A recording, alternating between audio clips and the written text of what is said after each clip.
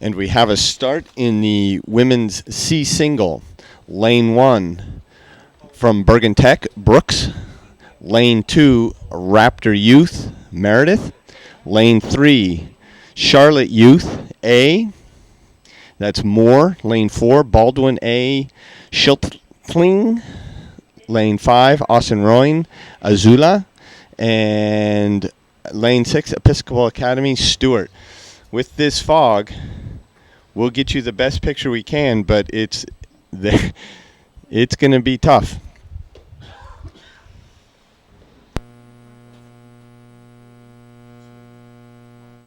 Out to a slight lead. Lane 2 is Raptor Youth, young Sculler Meredith, and Sculler Moore from Charlotte Youth rowing in lane 3. We are closest.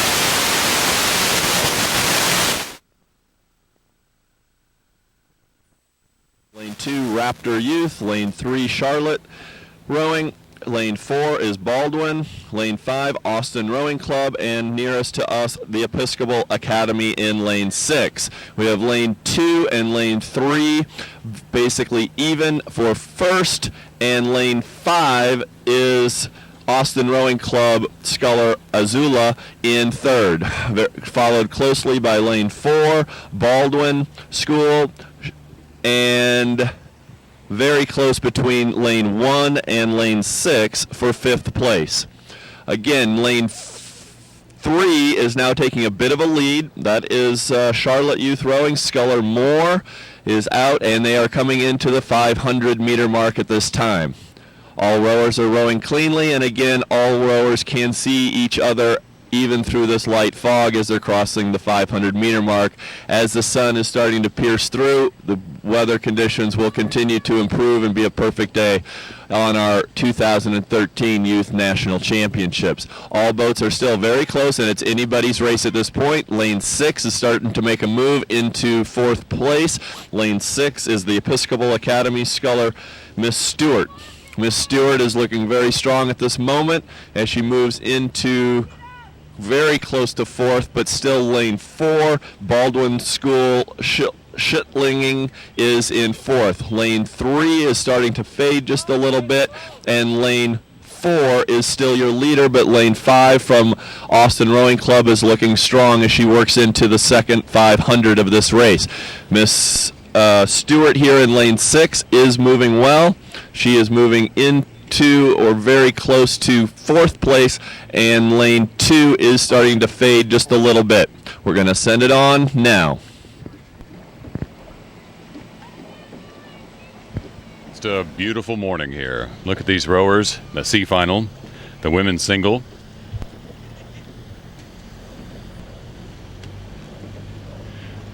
A little bit of the fog making it difficult to pull out bow numbers, and especially from the side of the course we're riding on right now. But easy to see that it's Moore from Charlotte Youth in lane 3 who is battling for the lead right now with Azuela from the Austin Rowing Club in lane 5. Hanging in 3rd right now is Meredith from Raptor Youth. And a fight for 4th. It looks like between Baldwin, Schlichting and Baldwin in lane 4 and Episcopal Academy in lane 6. First race of this finals Sunday, the 2013 U.S. Rowing Youth National Championships. The women's singles C final on the water right now. A bit of delay in the broadcast of the competition due to fog on the course, as you can see. If you're watching online, still a little bit of fog there rolling in, but the sun has peeked out from behind the clouds just a few minutes ago and has begun to burn off a lot of that fog.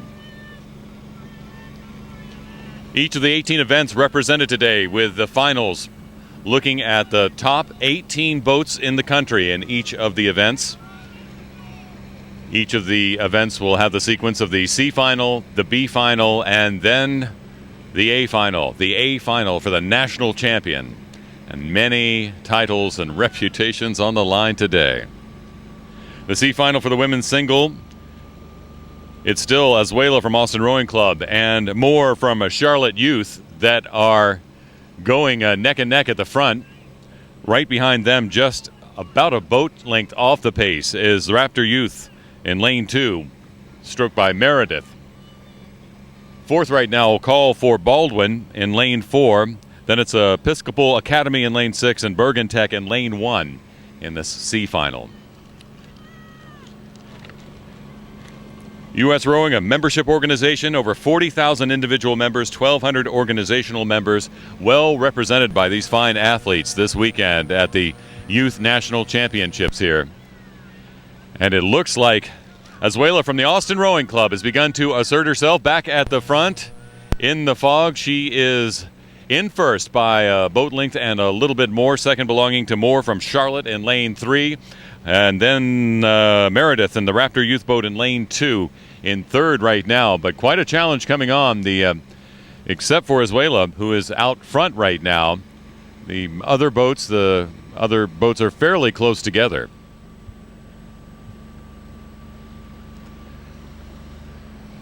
Difficult viewing from the beach, at least right now at this time of the morning, due to the fact of the fog. The beach some 50, 60 meters away from the course here on the peninsula at Oak Ridge. And it is a little difficult to see, even as close as we are. Picking out the colors and bow numbers a little bit difficult, but easy to see who's in the lead. Austin Rowing Club, lane 5, Azuela, stroking towards the finish line for the C final for the women's single, the 2013 U.S. Rowing Youth National Championship. She has a good 2 boat length lead over the second place boat from Charlotte, stroked by Moore in lane 3. Still Raptor Youth in lane 2 in third. Fourth belongs to Baldwin. Fifth to Bergen Tech right now, and sixth to Episcopal Academy. Coming down to about 300 meters to go in the C final for the women's singles.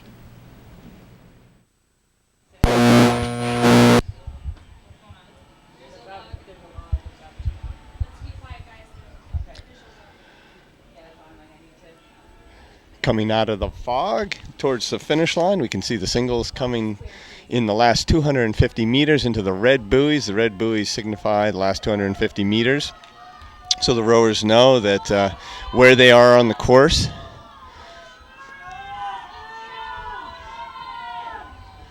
Little clearer at the finish line than it is through the body of the course, but still maybe a little tricky to see bow numbers as they come in. Azuela from Austin Rowing Club still out in front. Moore from Charlotte Youth in second place. Those two are 1 and 2, with Moore putting on a bit of a push. Azuela still holding her off, but Moore is definitely putting on a push, looking over, seeing what she can do. On the screen, the angle is a little off. Here it's coming into a better perspective of the actual angles. And it's Azuela by about a boat length here, coming to the finish line. Azuela over the line. Moore over the line. From Raptor, Meredith over the line. Oh, and then out in lane 1, Brooks from Bergen Tech. Oh, and too close to call between Schiltling and Stewart. And that is the C final. We'll be going up to the B final. In the women's single, final B, we are approaching the 750-meter mark. We have Sculler, unaffiliated Sculler Belewski in lane 3 in the lead, with Long Lake Sculler Briggs and Sagamore Rowing of Escato in second and third place. Right now, Miss Belewski from unaffiliated does have open water, and she has just crossed the 750-meter mark and is looking very strong at this point, vying for this 7th place position at the 2013 Youth National Championships. Lane 4 and lane 5 virtually tied here for second and third place, in 4th through 6th position. That is Sculler Seahouse from Rutherford School in lane 6, San Diego Rowing Club Houghton in lane 2, Vashon Island Gaspers in lane 1. They are in the 4th through 6th position, with again Miss Belewski from the unaffiliated in the lead as they come into the 1,000-meter mark. Miss Briggs and Miss Viscato in second and third place.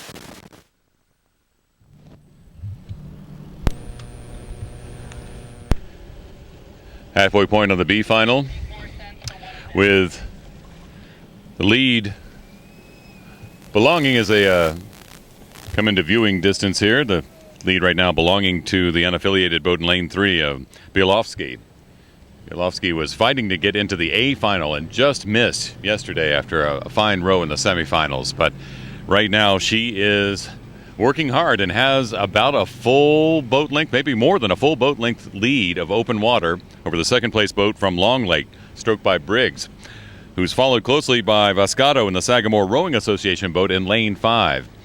Then it's open water, back to a fight for the 4th position in this B final between Hooten from the San Diego Rowing Club and Seahouse from Rutherford.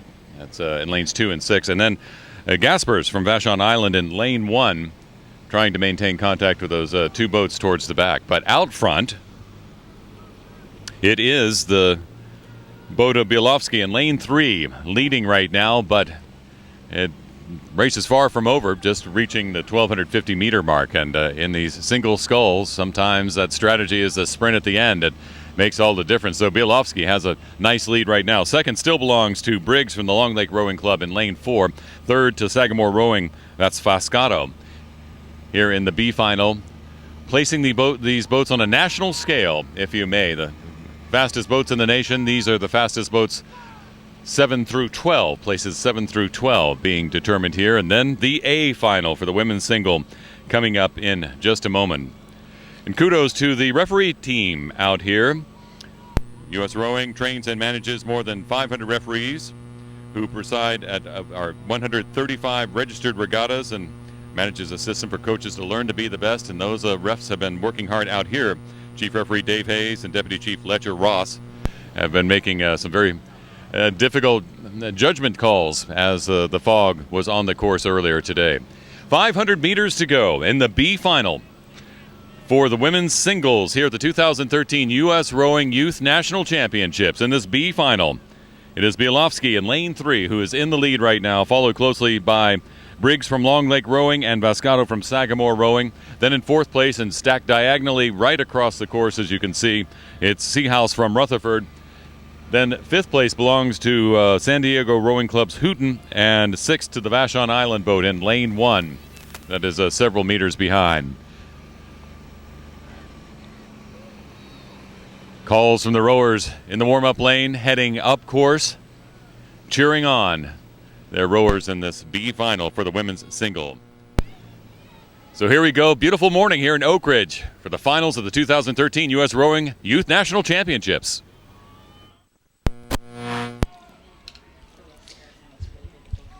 Just about to the 250 is the B final.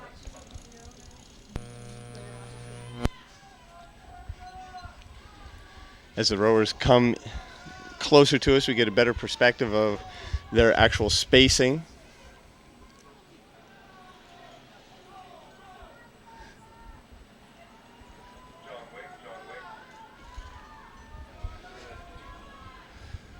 But out in front, maintaining her lead, Bielowski. There she is. And open water behind, out of the frame, is, there she is Briggs from Long Lake.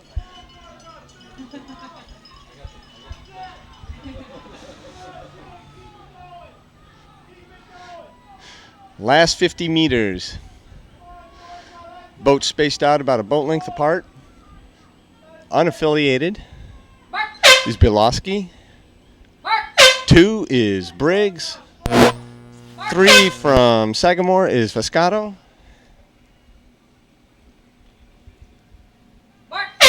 Rutherford, and that's Ms. Seahouse. San Diego Rowing Club, Hooten, and on the far side, Gaspers from Vashon Island. Now we're getting ready for the A final.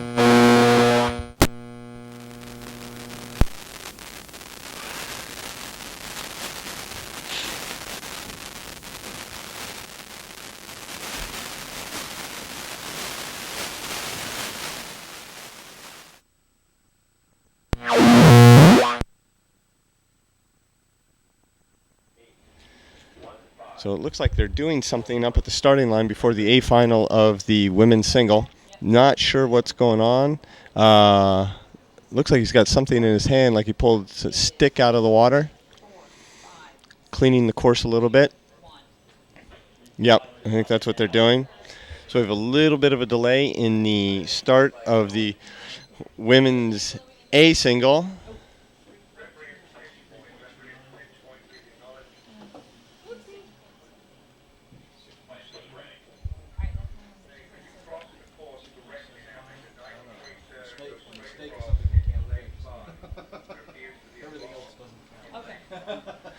So it looked like they're getting very close here.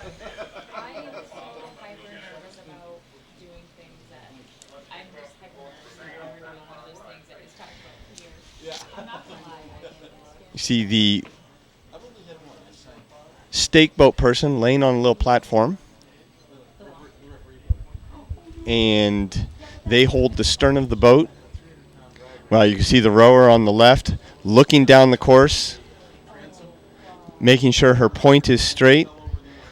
2,000 meters, a mile and a quarter from there to the finish tower.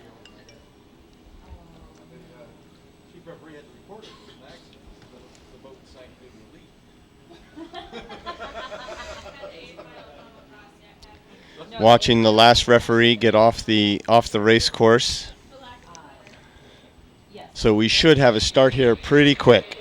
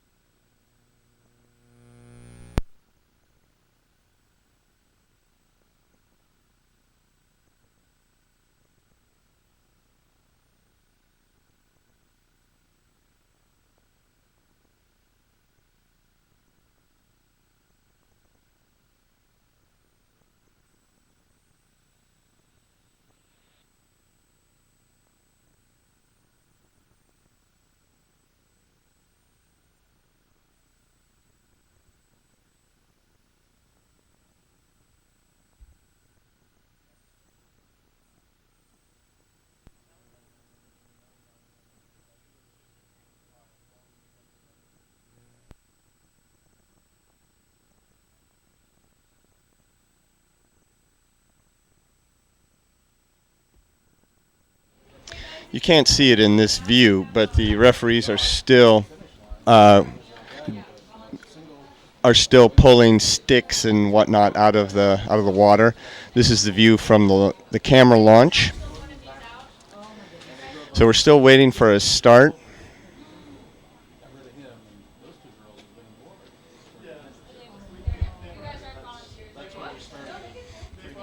The women's A single.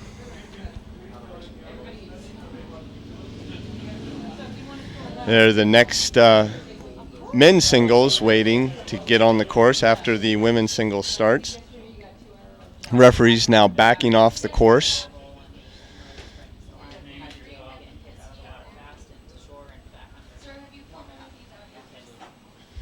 So we should be very close to his start. You're not live.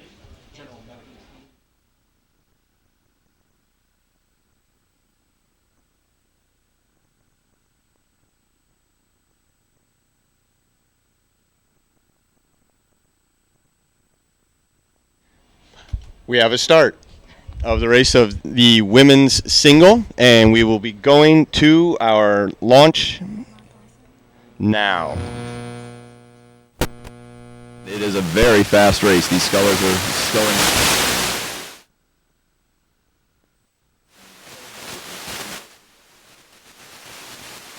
She is in the lead at this moment. That is Sculler Sheriff from the Quad Cities, has about a foot or two lead on lane 4. Community Rowing Sculler Madden.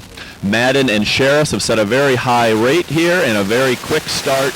Not just now approaching the 250-meter mark, the red line of buoys. They have both a length up on lane 3. Lane 3 is Stanford Sculler Struck, and then it's 5, 2, and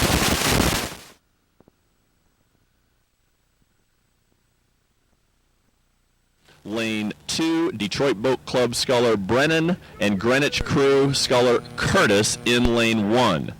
Right now, lane 4 is Community Rowing's Madden. She has taken up a little bit of a lead on Sculler Sheriff from Quad Cities, maybe 3/4 of a length. Both of these women sitting very tall, looking very nice, rowing very clean on these nearly ideal conditions in Oak Ridge, Tennessee for our youth championship.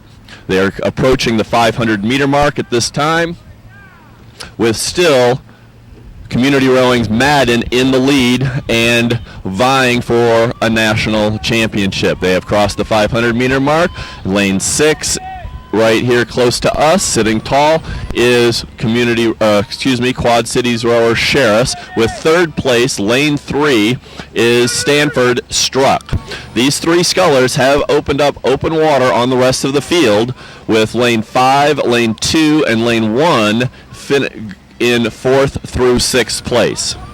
These 3 top scullers are looking for their chance to wear medals today.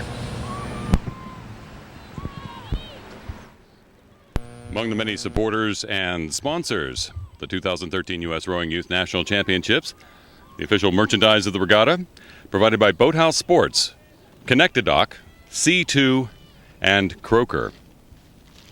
And this is the national championship for women's singles. Madden in lane 4, wanting to capture the title, rowing hard and fast in the semis yesterday to qualify for a great lane 4 right now, and she is the one who's in the lead right now by about a boat length and a half of open water. 2nd place, a battle right now between Sheriff from Y Quad Cities in lane 6 and Stanford, rowed by Struck in lane 3. That's the battle for the national championships, the A final for the women's singles. And quite a battle it is. These young ladies rowing hard. The A final here a bit more spread out than the B final was. If you pan back through the field, you can see the fight for 2nd going on right now and being won by Y Quad Cities, but then back to 4th place. That belongs to Curtis from Greenwich Crew in lane 1. Brennan from Detroit and Brewer from Texas are battling for 5th right now. But they are probably close to 50 meters behind Madden from Community Rowing, just crossing the 1,000-meter mark halfway through this national title race for the women's singles. Madden stroking very confidently, way out ahead of the field, seeing what's happening. Sharice from Y Quad Cities in lane 6, glancing over to see what's happening in lane 3 and Struck into the Stanford boat. Sharice has begun to pour it on and has pulled into 2nd, almost a full boat length ahead of the Stanford boat in lane 3. Meanwhile, 4th still belongs to Curtis from Greenwich, 5th to Detroit, 6th to Texas Rowing.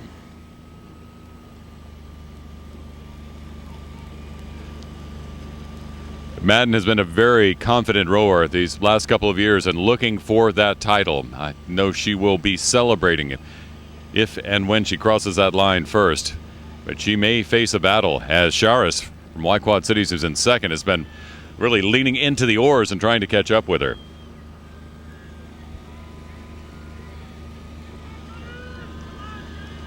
The fastest women's singles among juniors in the country happening right now at the 2013 U.S. Rowing National Championships, Youth National Championships. Madden leading the women's single in the A final, trying to be the top boat, the fastest boat in the nation here at the Youth Nationals.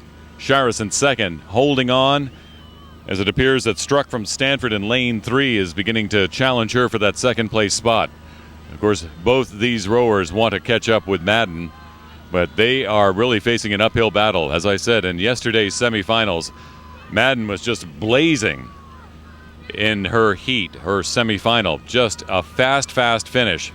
As was Struck from Stanford, who's in lane 3, but she seems to be lagging behind. Brewer from Texas Rowing qualified very well in the semis yesterday, too. She's fighting for that 5th position right now. It's a battle between her and Brendan from Detroit in lane 2. In the meantime, as they cross the 1,500-meter mark, it's still Madden in the lead by several lengths. Charis from Y Quad Cities is pulling hard, now has a boat-length lead over the third-place boat of Stanford, rowed by Struck. 4th place still belongs to Greenwich Crew, rowed by Curtis. 5th right now does go back to Texas. Texas has overcome Detroit, so it's Texas, rowed by Brewer in lane 5, that is now in 5th, and Brennan in lane 2 from Detroit, who is in 6th. But Madden is the story here. The national title happening right now at Melton Hill Lake in Oak Ridge, Tennessee. The 2013 U.S. Rowing Youth Nationals, Madden heading towards the finish line.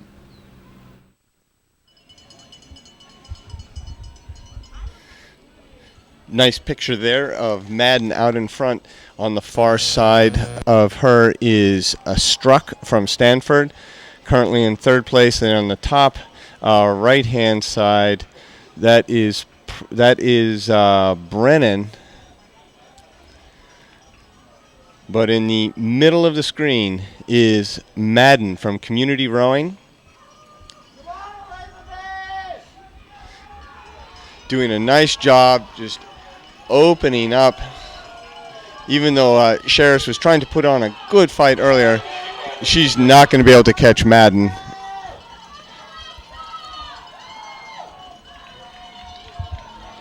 Madden with lots of open water coming into the last less than 100 meters to go to claiming her national championship.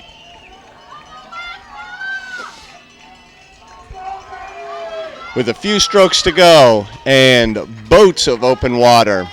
From Community Rowing, it's Madden, 2013 National Singles Champion. Very happy young woman. Charis taking 2nd place. Struck from Sanford in 3rd, and that's the medals. The far side, lane 1, I think that's Curtis. Brewer crossing the line, and Brennan.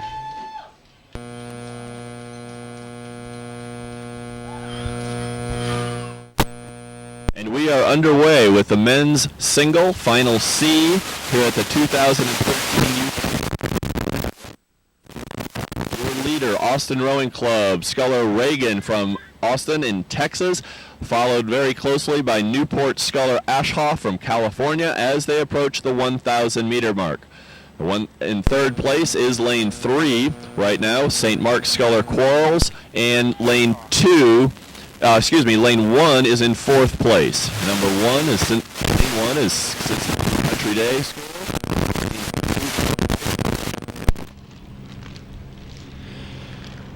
What a finish for the women's single A final.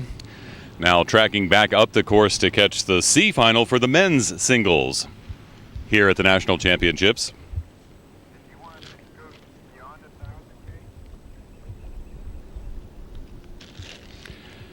Among the other supporters and sponsors of this Youth National Championship Regatta, Official housing partner, EMC Venues, and official timing by Here Now Systems, providing the heat sheets and results for the 2013 U.S. Rowing Youth National Championships. So here we are with the C final for the men's singles. Those are boats 13 through 18. In the lead right now, it is Ashoff from Newport in lane 4, closely followed by Reagan from Austin Rowing in lane 5. St. Mark in lane 3, rowed by Quarles, right there in third right now. Cincinnati Country Day, rowed by Engelke, is in lane 1 and in fourth in the C final at the 2013 U.S. Rowing Youth National Championships. Right now, fifth is a battle between Puz from Parati in lane 2 and Gofena from Lake Oswego Community Rowing in lane 6. Clubs, rowers, athletes from around the country gathered here in Oak Ridge this weekend for the Youth National Championships. It's fun to see the camaraderie of all the rowers. Yes, there is some competition too, but these are still young ladies and gentlemen out to not only compete but to have some fun too, and it's been great. And thanks to the host organization, Oak Ridge Rowing Association, Board President Bob Franks and Executive Director Bill Garland, Head Coach Alan Eubanks have made this quite an experience for all these young athletes. The C final for the men's singles. Approaching the 1,500-meter mark, it's still a battle up front between Ashoff from Newport and Reagan from Austin Rowing Club. They are just about a half a boat length apart. Third place still belongs to Quarles from St. Mark. Fourth to Engelke from Cincinnati Country Day in lane 1.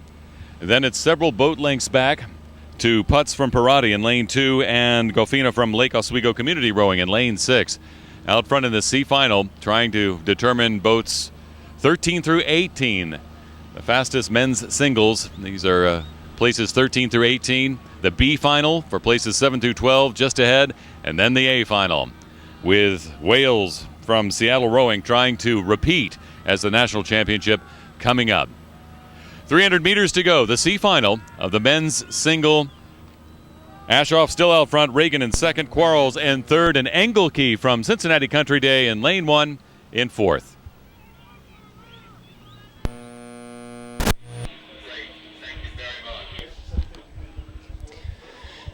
Now just entering into the last 250 meters of the C final of the men's single.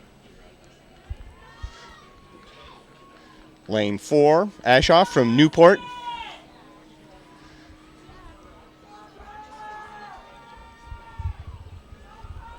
He has the lead and is doing a nice job out front. Austin Rowing Club in second place, but on the far side, Quarles from St. Mark's. He's pushing in. Maybe not enough to get Reagan for a silver medal, or sorry, for a third place.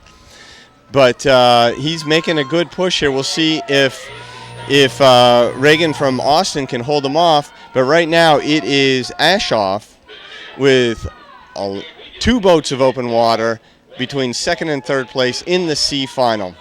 Pushing very nicely, rowing very well. It's Ashoff. And, oh, it's good. Exciting. That's Austin and Reagan, and then Quarles in third. On the far side from Cincinnati Country Day is Enkel.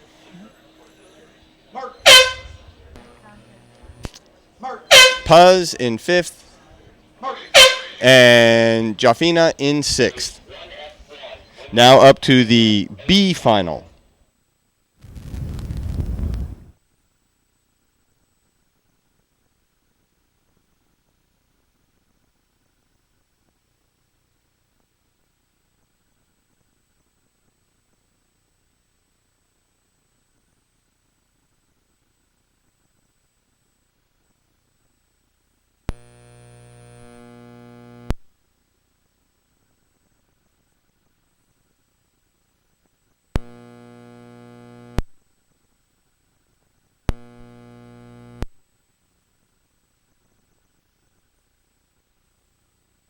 A breeze out here on the course at Melton Hill Lake.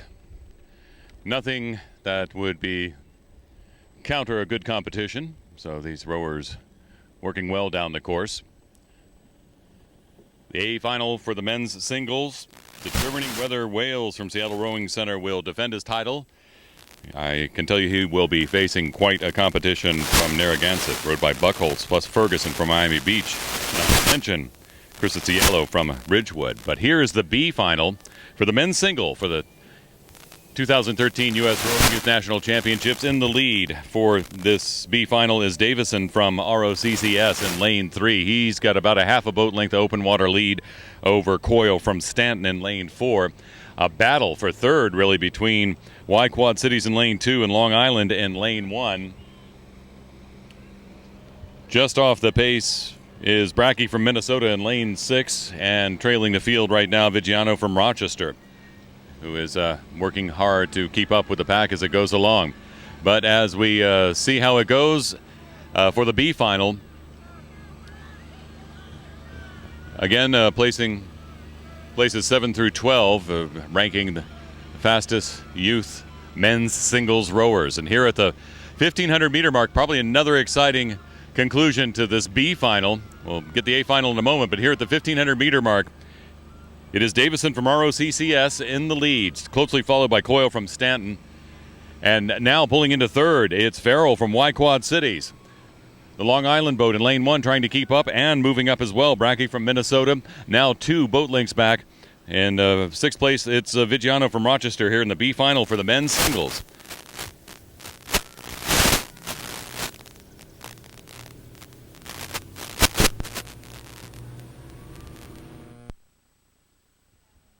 Go to finals. Clear your watches. 2:50 to go. As the rowers come into the last 250 meters of the B final. The A final has already started, so we will get to that as soon as we can. But we're going to finish the B final first.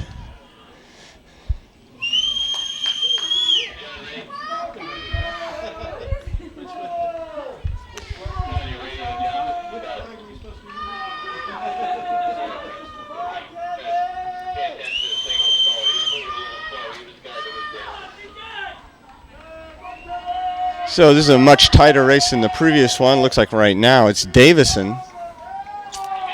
Davison with a lead over Farrell and Coyle for first, second, and third.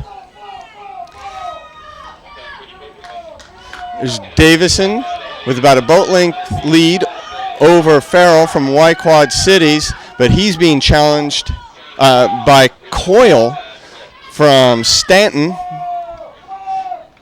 But across the line first, it is Davison, followed by Farrell. Third place, Coyle. On the top side of the course, from Long Island, is Rouge, and then Brackley with Vigiano in 6th place. Unofficial results. Length lead with lane 4 right behind him from Seattle, Sculler Wales. Lane 5 still doing a very nice job, taking a nice moderate pace on his rating, but working very strongly through the water, sitting tall. He is moving into possibly into third place at this time, ahead of Ferguson. Ferguson and Cristiano are in your third place scullers, with lane 1 coming up. Great compliments to the referees here, the U.S. rowing referees, committed to the highest standards of fairness and safety and coaching. 500 referees preside over our 135 registered regattas and these national championships as well. Already given kudos to Chief Referee Dave Hayes and Deputy Chief Letcher Ross, but their crew working hard here in the A final for the men's singles. Crossing the 1,000-meter mark with Buckholz from Narragansett leading Wales from Seattle Rowing. Wales, the defending champion in the men's singles, winning the title last year, wanting to defend it this year. Right now, just about a boat length behind the Narragansett boat, rowed by Buckholz. Third right now belongs to lane 5, Ridgewood. Krista Cielo, who's glancing over to see what's happening in a fight for fourth between lanes 1 and 2. That's Jacksonville and Miami Beach. Meanwhile, off the pace slightly and about another boat length back It's Scholl from Orange County. All these young men qualified for this A final, rowing fast in the semis yesterday and trying and wanting to be the top-ranked men's single in the country. That's what's on the line right here in the A final at the 2013 U.S. Rowing Youth National Championships. These young men working hard, wanting the gold, wanting to be the national champion, the fastest in the men's singles. What a lineup right here. Looking diagonally across the course, you can see the boats in first, second, and third right there. At the top of the stack, it's the leader, Buckholtz from Narragansett. In the middle there, Wales from Seattle Rowing, the defending champion. And here closest, Krista Cielo from the Ridgewood Club, who's holding on to third right now. Meanwhile, over in lane 1, Kelly from Jacksonville beginning to make a move. Ferguson from Miami Beach in lane 2 trying to keep up with him, but already Kelly has increased his advantage over lane 2 by almost a full boat length. Meanwhile, sticking with the pack, Scholl from Orange County in lane 6, but as they approach the 1,500-meter mark, we'll have to see if Wales in lane 4 can defend his title here at the end. I think Buckholtz from Narragansett senses that there's going to be a move go on. That 1,500-meter mark under their belt, they are beginning to really begin their sprint for the finish. Look at that pace pickup. You can see how they were moving in synchronicity, but now all the oars moving differently. But Wales trying to keep up with Buckholtz from Narragansett here in the A final for the 2013 U.S. Rowing Youth National Championships in Oak Ridge, Tennessee. Melton Hill Lake, perfect conditions on this Sunday morning for this A final. Can Wales defend his title? Well, 300 meters, we'll see. As they approach 300 meters to go, it's Buckholtz from Narragansett in the lead. Seattle Rowing's Wales in second.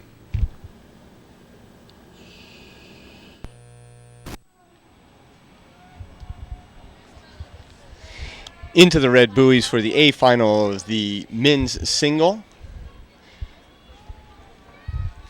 Angles from this camera a little deceptive, but it's still Buckholtz out in front, Wales second, and Cristiatello in third. And they have, those three have a little bit of open water on the rest of the crowd. But it is a Buckholtz maintaining and actually opening up that lead. Lane 3 out in front. He now has open water on Wales from Seattle Rowing Center, who has about a boat length on Cristiatello from Ridgewood. But Buckholtz from Narragansett, Providence, Rhode Island, out in front, a boat and a half of open water over the field. And it is Buckholtz across the line first, and now a battle for second place between Wales and Cristiatello, and it is going to be Wales ahead of Cristiatello for the medals. On the outside, it is Kelly. Then on the inside is Scholl, and in sixth place is Ferguson. All these officials are, all these results are unofficial, and you can go to usrowing.org for the official results in just a little bit. All right, we are moving on to the women's lightweight C final, lightweight women's double C final.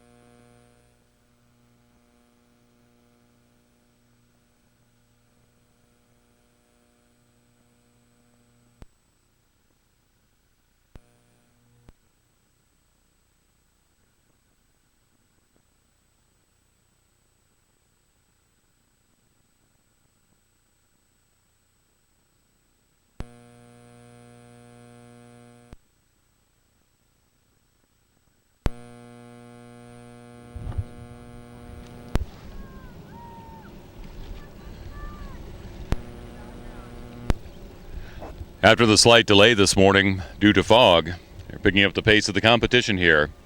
It's final Sunday for the Youth National Rowing Championships here in Oak Ridge.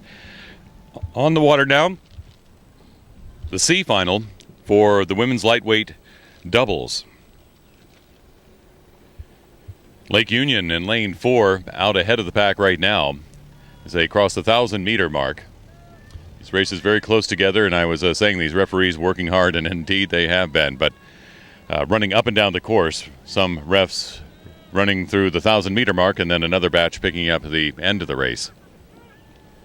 As they come into view, nice spectating conditions here on this Sunday morning in Oak Ridge, Tennessee. Lake Union in lane 4, boat length and a half lead over the second place boat from Vashon Island. Meanwhile, it's Conestoga in lane 6 that's in third place right now, closely followed by Haddon Township in lane 2, Greater Dayton in lane 1, and in contact with the pack, but just behind is Augusta in lane 5. Great refs out here, a crew that includes Alan Anderson, Mandy Everett, Angela Gerard, Annette Forster, Brian Behringer, Darlene Nide, working hard in these U.S. Rowing Youth National Championships, keeping things fair and making sure these rowers are safe. This is the C final. Boats 13 through 18, top 13 through 18 in the country rowing right now. And Lake Union making a serious bid there, as you can see, well ahead of the pack. Second place right now, still Vashon Island. And it is Conestoga closest to you here right now that is in third. The rowers are glancing back and forth across the course, taking in the competition, seeing what is going on as they approach the 1,500-meter mark. Lake Union well in advance of the second-place boat, and it does look right now, as I see the Conestoga boat closest to us in lane 6 begin to pick up the pace a little bit. They're trying to make a bid for the second place in this C final for the lightweight women's doubles.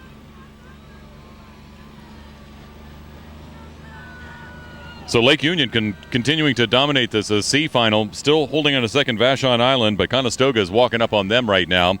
Meanwhile, Haddon Township has taken over fourth place. Fifth place belongs to Greater Dayton in lane 1, and still in contact in this pack in lane 5, Augusta, rowing hard and trying to keep up as well. 300 meters to go in the C final for the women's lightweight doubles at the 2013 U.S. Rowing Youth National Championships.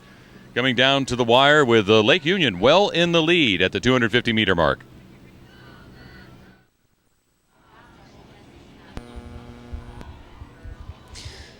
Lake Union in first place, Vashon Island in second place. These two rowing programs is separated by Puget Sound out in Seattle. So they have seen each other before.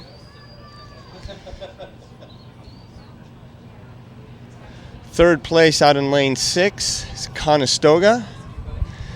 Again, as they come closer to the finish line, the actual distance between the boats becomes more apparent.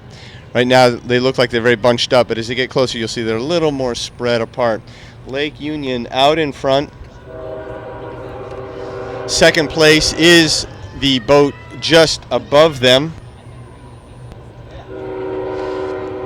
Third place is actually out of the frame, down towards the bottom. They'll be popping into the frame here in just a moment. But they are going to be challenged on the outside by Haddon and Greater Dayton. But it is Lake Union, Vashon, Conestoga, Haddon, Greater Dayton, and then Augusta. And that is the C final of the women's youth double, lightweight double. And the B final is coming up shortly. All these results are unofficial. To be official in just a few minutes. You can go to the usrowing.org website to find the official results.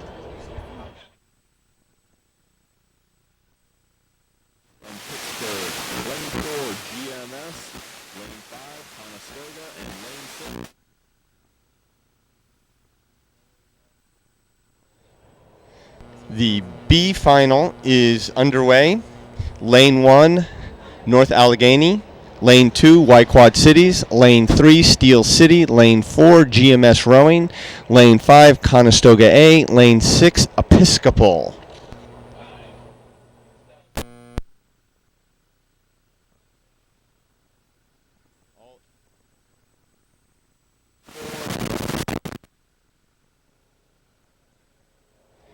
They're starting these races very quickly, moving ahead of the scheduled time.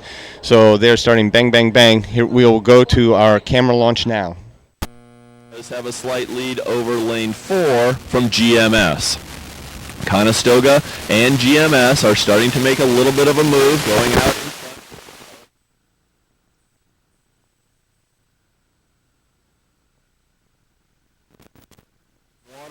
We are about at the 350-meter mark of the race. Yellow bladed crew is GMS in lane 4. They are rowing very long, while lane 5, Conestoga, rowing a little bit shorter and a little bit higher at this portion of the race as they approach the 500-meter mark. Lane 6 and lane 3 are shooting for that medal spot in third place at this moment. Lane 6, Episcopal School from Dallas, racing well and is in third place, just slightly ahead of lane 3. But lane 3 is making a move at this moment. That's Steel City Scullers from Pittsburgh, with Quad Cities over in lane 2, followed by North Allegheny, also from Pittsburgh, in lane 1, in the black boat on the far side of the course. Quad Cities in the Davenport, Iowa area, and again, lane 4, GMS from Connecticut, is your leader by a couple of feet at the moment. They're be riding along here in the body of the race. They're going to be settling into their rhythm and making individual boat moves to try to make sure they stay in those medal position. Top 3 positions, excuse me, not medal positions, top 3 positions. More of the sponsors of the 2013 U.S. Rowing Youth National Championships. Thanks to Philippi, to ANX, to JanSport, JR Soda Shop, and Hilton H. Honors, all sponsors of this championship regatta. The B final for the women's lightweight doubles. Fast rowing from Steel City. They were just out of the A final, but in the fast lanes for the B final.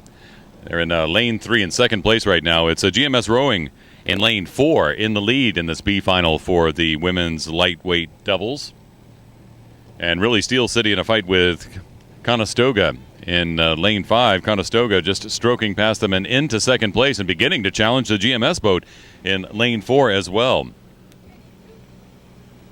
But as they approach the halfway point of this race, it is the GMS in the lead, Conestoga in second, Steel City in third. As we look across the course, you can see Y Quad Cities in lane 2, who are in fourth right now. Fifth belongs to North Allegheny in lane 1, and here closest on the camera in lane 6, it's Episcopal Dallas, who is trying to fight for that 5th position in the B final for these women's lightweight doubles. Out front with their hair bobbed in camaraderie, I guess you could say, the rowers from GMS, enjoying an open water lead over the second place boat from Conestoga. They're just about a half a boat length behind. Meanwhile, Steel City trying to stay in contact.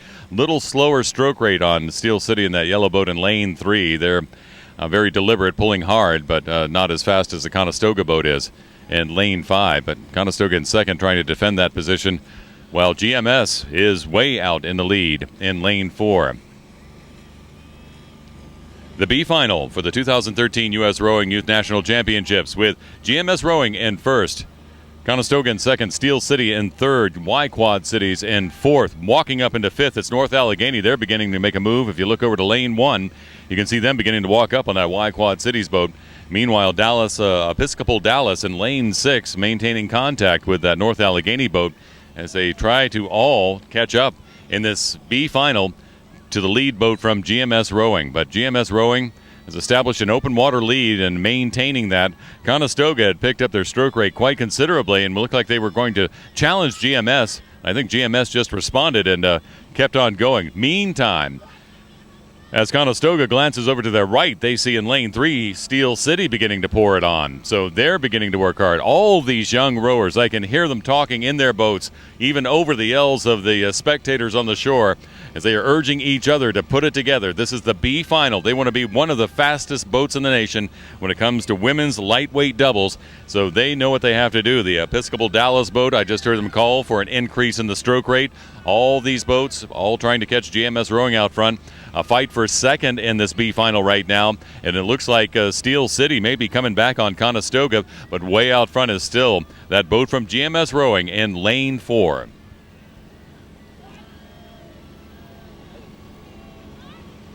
The A final coming up in just a moment, and a reminder that you can purchase these races, the video of these races, at usrowing.org. When you click on media downloads, these finals being broadcast today, streamed live, will be recorded and offered up after the regatta for purchase, whether you're in the C final, B final, or A final. All those races will be available. And again, it's usrowing.org, media downloads, which you click on when you get there.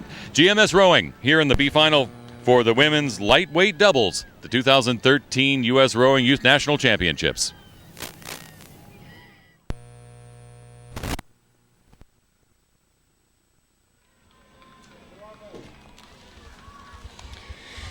GMS out in front, followed by Conestoga, followed by Steel City. GMS with open water on the field. Conestoga and Steel City are tightening up a little bit. But GMS with a boat, at least a boat of open water in the women's lightweight double B final, 7 through 12.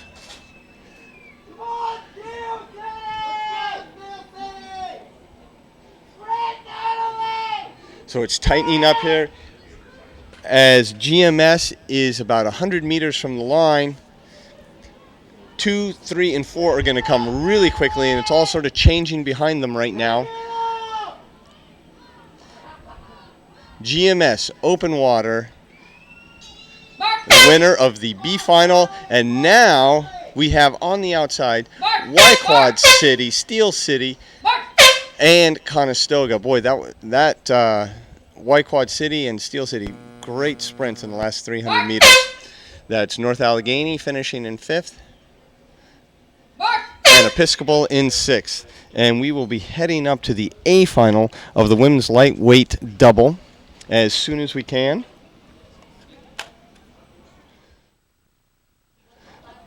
And they are underway in lane 1, which is on the left-hand side of the screen, is Dallas.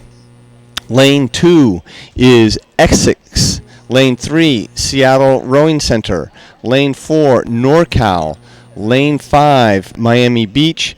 Lane 6, Stanford. And they are out of the breakage zone. That's when the buoys go from red to white. In that zone, if there's any problems with the equipment, they can stop. But they are out and probably at about the 200 meters. And we will go to our camera launch right now.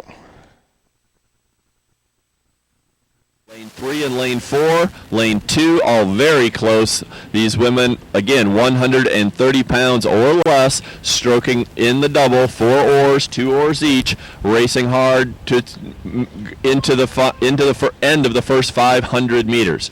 Lane 3, lane 4 seem to be virtually tied at this position for first and second place, with lane 2 and lane 5 trying to maintain contact for the third place position. Lane 2 does have a slight edge. That is Essex over lane 5, Miami Beach.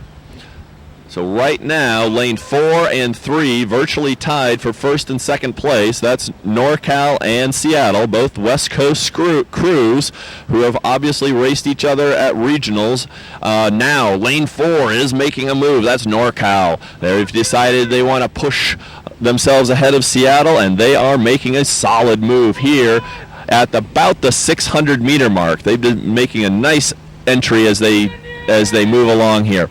Lane 6 here on our near side is making also a very nice move. That's Stanford crew.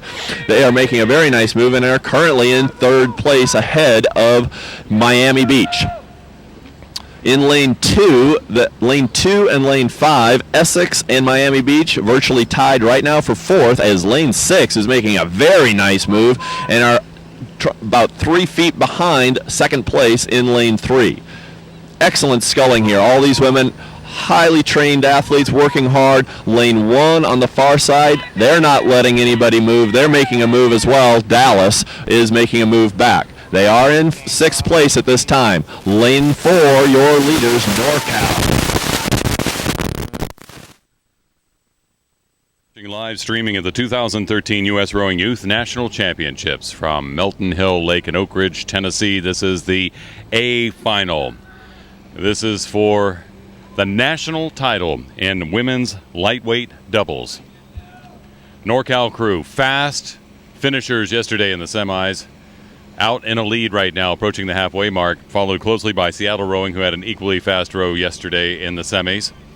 Meanwhile, a fight for third, and actually I would say this is a fight for first among all of these boats, because this is a very tight cluster. But right now in third would be Stanford in lane 6, followed closely by Essex in lane 2. Dallas and Miami Beach in the mix as well here at the 1,000-meter mark. And keeping up, all these boats, about a 3.5 boat length difference front to back in the pack. Rowers sneaking covert glances from time to time over to the other lanes to see what the competition is doing. A lot of strategy involved. It's not just brute physical force, it's form. It's knowing how fast to come out of the start, when to rest, how fast to finish. And these are 6 of the best boats in the nation, fastest boats in the women's lightweight doubles on the water here in Oak Ridge right now. The A final, looking for that national title. NorCal in the lead, open water over second place Seattle Rowing. A fight for third right now between Essex in lane 2 and Stanford in lane 6. They're going bow ball to bow ball down the course as well. And just behind them, just a boat length off, these other lead boats in lane 5, Miami Beach, and in lane 1, Dallas.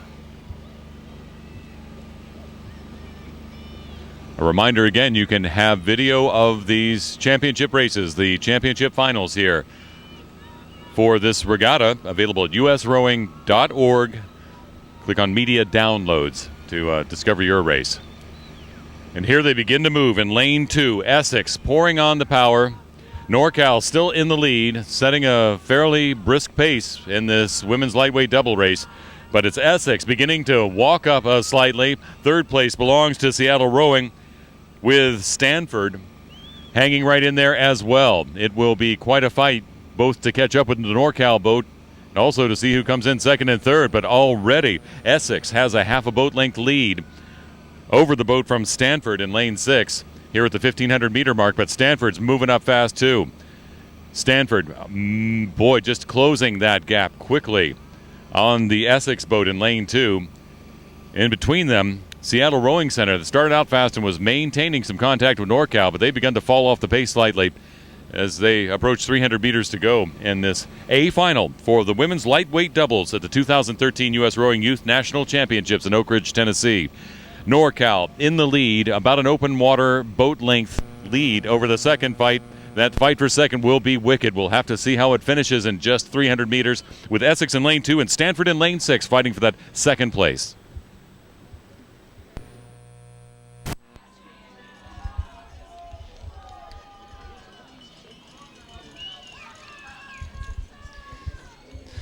NorCal maintaining their lead, but again, this battle between Stanford and Essex, second and third place. Who's going to get silver? Who's going to get bronze? Seattle Rowing Center seems to have dropped back and are falling out of contention as NorCal out in lead by a little bit of open water. But is it going to be Stanford in lane 6, or on the there you can see the Essex boat in possibly second place, but the angle is too hard to tell between them and Stanford right now. But there you see in the middle of the screen is our leader NorCal and Essex on the top left-hand side of the screen as they come to the line. Now, you can't see them, but Seattle is putting on a big push, trying to get a bronze medal. But it is going to be NorCal in first place. Second is going to be Essex. Oh, and Stanford nips Seattle for the bronze. Again, these are unofficial results. Oh, and too close between Miami and Dallas. Great race in the for the women's lightweight double. Next event is the women's open double, and the C final is up next.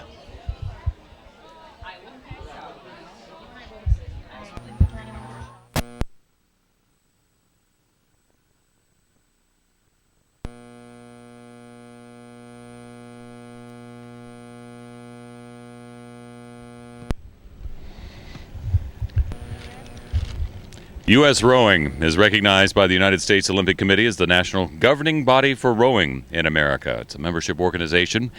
You're seeing just a few of the over 40,000 individual members and 1,200 organizational members competing today.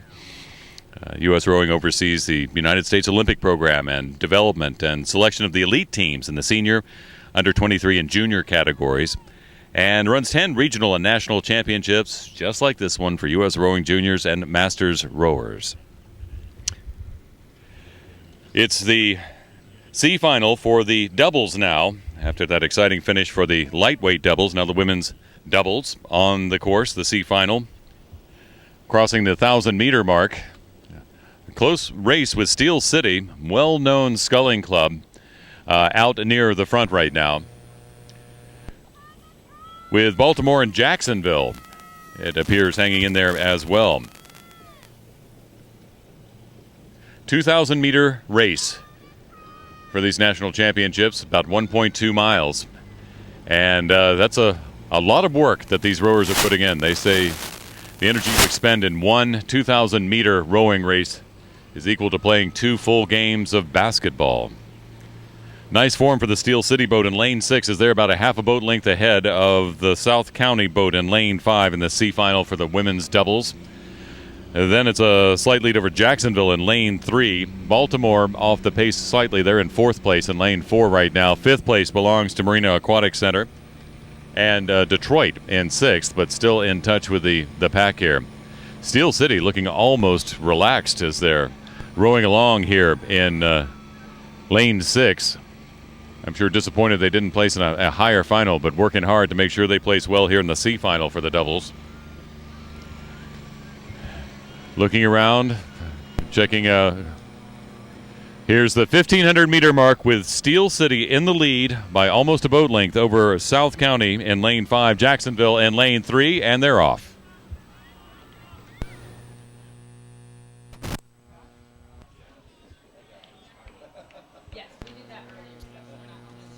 We started about 40 minutes or so late this morning, and it appears the referees are starting to, they want to make up time. So we've got 2 races on the course. This race is at about the 500-meter mark, and about 500 meters to go, and the B final is at 500 meters done. So only about 1,000 meters separating these crews. We'll get as much as we can.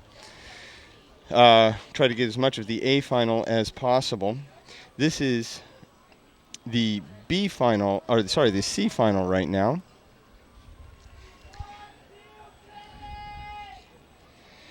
And in lane 6, it looks like, and Steel City maintaining the lead. South County not far behind them. And then Jacksonville in 3rd. So the boat on the left-hand side of the screen is out in front. That is Steel City. 2nd place is South County. 3rd place right now appears to be Jacksonville, with Marine Aquatic Center in 4th, and too close to tell between Detroit and Baltimore. So in the yellow boat closest to us is Steel City. And they have about a boat length lead over South County. But on the far side, you can see Marine Aquatics Center. They're pushing into that Jacksonville boat, but it is going to be Steel City winning the C final. South County, and Jacksonville barely nipping Marine Aquatics Center.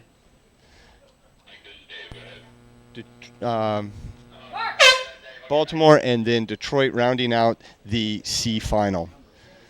And we'll pick up the B final as soon as we can here of the women's double.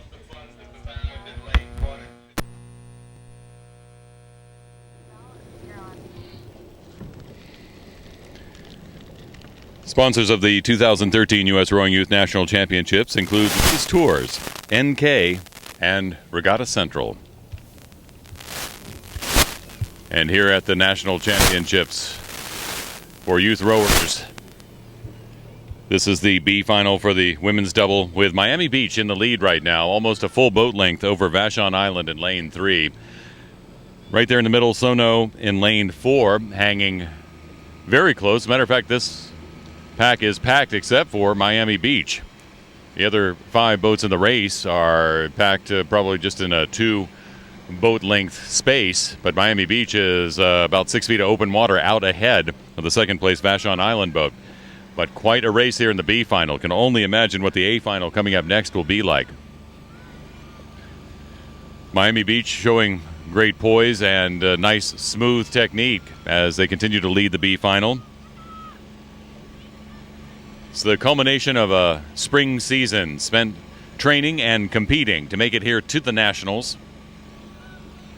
These rowers competed in regional championships to qualify for the national championships here in Oak Ridge, and happy to be here. This B final ranking the 7th through 12th fastest boats when it comes to women's double in the nation. Approaching 1,500 meters, Miami Beach in the lead by a full boat length. Vashon Island right behind him, 3rd place Sono, 4th place right now belongs to Conestoga. Then it's Long Island and Episcopal Dallas in the women's double B final.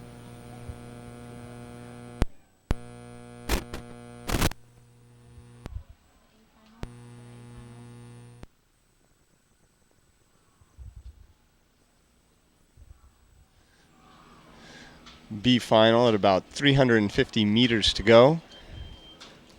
The women's double. The 2013 U.S. Rowing Youth National Championships in Oak Ridge, Tennessee. Beautiful day. The fog is lifted.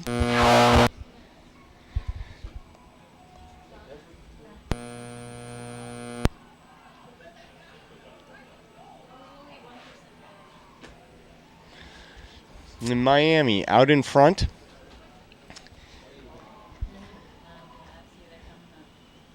They are the boat on the left-hand side of your screen.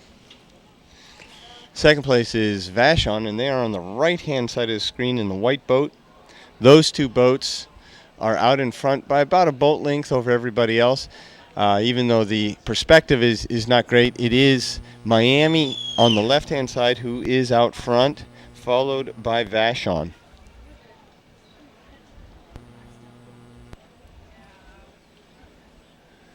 Third place looks like Sono. But Conestoga's not out of this either, but it is now a little clearer to see. It is Miami. I'm sorry. It is Vashon. It is Vashon out in front, with Miami in second, out of the frame, just to the left. They'll be coming into view shortly. It is Vashon out in front.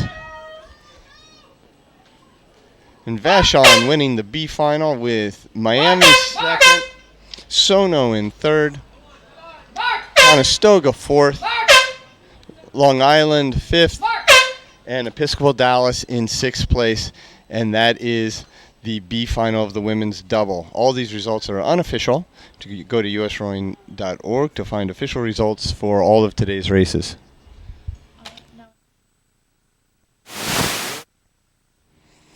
In the A final, in lane 1 on the left-hand side is Founders.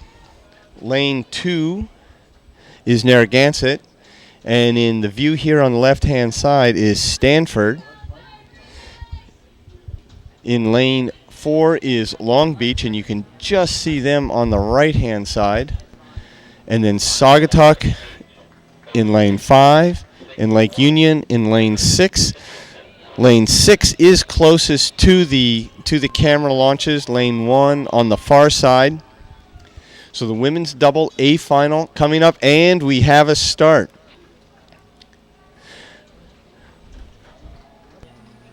They're about 50 meters into the race. When they get 100 meters in, you can't really see it in the shot, but the buoys go from red to yellow or white. And that means we have a fair start, a clean start, and it looks like we do. The boats are straight down the course, and we have a start in the women's double.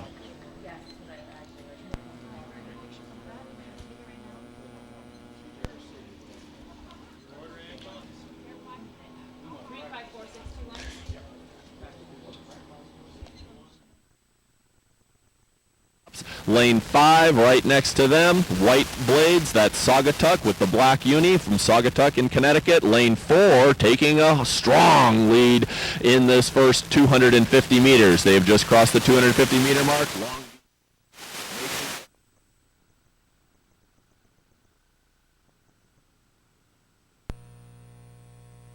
National championship. Lane 3, Stanford, followed by lane 5 in third. So right now, after about 400 meters of racing, Long Beach Juniors in first, lane 3, Stanford in second, and lane 5 is Saugatuck in third. With lane 1 on the outside of the course, Founders is in fourth, and lane 2 and lane 6 virtually tied for 5th and 6th place. But again, this is very early in the race. We are just approaching the 500 meter mark with the lead crew. They have a commanding open water lead of about a half a boat length, but Saugatuck, lane 5, is certainly not going to let them walk away. They want a medal. They've earned a medal. They are expecting a medal. Saugatuck and lane 3, Stanford, looking for first or second and third place at this time. Lane 6 making a move back on lane 1. Lane 1 still holds about a 4 or 5 foot edge on lane 6, and lane 2, Narragansett, falling back just a little bit.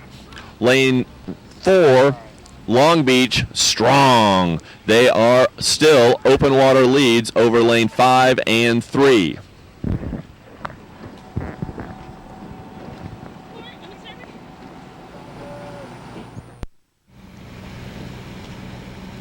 The boat from Long Beach Juniors has quite a view of the rest of the field because they are out front considerably here at the 750 meter mark, about a boat length ahead of open water.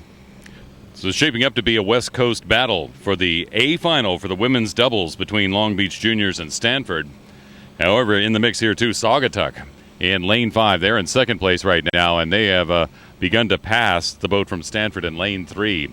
The rest of the field going back about a boat length of open water from the Stanford boat to the boat in lane 1 from Founders. They're in 4th place right now.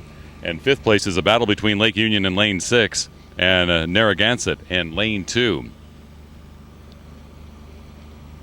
U.S. Rowing, proud to be here supporting these young rowers in this national competition, the national championships, the 20th annual U.S. Rowing Youth National Championships being held here in beautiful Oak Ridge, Tennessee on Melton Hill Lake.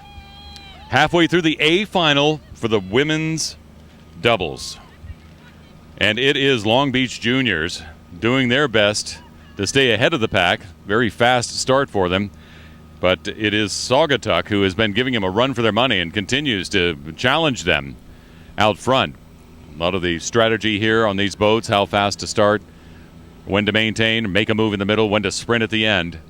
These young rowers learning as they go along all those skills needed to be champions. And here are the national championships. That's what we're looking at. Boats 1 through 6, 6 fastest women double boats in the country here on the course.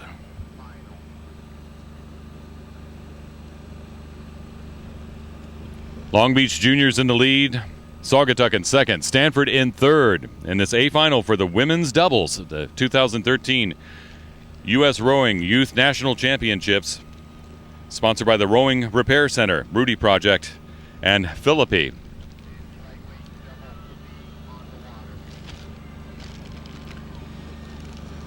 The semifinals yesterday were just amazing here in the women's doubles. But as this field is spread out here in the A final, you can tell some people may have given their all yesterday in the semis. They're not doing well today. This field for the women's doubles is now spread out. Long Beach Juniors still in the lead, way out in the lead. Open water lead over the second place boat from Saugatuck. Stanford in third, and these are all more than a boat length apart, but then it is about 30 meters back to the fourth place boat, which belongs to Founders in lane 1. Lake Union in lane 6 is now in fifth, and sixth place belongs to Narragansett here in the women's A final, the women's double A final.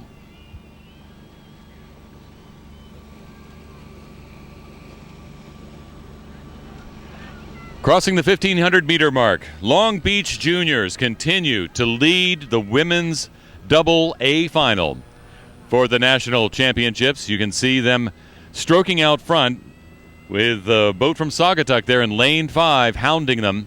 In the meantime, Stanford, who's in lane 3, is a couple of boat lengths behind those two lead boats. But this is for the national title. Fastest boat in the nation when it comes to women's double. Long Beach Juniors making a case that say they are the fastest as they have pulled well ahead. This field is now spread over almost 150 meters. Long Beach Juniors in the lead. Saugatuck in second. Stanford in third. Fourth going to the Founders. Fifth to Narragansett. And sixth to Lake Union as they head down towards the finish line.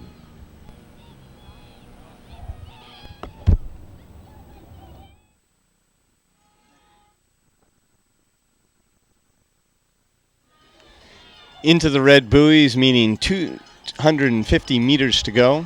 It's Long Beach out in front, maintaining that commanding lead as this field is just spread out all over the place. Long Beach out in front, Saugatuck in second, about a boat length behind them is Stanford.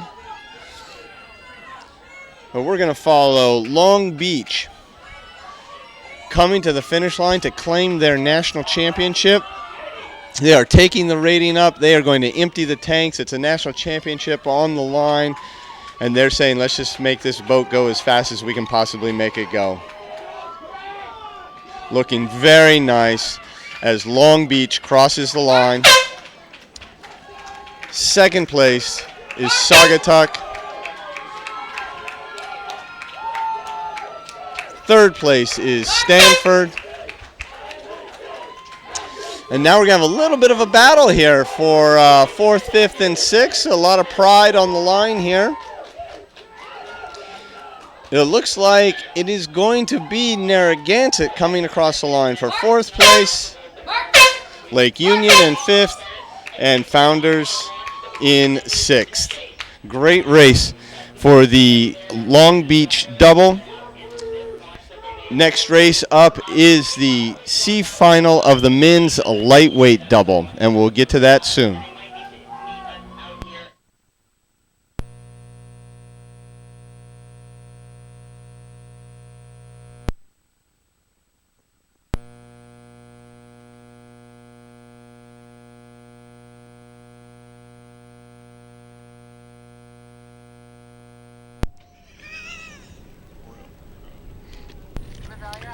Back up the course to the men's lightweight doubles, the C final on the course right now. Again, the referee is doing a fine job after a fog delay this morning, keeping the races clipping right down the course here at the 2013 U.S. Rowing Youth National Championships. Thanks to Eric Gerard, Gene Riley, Jessica McClear, Joe Carlson, John McKenna, John Ree, all working the course today to keep the competition fair and to keep these rowers safe. In the C final for the lightweight doubles for men, Vashon Island with those blue oars and black unis with a blue stripe in the lead. Open water lead over the rest of the pack. The rest of the pack packed tightly together. So begin to move past us here. We can see what kind of lead Vashon Island has over North Allegheny. North Allegheny in lane 3 and second right now. Closely pursued by Dayton in lane 6, Texas Rowing in lane 5, Olympia area in lane 2, and Parati in lane 1, all touching. 1,500-meter mark with Vashon Island in the lead by a full boat length of open water. Look right across these bows here, from lane 6 across to lane 2. 3 boats all touching. That Texas boat in lane 5 right in the middle of the mix as well.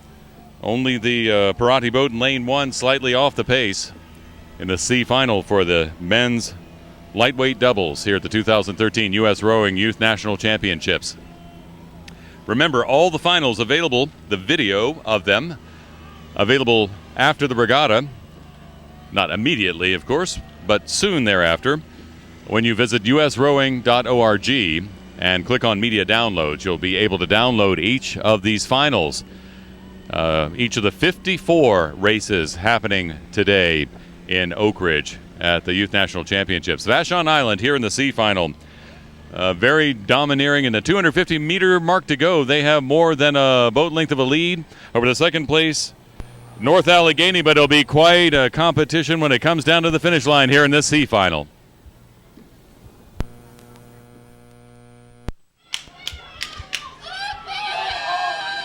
You can hear the crowds down below the finish line here yelling for their favorite team out there. Crowds are getting bigger and bigger as the day goes on. And the C final is going to come to a conclusion here in about 150 meters. It is Vashon out in front with a nice lead of open water. But second through fifth is going to be anybody's guess. After this Vashon boat passes the line, you'll see that it is, I'm not going to even try to call it, as they come to the line. Look at this, 4 boats, bam, bam, bam, bam. Oh, that's great. Love that. Great, great stuff. That's exciting. And finishing out the C final is Parati. Now we're going to go to the B final as soon as we can. And they are off on the B final. In lane 1 is Bonner Prendergast. Lane 2 is Hawken. Lane 3 is Y Quad Cities. Lane 4 is New Canaan High School. Lane 5 is Sagamore. Lane 6 is Malvern. Again, lane 1 in this view is on the left-hand side, lane 6 on the right-hand side, and as the camera boats get into position, again, they are running these races very fast, right on top of one another. 2 races on the course at any given time, trying to make up speed, make up time, and we're going to go to the camera boat. Pendergrass in the green blades on the far side of the course is in 4th. Too close to call between 3 and 6. 4 looks to be back maybe just a couple of feet. Lane 3 is the Quad Cities from the Des Moines, Iowa. Row on the Mississippi River in the middle of the country are your leaders at the moment, with lane 6, Malvern Prep, and lane 4, New Canaan High School from Connecticut, still very much in the thick of things. Bonner is making a move on the far side of the course. They may have moved up into 3rd, currently in 4th spot, with lane 5, Sagamore rowing, and lane 2, Hawken, in 5th and 6th positions. They are coming into the 500-meter mark, and it is lane 3, Quad Cities, in 1st, with lane 4 and 6 virtually tied for 2nd and 3rd. Lane 1 is in 4th place currently, but very, very close. These boys have the opportunity to make things happen as they race strongly in the middle part of the race. Any two boys can make a boat go quicker by raising the rate or just increasing their intensity from their legs at any time to make a little move. The cost given is what they have to evaluate as they work into the final 500 meters of the race and making sure that they have something left in the final sprint. Lane 3's making a very nice move here as they are in about the 650 to 700 meter mark. Lane 3 from Quad Cities staying tall, staying strong with Malvern Prep, and Lane 4 New Canaan right there in second and third spot. Again, this is the men's lightweight double, final B, looking at spots 7 through 12. We're going to be turning it over to the second half of the race in just a few seconds with Lane 3 Quad Cities in the lead. Very fierce competition yesterday in these men's lightweight doubles.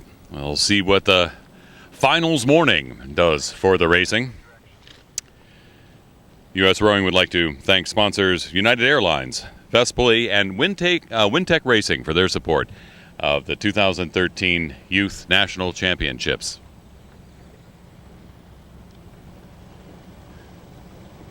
Weather becoming milder. Wind has died down a bit. It was never really of consequence this morning. It was the fog and sight lines that made all the difference. But here's some beautiful racing for the B final for the men's lightweight doubles. In Y-Quad Cities, at the 1,000-meter mark, doing a fine job and staying about a boat length ahead of the rest of the pack. Meanwhile, you can look right across the course. Lane 1, Bonner Prendergast is fighting for that second place position from New Canaan High School in lane 4 and Malvern Prep in lane 6. In lane 2, it's Hawken that is in 5th place right now, closely followed by Sagamore. But not that much separation in this race except out there in the lead with almost a 10-meter open water lead. Y-Quad Cities Rowing doing a fine job in lane 3 of staying ahead of the pack in this B final for the men's lightweight doubles.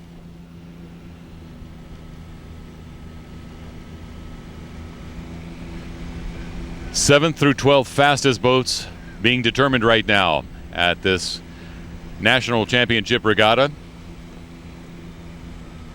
Y-Quad Cities very much looking in fine form out front, maintaining about that 10-meter lead over the second-place boat from New Canaan High School in lane 4. New Canaan slightly, and only slightly ahead, a foot or two by Malvern Prep. And in lane 1, Bonner Prendergast trying to hold on right there. But I think that's 1, 2, 3, 4. Y-Quad Cities way out front. Then New Canaan High School, Malvern Prep, and Bonner Prendergast. 1, 2, 3, 4 right there. 5th place belongs to Hawkins, 6th to Sagamore. In the B final here for the men's lightweight doubles. The A final coming up. The B final here approaching the 1,500-meter mark. You can see the boat from New Canaan beginning to size up the competition and make their move with 500 meters to go. Meanwhile, Malvern Prep in lane 6, not as fast a qualifier as those in the interior lanes, but still fighting and actually maintaining second place over that New Canaan High School. New Canaan High School has moved forward about 3 feet, but they're beginning to move quite a bit right now. So well ahead, Y-Quad Cities Rowing in lane 3, extending their open water lead right now in the B final for the men's lightweight doubles.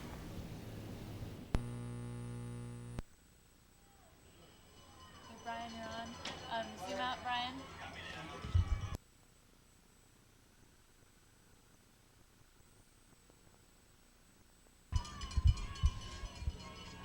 You see Y-Quad Cities in the white boat in the middle of the screen. That's your leader, and they are about a boat length ahead of the rest of the field, but the rest of the field is not too far behind. It's going to be a tight finish for second, third, and fourth.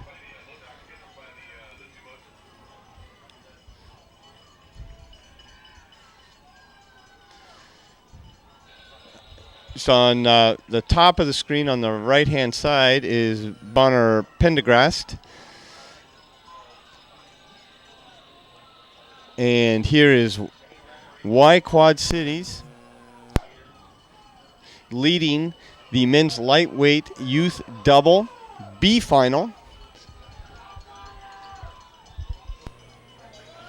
And they have open water on the field. Watch them come across the line. Nice job for Y-Quad Cities. Now, For second place, it looks like Malvern. Too close between New Canaan. It's New Canaan and Bonner Pendergrast with that's Hawken and Sagamore. But a good row by White Quad Cities out in front in the B final. Again, these results are all unofficial. They'll be official very shortly at usrowing.org.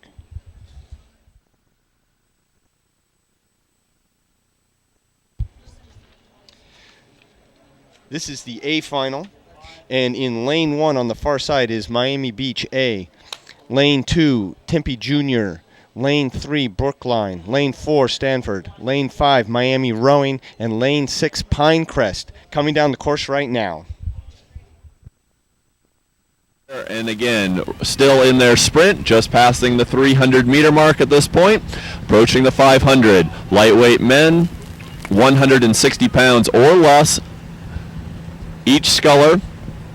Again, the grand final of the men's lightweight double. Lane 5, lane 3 are first and second, with lane 4 in third, but lane 1, Miami Beach, is making a move. Lane 1 is on the far side of the course as they cross the 500-meter mark. It is lane 5, Miami Rowing, in first, with lane 3, a very, very close second, Brookline. Lane 2, Tempe Juniors making a move back. They are not going anywhere. It's all a very close race. This is the grand final, so this is to be expected. Your winners from the semifinal, lane 3 and lane 4, but lane 5 right now, Miami Rowing, doing a very nice job of taking the pace and keeping it forward. Lane 5 has broken water on lane 6. Lane 6 is Pinecrest School, also from Florida. Lane 1, lane 2, lane 6, just slightly behind lane 5 and lane 3. Lane 5 is your leader as we turn it over to the second 1,000 racers as they cross the 750, virtually tied between lane 5 and lane 3.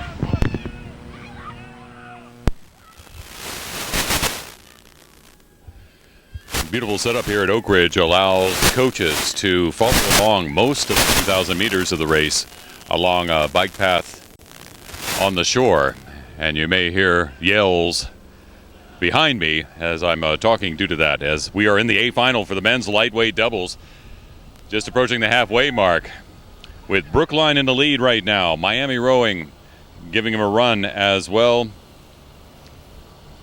Stanford in the middle between them, so they're heading towards that 1,000-meter mark. Nice tight pack, just slightly off the pace is Pinecrest in lane 6. They're trailing the field, but only slightly. These rowers biding their time. Oh, I just see a move there happening in lane 5. Miami just picked up the pace. They are now challenging Brookline for the lead here at the 1,000-meter mark. Already making their move, sticking right with them in lane 4, that boat from Stanford that dominated the semifinal yesterday. A big thanks to the hosts for this National Championship Regatta, Oak Ridge Rowing Association. Head coach Alan Eubanks, Executive Director Bill Garland, Board President Bob Franks doing a fine job and making a wonderful competitive experience for these young rowers. The A final for the men's lightweight doubles on the course right now here in Oak Ridge. Brookline responding to the challenge from Miami Rowing begins to pull out again. They are in the lead by about 2/3 of a boat length. And then after Miami Rowing, it's the Stanford boat in lane 4 that's sticking right with them. Way across the course in lane 1, Miami Beach, quietly, stealthily sneaking up on this crowd at the front, and right beside them, Tempe Junior crew doing the same. Brookline beginning to pour it on a little bit more. They want more of a lead. After that challenge from Miami at the 1,000-meter mark, Miami is now backed off just slightly, or Brookline's picked it up. Hard to judge from here. Can't tell unless you're in the boat and know how hard they are pulling. But here for the A final, it's the national title on the line. All these young rowers want to do as well as they can and really be at the top of the podium when it comes to the medals. We'll have to see. 500 meters to go here in the A final for the men's lightweight doubles at the 2013 U.S. Rowing Youth National Championships. Brookline in the lead by about a length, with Miami Rowing right behind. Stanford in third. Miami Beach sneaking up in fourth right now. Fifth belongs to Tempe Junior, and Pinecrest in lane 6 and sixth here at the 1,500 meter mark as they head down the straightaway. 500 meters to go in this 2,000 meter race. The lonesome wail of a train driving by Melton Hill Lake, echoing off these beautiful mountains. Wonderful backdrop for this national championship regatta. Brookline in the lead as they head towards the finish. Miami still in second. Stanford in third. Miami Beach in fourth. Tempe in fifth. Pinecrest in lane 6 there in sixth place. They're all beginning to make their moves. They feel that sprint coming on as they head towards the finish in the A final for the men's lightweight doubles.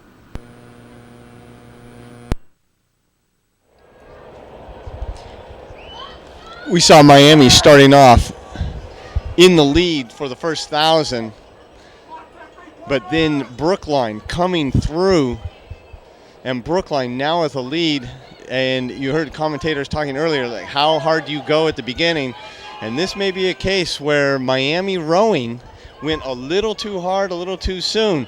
But you know what? The national championship is on the line, and you go for it. And you let the chips fall where they may, but you push out and you go. So we've got Brookline out in front, who's come from second place in most of the race to a little bit of an open water lead. And as Mark Parzell was saying, Miami Beach in lane 1 is trying to get into a medal position. I don't know if they're going to do it, but it is Brookline coming to the line. Oh my goodness, this is going to be a great finish. Brookline, it is Miami Beach. Oh, and too close between Stanford and Miami Rowing. Tempe Juniors crossing and Pinecrest in 6. Wow. Second and third and fourth, who got the bronze medal, you're going to have to go to usrowing.org to find the result on that. That was pretty exciting.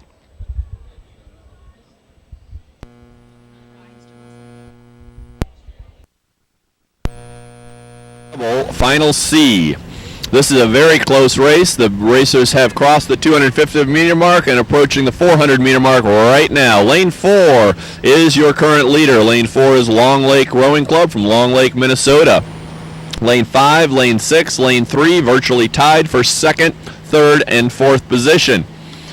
Lane 3 is River City Rowing. Lane 5 is Charlotte Youth Rowing. Lane 6, Harrington. Lane 2 and Lane 1 on the far side of the course. Also sculling well, very close, very much in this race. Lane 1 is Conestoga. Lane 2, St. Mark.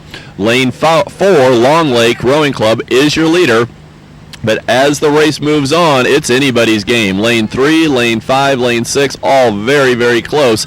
And everybody's striving to show what they can do in this final C of the 2013 Youth National Championship, men's double. Lane 4 continues to hold on to their lead. About 1/2 length of a double is their lead currently. Lane 5 is Charlotte Youth in the red boat. They are in second place with Lane 6 and Lane 3 virtually tied for third. Lane 3 is River City, Lane 6, Harrington. They have passed the 750 meter mark, working into the end of this first 1,000 meters of racing. Lane 4 maintaining their lead, but it is close with Charlotte Youth making a nice move. From the lightweight doubles to the big doubles here at the national championships. U.S. Rowing, recognized by the United States Olympic Committee as the national governing body for rowing in America, overseeing the United States Olympic program and developing the elite teams who compete at the highest levels. A lot of high competition happening here. This is the C final for the men's double. Approaching the halfway point with Long Lake in the lead, closely pursued by Charlotte in lane 5. Matter of fact, Charlotte beginning to pour it on and has just been walking up on that boat from Long Lake. Third place at the moment belongs to River City, but Harrington in lane 6 is giving them a run for the money. And I also see that bow number 2 of St. Mark and lane 2 become bobbing up as well for that challenge to the third place spot. And not out of it, Conestoga in lane 1 on the far side of the course from our perspective. C final, men's doubles for the 2013 U.S. Rowing Youth National Championships. The cheering from the shore becomes apparent, and I'm sure the rowers can hear it as well, though I have heard some of these young rowers say, I didn't hear anything when I am in that boat. My head's in the boat, and I don't hear anything but the grunts and moans of my rowing partner. C final, these are places 13 through 18 in ranking in the nation after this national championship. Right now, it's Long Lake still holding off that challenge from Charlotte in lane 5. But in the meantime, St. Mark in lane 2 has moved forward into third and is beginning to walk up on that Charlotte boat.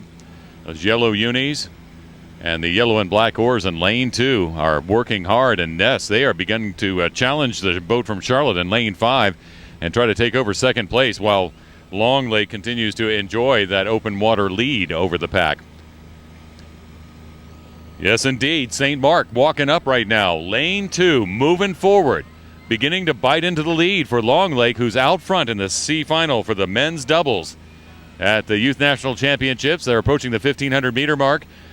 St. Mark has moved into second place. Charlotte's still in third. River City in fourth. And a fight between Conestoga and Harriton. They're still in touch with all these boats ahead of them. The only one not touching is the boat from Long Lake Rowing Club that's out front. But even the boat in lane 6, Harriton, is right there, right in the mix.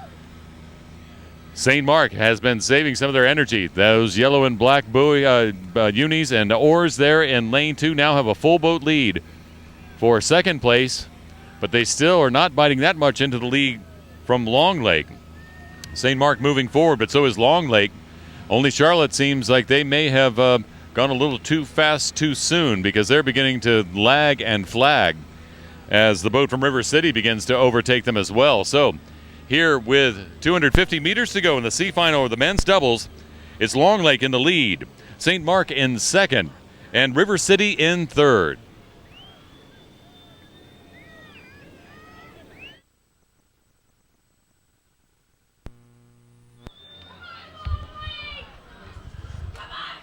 Long Lake out in front. Nice shot of them. And on the right-hand side of the screen, you can see St. Mark's.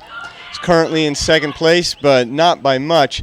It is Long Lake out in front, and then the rest of the field is very closely packed behind them. There you can see St. Mark's in second place. On the outside of them is Conestoga. Long Lake coming to the line, and they have open water on the field. St. Mark in second. And between St. Mark's and Harriton, hard to know. But we are watching Long Lake come to the line with at least 2 boats of open water. It's Long Lake. And it's going to be St. Mark's in second place with Charlotte in third. River City from Sacramento in fourth, Conestoga fifth, and Harriton in sixth. And now we're going to go up to the B final, which is underway. In lane 1 is Stanford. Lane 1 on the top of the screen. Lane 2, Malvern Prep. Lane 3, Skyline. Lane 4, GMS Rowing. Lane 5, Norwalk. Lane 6, Augusta. As they come probably about 250, 300 meters into this race.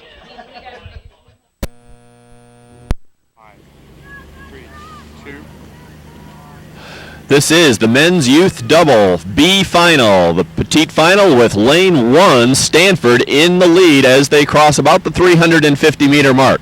Lane 3 Skyline crew from Michigan with GMS right at their heels. GMS from Connecticut in third place. Lane 2 and lane 6 virtually tied for fourth. Lane 5 is in sixth place at the moment. All very close as they approach the 500 meter mark. Lane 1 had a tremendous start, Stanford, and is in the lead by about one closed length of water. Lane 3, Lane 4, GMS and Skyline virtually tied here for second and third position. Lane 6 here on the near side of the course is moving very well. They're starting to make a move here in the first 1,000 meters right after the 500-meter mark, and they are making a move into the top 3 positions. This is the B final. These gentlemen are racing for spots 7 through 12 at the 2013 U.S. Rowing Youth National Championship.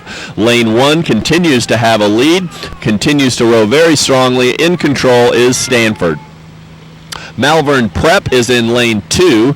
Lane 3, Skyline, falling back just a touch from GMS rowing. So Skyline is in third with GMS in second. Lane 6, closest to us is Augusta. They are in fourth.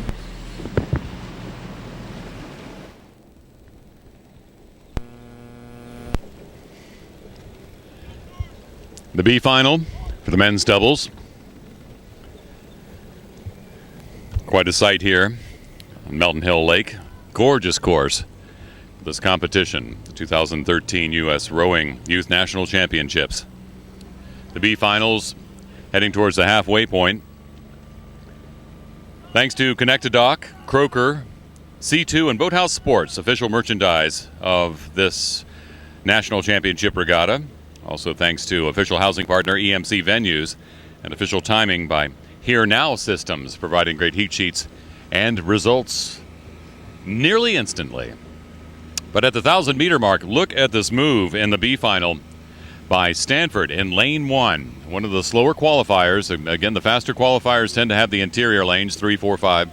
Slower qualifiers on the outside, but Stanford, maybe they were holding something back in the semi, because right now, here in this B final, they are a boat length and a little more ahead in lane 1 of the GMS boat that's in lane 4. We go back through the field here, a little bit of open water, and we're talking 3-4 feet before the third place boat of Skyline Crew in lane 3.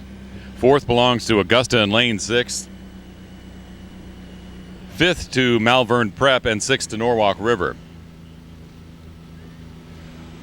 My. Stanford is just walking away from the crowd here. GMS Rowing glances over there, sees that boat's way ahead, and here 1,250 meters into this 2,000-meter race, they're trying to pour it on to try to catch up with that boat from Stanford, but Stanford is way out there and increasing their lead almost 20 meters now as they're heading towards the 1,500-meter mark in the race. It is Stanford in first, GMS Rowing in second, Skyline in third. As we pan back through the field, you can see the separation Stanford has over the rest. Augusta in lane 6 is holding on to fourth right now, but just barely over Malvern Prep that's in lane 2.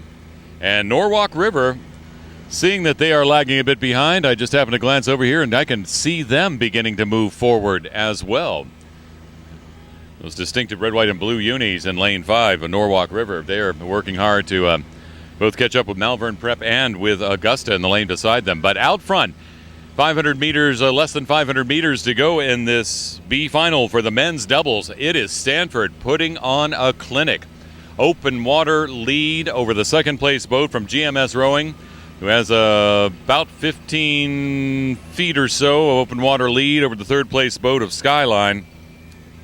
Then it's back to Augusta, Norwalk River, and Malvern Prep. But Stanford, as I said, putting on a show. Stanford in lane 1, coming down towards the finish, about 300 meters to go in this B final for the men's doubles at the 2013 U.S. Rowing Youth National Championship.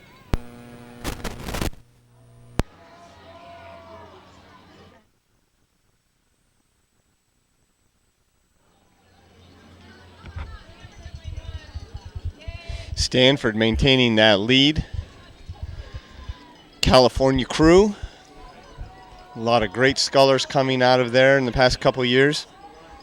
Doing a nice job here in the B final of the men's double.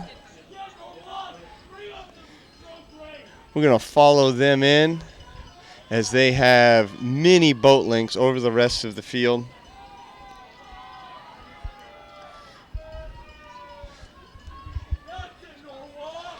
About 150 meters to go for Stanford.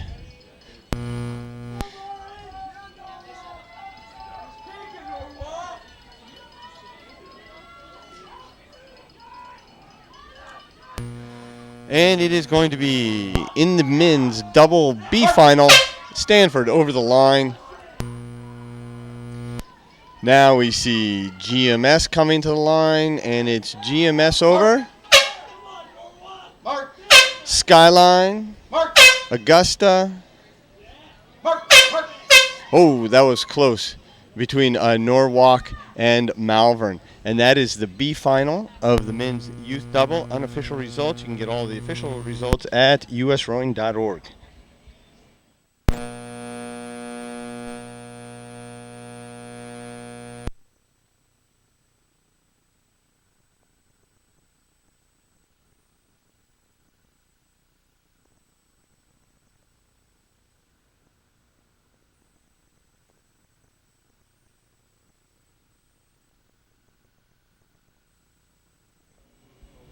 Getting ready for the A final of the men's double. They are up in the starting blocks. Looks like they are ready to go. Lane 1 is Parati. Lane 2, Jacksonville A. Lane 3, Lake Oswego.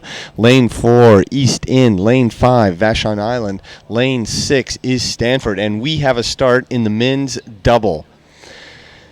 They are about 50 meters in. When they get 100 meters in, if there's no breakage, we have a clean start and a great beginning to the men's double.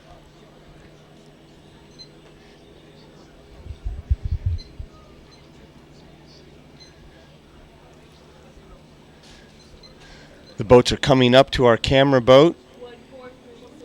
When we get a clear shot, we'll go to them. Looks pretty good for the start of the men's youth double. Clean start, and they are underway.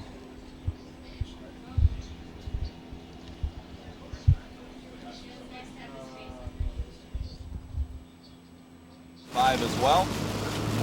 Lane 6 doing all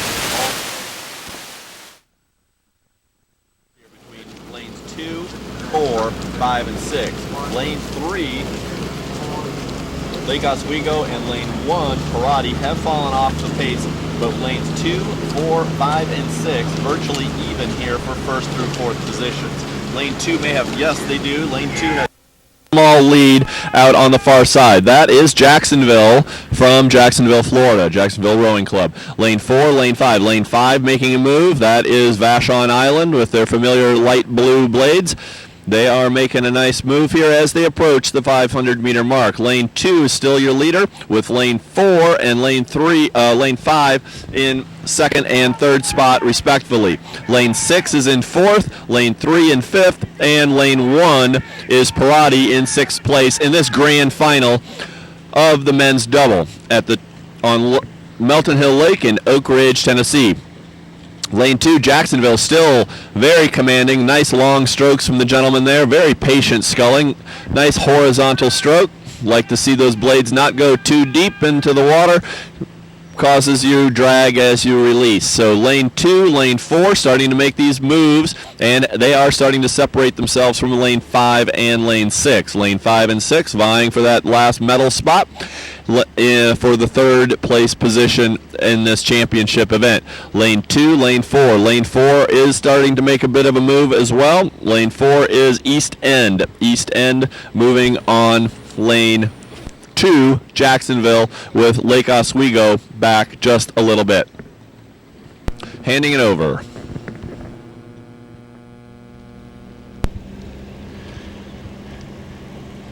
U.S. Rowing, a membership organization with over 40,000 individual members and 1,200 organizational members, tries to spread the sport, art, and enjoyment of rowing to everyone. And U.S. Rowing promotes diversity in the sport through America Rows. It encourages active participation in adaptive rowing programs across the country. The A final, the championship for men's doubles. On the water here, as a gaggle of geese fly just over the competitors here at the 1,000-meter mark. A beautiful setting in Melton Hill Lake here in Oak Ridge, Tennessee. Out in the lead, Jacksonville and lane 2. Not to be left behind, the fast boat from East End in lane 4 is in second right now.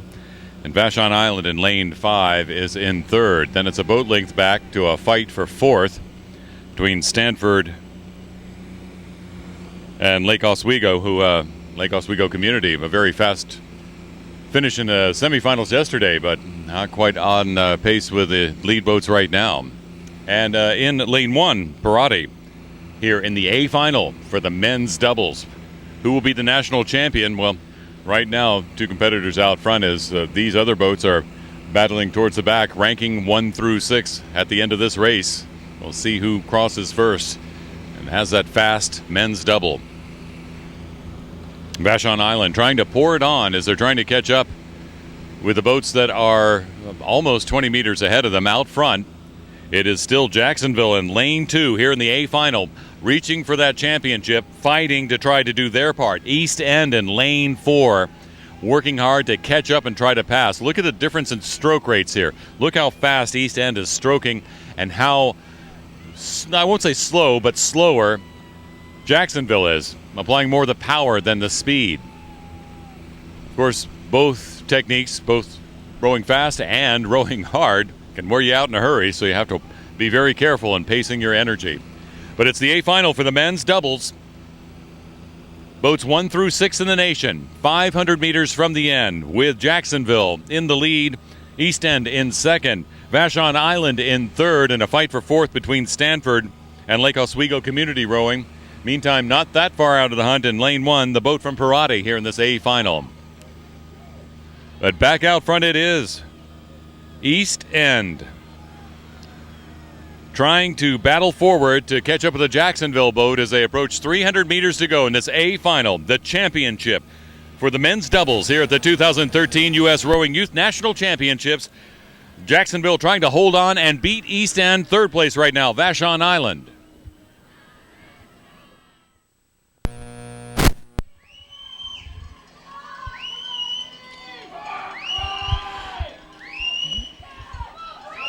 From out in lane 2, it is Jacksonville. As Mark noted earlier, the first finishers in the semis get lanes 3 and 4. The second place finishers get lanes 2 and 5. And so finishing second in the semi yesterday, Jacksonville said, no, we are going for this. And as it was noted earlier, by both commentators, very smooth from Jacksonville. Just really nice rowing.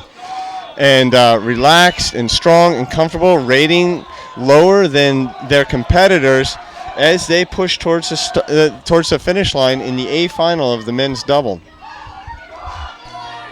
East End making a furious push here, but I think Jacksonville looking over and responding, taking the rating up again, holding them back to about a boat length. East End really rowing high and going, but it is going to be Jacksonville over East End for second. Third place is Vashon, and they have open water on the rest of the field. For the bronze medal, it's going to be Vashon. Oh, and very close for fourth and fifth between Stanford and Lake Oswego. Parati out in lane 1, rounding out the field for the men's A double.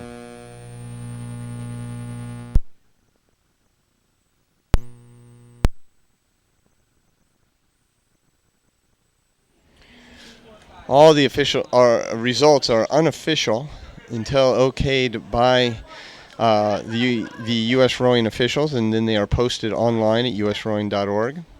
For some of these tight finishes, it's fun to go look to see the difference down to tenths and sometimes hundredths of a second between these competitors. A good racing. Jacksonville boat, very pretty, nice to watch row.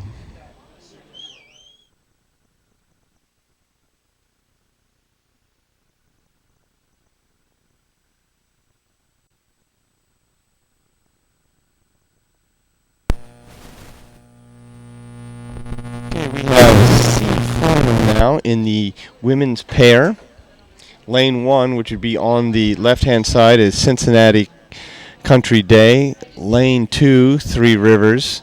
Lane 3 is Newport. Lane 4 is Atlanta. Lane 5 is Wayland Weston. And lane 6 is Long Island in the C final, the women's pair. They are just about out of the breakage zone. Looks like they're getting into the yellow buoys now. And so they will finish 2,000 meters in a pair. Again, a very difficult boat to row. One person, one oar, and you can see their steering is a challenge. You have to match your partner exactly to make the boat go straight.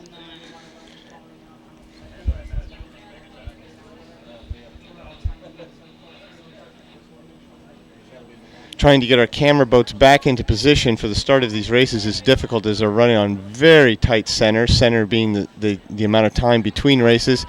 But they look like they're in place, and we'll go to shortly our announcer on the water when we get a clean picture. In second with lane 5 and lane 2 very close in for third.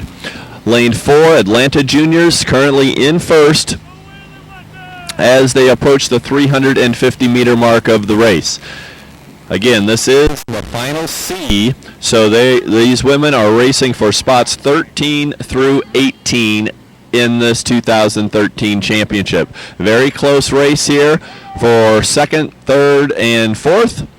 Lane 6, Lane 5, Long Island, and Wayland Weston in second and third spots, with Atlanta Juniors stroking well and opening up a little bit more of a lead. They've just raised their rating as they cross the 500-meter mark, and they've just moved up a couple of feet now on Wayland Weston and Long Island. Long Island's in second place right now, and they are bringing up their rating as well. Lane 1 on the far side, Cincinnati Country Day, falling back just a little bit, but still not out of the picture by any means. Lane 2, Lane 2 is Three Rivers. They are currently in fourth spot. Atlanta Juniors slowing their stroke rating into a more comfortable rate as they approach the middle part of the race. Still have about 3/4 of a boat length with lane 6 in third.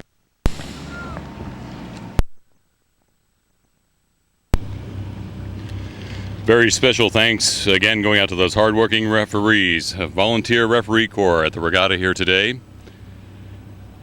including John Wick, Jorge Salas, Kathleen Crow, Kim Lozier, Mary Carol Madigan Nace, also known as MC, and Mike Forster.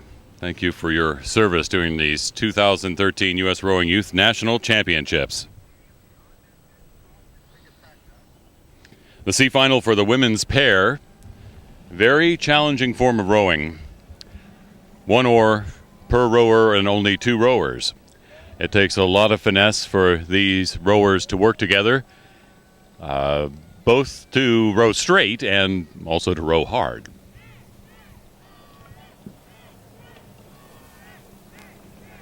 Some very fast qualifiers who will be showing up in the A final, a few in the B final too who were just shy of the A final. But here in the C final, some fast rowers as well. And as we've seen in the races this morning, you never can tell what a day will do. Some boats that weren't as fast yesterday, extremely fast today. But here in the C final, it is the Atlanta Junior boat in lane 4 that is in the lead at the 1,000-meter mark. About a boat length over Wayland Weston in lane 5, and Wayland Weston just ahead of Three Rivers and Newport in lanes 2 and 3 respectively. Very difficult work these young ladies are doing in these pairs. But when you can work together and have that teamwork and determination, you can make these boats fly even with just 2 rowers and 2 oars.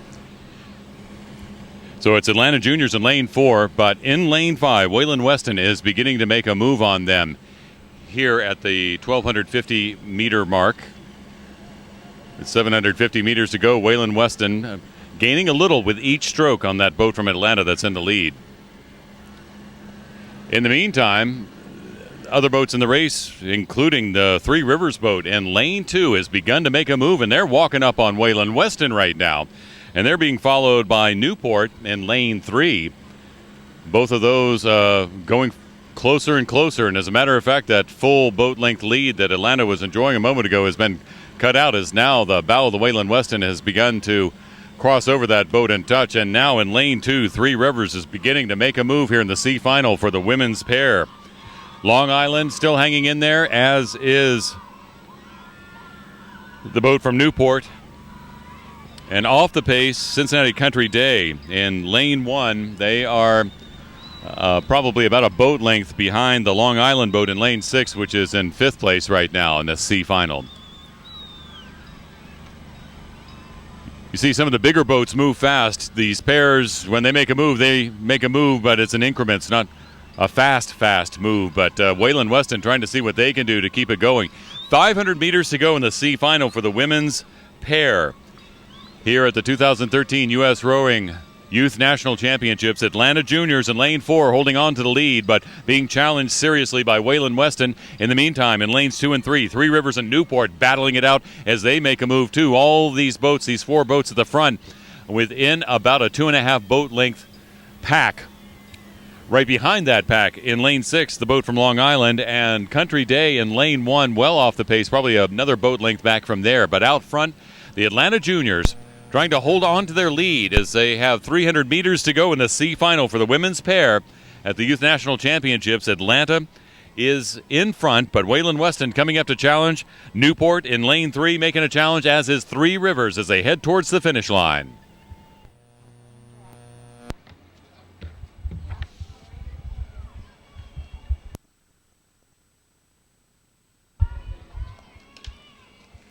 We'll see if Atlanta can hang on to this lead as they're being challenged by Waylon Weston.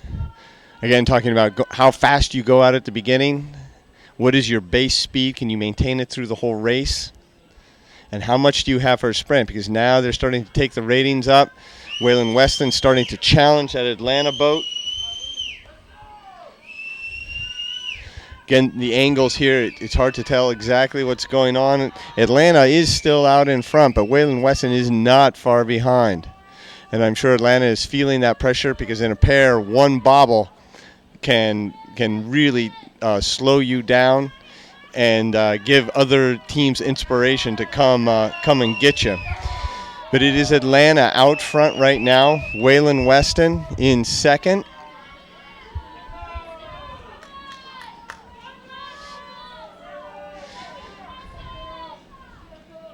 And third place between Three Rivers and Newport. That's going to be a great battle to the finish, as Atlanta finishes about a half a boat ahead of Waylon Weston, and it is going to be Newport over Three Rivers. What an exciting finish for third and fourth there. Fifth place is Long Island, and Cincinnati Country Day will round out the C final of the women's pair in sixth place.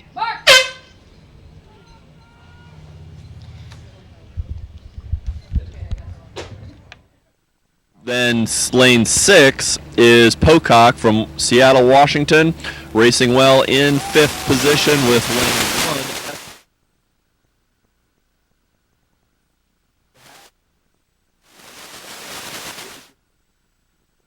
Through 12th position at the 2013 U.S. Rowing Youth National Championships. Lane 5 is in second place with lane 2 and 3 virtually tied for third. That is lane 2, Mile High, PNRA Mercer in lane 3 with lane 5, Newport Aquatic Center in second place. Lane 6, Pocock, very, very close. They have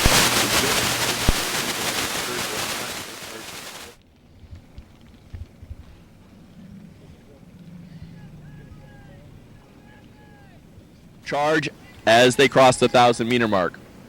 1,000-meter mark has been crossed by everyone except Essex at this point, and they are racing on. We will turn it over to the second half announcer.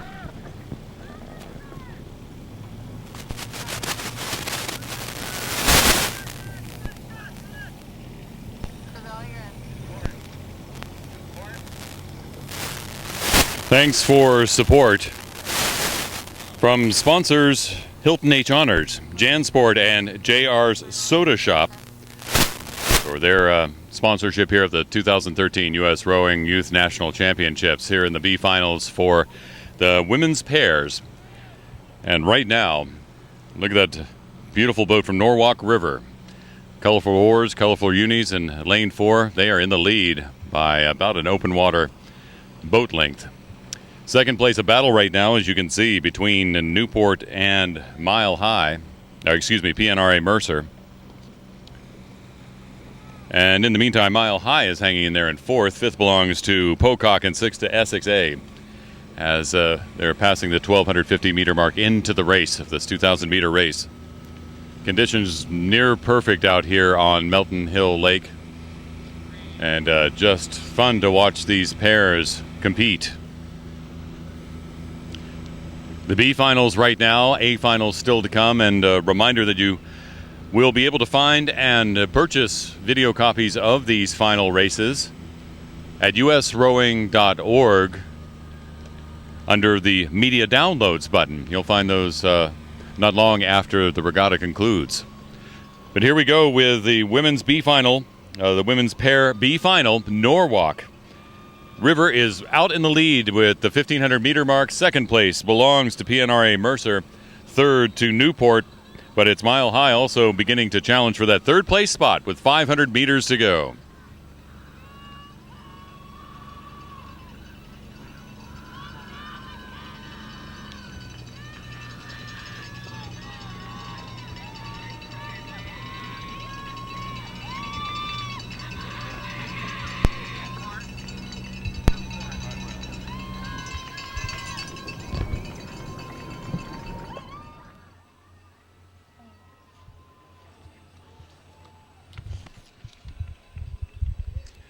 B final with about 300 meters to go. Norwalk still out in front with a good lead.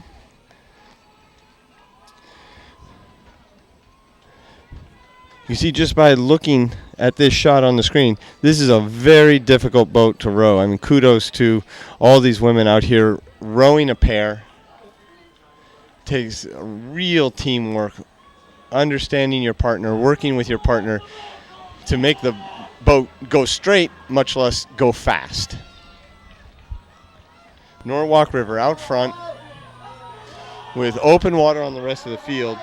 Again, the battle is going to be between Newport and PNRA for that second or third spot here in the B final of the women's pair.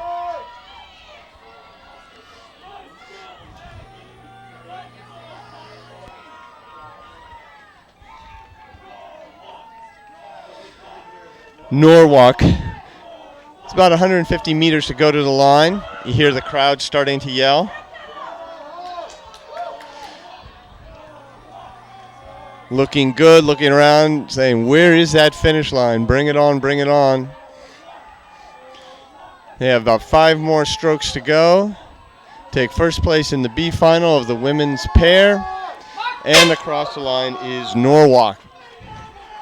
PNRA coming in second. Down at the bottom of the screen, you're going to see Newport, coming across. And then Mile High.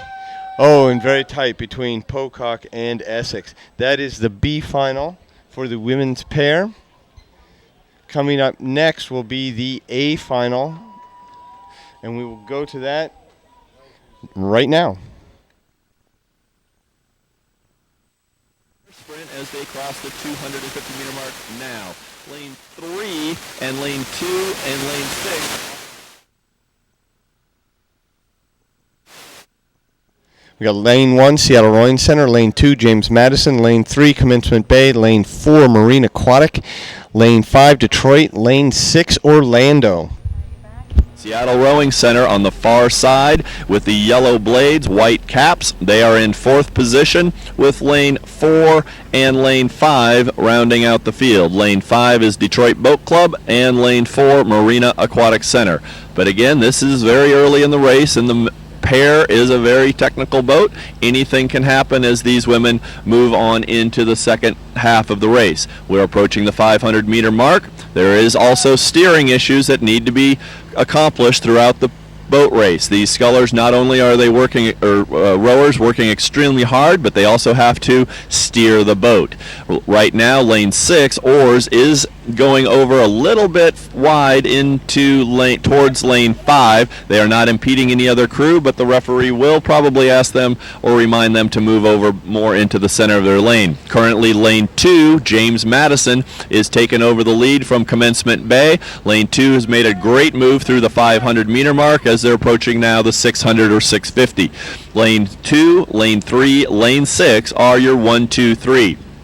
These women are racing again for a medal and hopefully a gold medal at the end of the race. Lane 4, lane 5, lane 1 are all very even in 4th, 5th, and 6th position. So right now we do have open water between 2, 3, and 6. That is James Madison, Commencement Bay, and oars. Executive Director Bill Garland, Head Coach Alan Eubanks, Board President Bob Franks, all the volunteers involved from the Oak Ridge and Knoxville area making this national championship run smooth. And here we are, the championship for the women's pairs at the 2013 U.S. Rowing Youth National Championships. In the lead, it's James Madison in this A final, looking to be the best boat in the nation for 2013. These women working hard as they are paddling down the course, approaching the halfway mark. And it is James Madison with about a half a boat length of open water lead over the second place Commencement Bay. But here in lane 6, closest to where we are sitting right now in third place, it's Orlando. Maybe they held something back a little bit in the semifinal, but they're checking out the competition there as these women's pairs approach the 1,000-meter mark.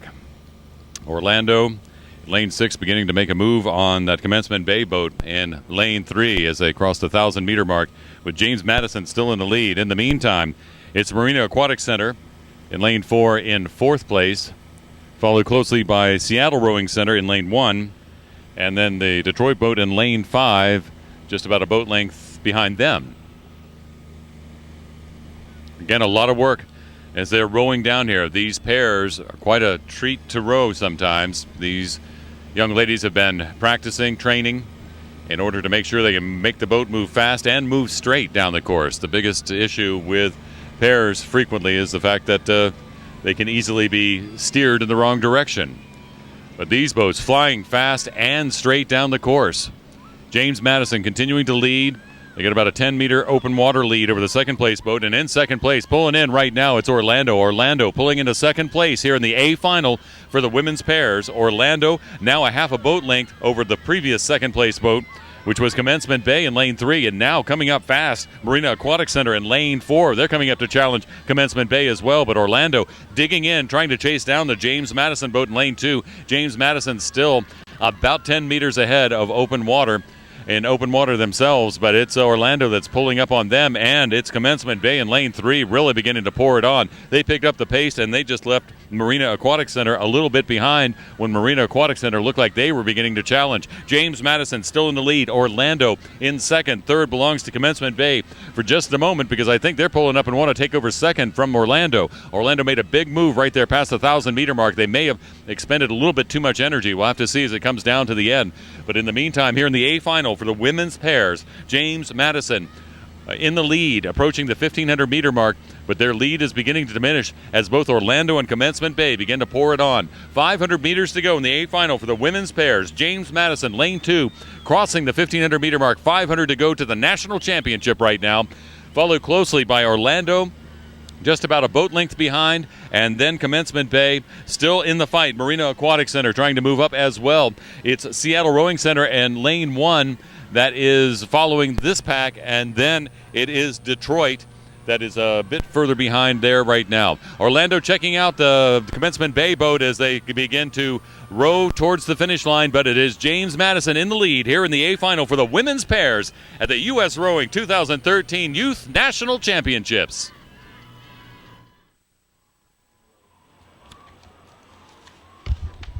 James Madison in that outside lane doing a great job in first place by Open Water. Great battle going on here, and as they get closer, we'll have a look at that battle. But right now it is James Madison out front.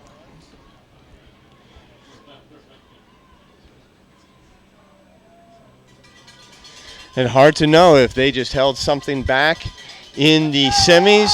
If that was part of the plan. They say we don't care what lane we're in as long as we're in the final.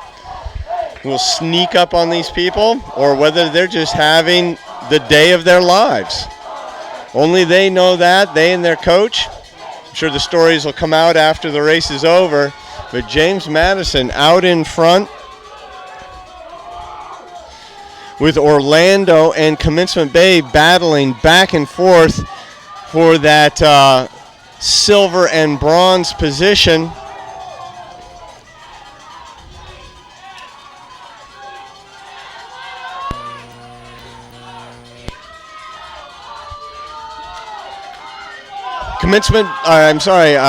James Madison coming across the line to win the national championships by 2 boats of Open Water. And now we have Orlando by a half a boat over Commencement Bay, with Marine Aquatic in 4th, just a half a boat down. Seattle Rowing Center in 5th, and Detroit in 6th. Great race for James Madison. And what a battle between Commencement and Orlando. Now we have the men's pair C final. Indianapolis Rowing, Belmont Hill in lane 2, Commencement Bay lane 3, Radnor lane 4, Norwalk lane 5, and Cape Coral lane 6.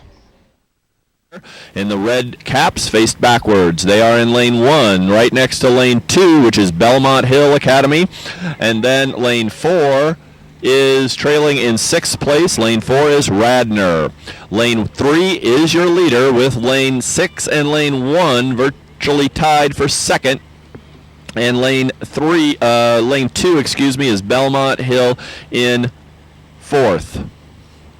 Right now, the boys have finished their first 500 meters of the regatta, and they are charging on down, settling into a nice race pace. Pairs are a very technical boat. They have to maintain their course, they have to maintain their speed, and they have to maintain their aggression as they complete the race. We've got lane 3 as your continued leader. They may go from start to finish, but again, it's a long way to the end. Lane 3 is Commencement Bay. Lane 6, Cape Coral, looking very nice, but now lane 2, Belmont Hill, is making a move back on Indianapolis. Indianapolis had made a move, but now Cape Coral and lane 2, Belmont Hill, seem to have 2nd and 3rd spots, with Indianapolis fading just a little bit. Lane 4, Radnor, is in 6th. We're looking very nice here. The conditions are ideal, and everything is looking great for the second half of the race as we hand it over.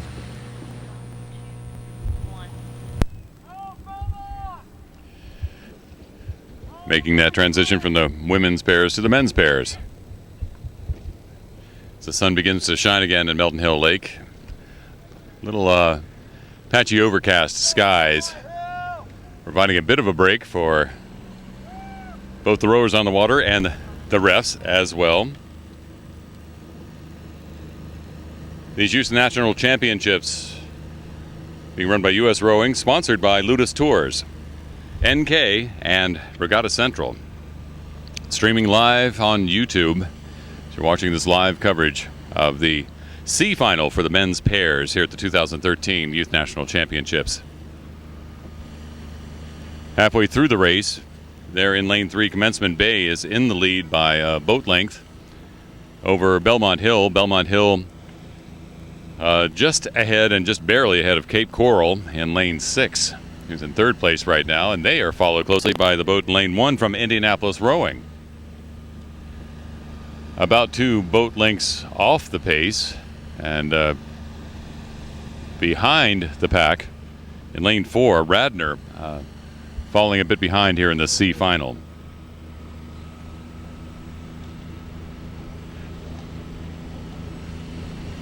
Commencement Bay fighting to stay ahead as Belmont Hill in lane 2 begins to move forward. Cape Coral trying to maintain contact with that Belmont Hill boat in the C final for the men's pair. But it's Commencement Bay out front with just a little bit of open water, maybe 6 feet of open water over that second place boat from Belmont Hill, while the Cape Coral boat is trailing by about a boat length, and a boat length back from them is the Indianapolis rowing boat, and then probably 2 boat lengths back to the boat from Radner.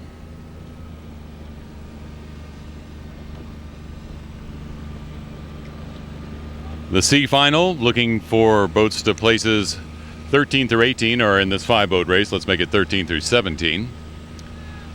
Fastest men's pairs, youth men's pairs in the nation. As they head towards the 1,500 meter mark, as you're watching the boat from Cape Coral begin to make a move, as we look back at the front of the pack, there is Commencement Bay still in the lead, but their open water lead has been diminished as we approach the 1,500 meter mark, because here comes Belmont Hill in lane 2. Indianapolis in lane 1 trying to maintain contact. They're in 4th right now. But out front in lane 3, Commencement Bay fighting off a challenge from Belmont Hill. And in the meantime, Cape Coral in lane 6 is maintaining contact with the stern of that Belmont Hill boat, trying to hold on to 3rd place in this C final for the men's pairs.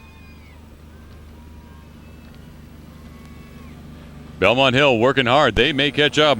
Cape Coral might do that as well as Commencement Bay continues to lead in the C final for the men's pairs. 300 meters to go here in Oak Ridge at the Youth National Championships.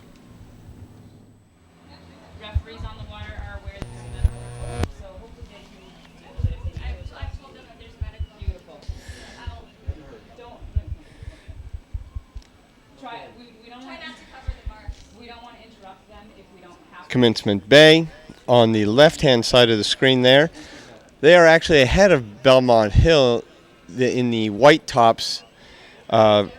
The vantage or the perspective is a little askewed given the angle, but Commencement Bay ahead of Belmont Hill. Belmont Hill in 2nd, but pushing hard. On the top of the left-hand side, that is Indianapolis Rowing Center. So Commencement Bay leading the C final of the men's pair. Belmont Hill in 2nd. Out of view, but will be coming into view shortly, is Cape Coral in 3rd and pushing hard. They may get 2nd, but right now they're in 3rd. So it is Commencement Bay with about 5 strokes to the line in the C final of the men's pair. Commencement Bay, and now you can see Belmont Hill coming to the line, and they just barely nip Cape Coral.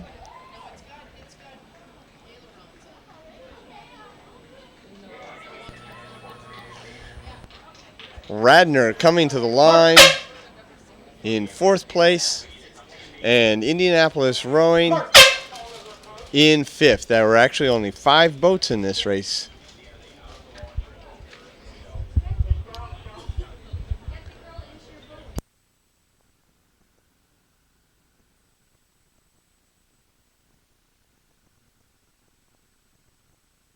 In lane 3 and 4, as they had the fastest times coming into this final B. This is racing again through 7 through 12. Fordham Prep is on the far side in 3rd place in lane 1. Atlanta Juniors next to them in lane 2. Sarasota again in 3. Norwalk River in the yellow boat in lane 4. Lane 5 is Pocock Rowing. And lane 6 is Long Island. Long Island is in currently 4th place, right behind lane 1, Fordham Prep. Sarasota and Norwalk River rowing virtually even. Yellow boat, blue boat, boys from Sarasota sitting very tall. Big boys as well from Norwalk. This is a big boys sport. They're working hard right now and looking good as they're approaching the 600 meter mark or so. Lane 6, closest to us, Long Island, is making a move and has just ahead of lane 1, Fordham Prep. In the back of the field, lane 2, Atlanta Juniors, and lane 5, Pocock, have been opened up on by the top 4 crews. Fordham and Long Island are in 3rd, 4th, with your leaders remaining, Sarasota Crew and Norwalk River. Over to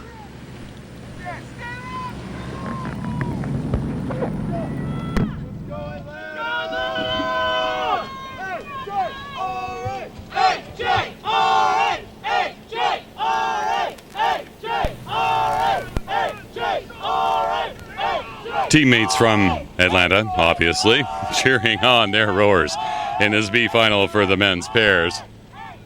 And they need some cheering right now because the Atlanta boat is, in the pack, slightly behind. As you can see, those colorful red, white, and blue unis of Norwalk River in the lead right now. Sticking right with them, it's the Sarasota Crew in lane 3. Then Fordham Prep's in 3rd. They're in lane 1, lane 6, Long Island, also battling for 3rd here at the 1,000-meter mark. And then that Atlanta boat in lane 2. And well off the pace in lane 5 is Pocock. They're about 2.5, almost 3 boat lengths behind the lead pack and well off the leader's pace. Norwalk River enjoying about a boat length lead over the Sarasota Crew boat in this B final for the men's pairs. Long Island battling with Fordham Prep in the outside lanes, and Atlanta Juniors hanging right in there as well. You can see as they are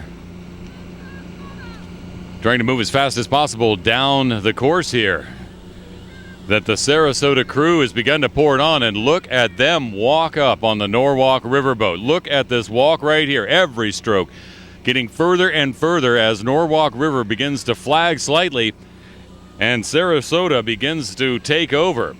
Look at that, from being a boat length behind to just being a quarter of a boat length behind. But Norwalk River, they see that happen and they say no way here in this B final for the men's pairs, and they begin to pour it back on and are back out to a half a boat length lead. In the meantime, while they're battling, they're leaving the rest of the competition behind, because now it's about a boat length and a half of open water back to the 3rd place boat from Long Island, way back to Pocock in last place.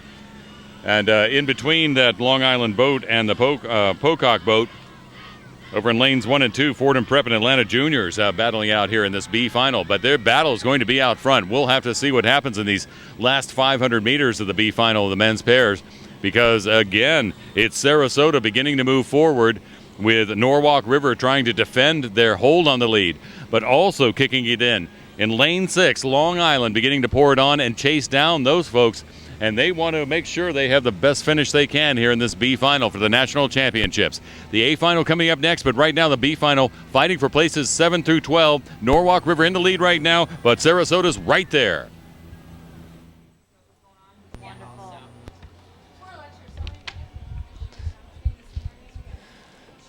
Looking good for Norwalk, but they are certainly being challenged by that Sarasota Crew. They look like they responded pretty well and pushed the Sarasota Crew back. Norwalk still out in first place.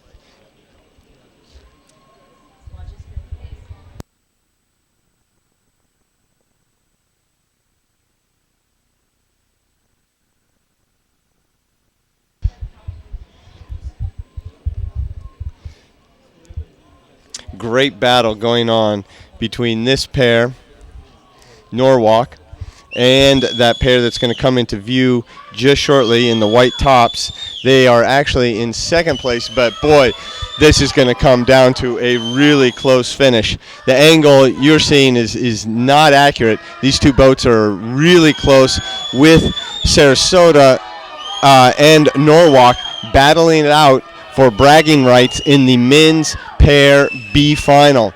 And it looks like Sarasota has now passed Norwalk. Norwalk not able to respond to Sarasota's sprint, And Sarasota now with a half a boat length lead with a couple strokes to the finish. Norwalk trying to respond, but it is going to be Sarasota. Norwalk, great sprint by Sarasota. Long Island in third place.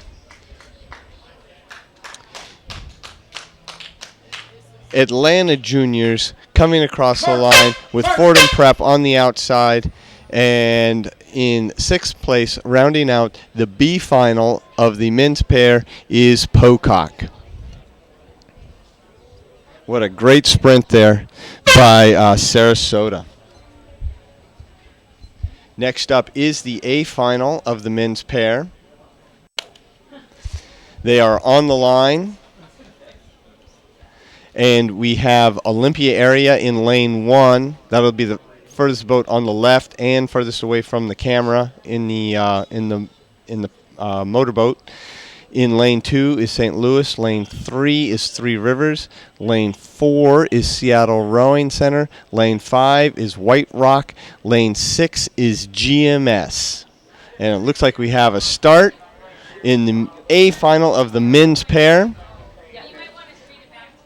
They're out of the breakage zone, which means we have a clean, fair start, and they are underway, and we'll go to do the camera launch as soon as we have a clean shot.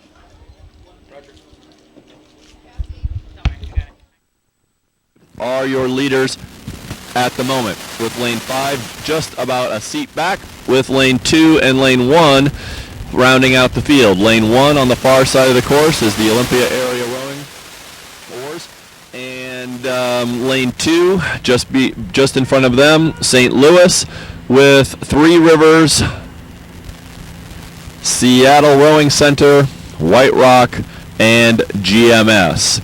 Right now, lane 4 is your leader, Seattle Rowing Center, as they have crossed the 250-meter mark and approaching the 400-meter mark at this moment. Lane 6 is in second place. That is GMS, with lane 3, Three Rivers, in third.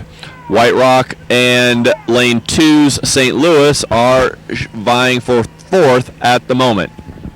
Lane 4 rowing at a very high rate, very level boat right now with their yellow blades. Over in lane 4 is Seattle Rowing Center, still in first, with lane 6, closest to us, GMS, moving fast up in the place. That is the 500-meter mark has just been passed. The boys from Three Rivers slowing their pace down just a little bit, stroking long, stroking tall, but lane 4 and lane 6 have not let up their stroke rating, and they are moving very well indeed. Lane 4 continues to have the command of the lead, which is obviously a very good position to be in, as you can see the rest of the field beyond in your field of view. Lane 6 is not giving up one bit. That's GMS Rowing, is here in second place. Lane 3, Three Rivers, is in third, but White Rock and lanes 2, St. Louis, want to move into that coveted medal position and earn a bronze or perhaps silver medal. If the things continue, Seattle Rowing Center looks hard to beat at this moment, but GMS is working hard to move up into and closer to first place. There is open water between second and third place right now. St. Louis is slightly, or maybe just even with White Rock. They might have just made a little bit of a move as we move into the 900-meter mark. A final for the men's pairs at the 2013 U.S. Rowing Youth National Championships. They're still shy of the halfway mark, and it's Seattle Rowing in the lead for the time being. Second place belongs to GMS Rowing in lane 6. Third to Three Rivers in lane 3. Fourth to St. Louis. And fifth, it's hard to tell between the Olympia area and White Rock in lanes 1 and 5 respectively. But it's very clear here at the 1,000-meter mark that the leader is the boat from Seattle Rowing in lane 4. Committed to the highest standards of fairness, safety, and coaching, U.S. Rowing trains and manages more than 500 referees who preside at the registered regattas. U.S. Rowing also manages a system for coaches to learn to be the best and promotes diversity in the sport through America Rows, encouraging active participation in adaptive rowing programs across the country. Thanks to our Volunteer referees today: Roger Frederick, Ron Titterington, Scott Woodworth, Sheila Toll, Skip Martinko, Watt Smith, Zori Salas, just a few of the many refs on the water and on land, making sure this national championship regatta runs smoothly. So out in front, still Seattle Rowing Center, but look at the battle in lanes 3 and 6 between Three Rivers and GMS Rowing. Advantage right now, or at least for the moment, Three Rivers. They now have a slight lead over the boat from GMS Rowing. Moving up fast on the outside of the Three Rivers boat, St. Louis in lane 2. Trying to maintain some contact. And White Rock in lane 5, not out of it. They're still touching the GMS boat in lane 6. But ahead with open water, it is that Seattle Rowing Center boat. Here in the A final for the men's pairs at the Youth National Championship Regatta. These pairs racing in the heats, the semis yesterday, now the finals, the A finals too. 6 fastest boats in this National Championship Regatta on the water here at Melton Hill Lake in Oak Ridge, Tennessee, racing for that national title. And it is Seattle out front here at the 1,500 meter mark. 500 meters to go in this A final. Second place now does belong to Three Rivers. However, GMS Rowing's not giving up that easy. They're beginning to pour it on, too, now that they see there are 500 meters to go. Not out of it, White Rock in lane 5. Also, St. Louis in lane 2 and Olympia area in lane 1. They're all in the hunt right here.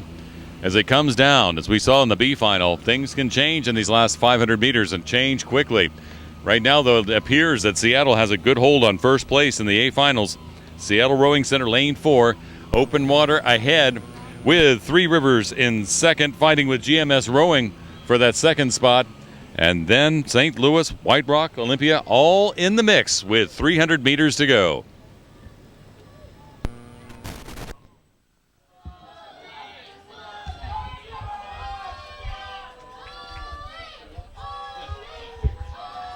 Looking for a great finish between second and third and fourth and fifth.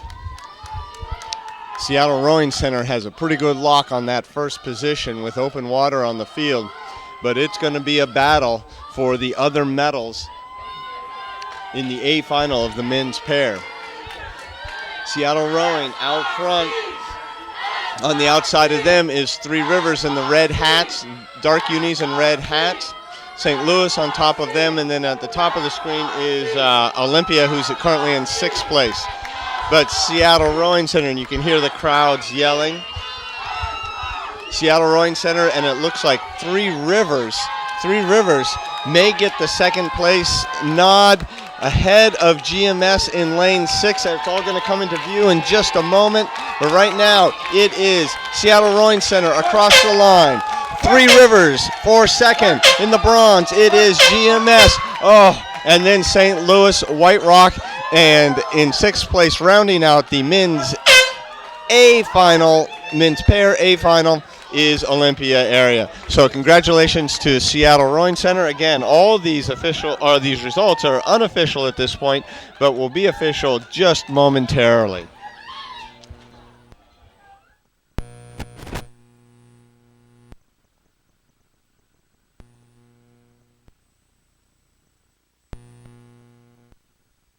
Andrews, lane 2, Sagamore Rowing, lane 3, Ridgewood, Vashon Island in the Blue Blades, lane 4. And again, Conestoga, lane 5, with Greater Dayton Rowing here, closest to your camera in lane 6, in the boat named the Liberator. Lane 5 is Conestoga. They are your leaders with lane 4, lane 3, lane 1, all very, very close. I do believe lane 1, St. Andrews, has a small lead, maybe a foot or two out in front of lane 3 and 4. All the boats rowing very well as they're approaching the 500 meter mark. Lane 2 falling back just a little bit, and lane 6. Lane 2, Sagamore Rowing. Lane 6, Greater Dayton, but everybody's very close as they approach the 500 meter. The leader has crossed the 500 meter mark, and it is lane 1 in second place behind Conestoga. Lane 4, lane 3 virtually tied for third, and lane 2, then lane 6, Greater Dayton. Greater Dayton here in the orange caps. Far side of the course, St. Andrews from Atlanta is pushing very well and rowing nicely. It's often an advantage in these blind boats to be on the outside of the course, even though they seed from the middle of the course. Being on the outside, the bow person only needs to look one direction, and that often helps so you can see the whole field in one glimpse of your eye. Lane 5 continues to move ahead. They're starting to make open water, and they're taking a nice move here at about the 750 meter mark. Lane 4, Lane 3, again virtually tied, maybe 3 or 4 feet behind Lane 1, St. Andrews in second place.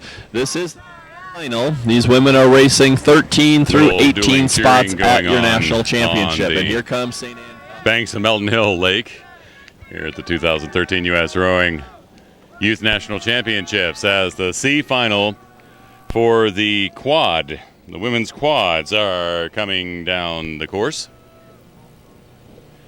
Difference between sweeping and sculling, the number of oars per rower, for you rowing parents who may not be aware, as we're watching the C final for the women's quads. The sweep, as it says, is like a broom. You have 2 hands on a broom when you're sweeping, and in rowing you have 2 hands on the oar and you have 1 oar per rower. Sculling, as you're seeing right here, 2 oars per rower. A lot of power and a lot happening here. This is the C final for the women's quad at the 2013 U.S. Rowing Youth National Championships. Right now holding on to the lead, Conestoga, but just barely. They are feeling a little bit of heat from St. Andrew in lane 1, who's given a run for their money for that first place. Back in lane 6, you see the Greater Dayton boat. Conestoga in lane 5 is actually the one who is out and battling with St. Andrew in lane 1 for this first place in the C final for the women's quads. And then a battle for third, and they are just going back and forth between Ridgewood and Vashon Island right there in the center of the course. But out front it is Conestoga in lane 5 with the lead over the St. Andrew boat in lane 1. Sagamore in lane 2 is hanging in 5th place right now, as Greater Dayton is just slightly behind the pack, but the battle is out front in this C final for the quads. And here, beginning to make a move, one of the fast qualifiers for this C final, Vashon Island in lane 4. They have begun to make their move. They are passing the boat from Ridgewood and beginning to work on Conestoga. In the meantime, I know St. Andrew over in lane 1 is happy about that because they're still ahead of the Conestoga boat. But in reacting to the charge from Vashon Island, the Conestoga boat may be giving St. Andrew a challenge here too.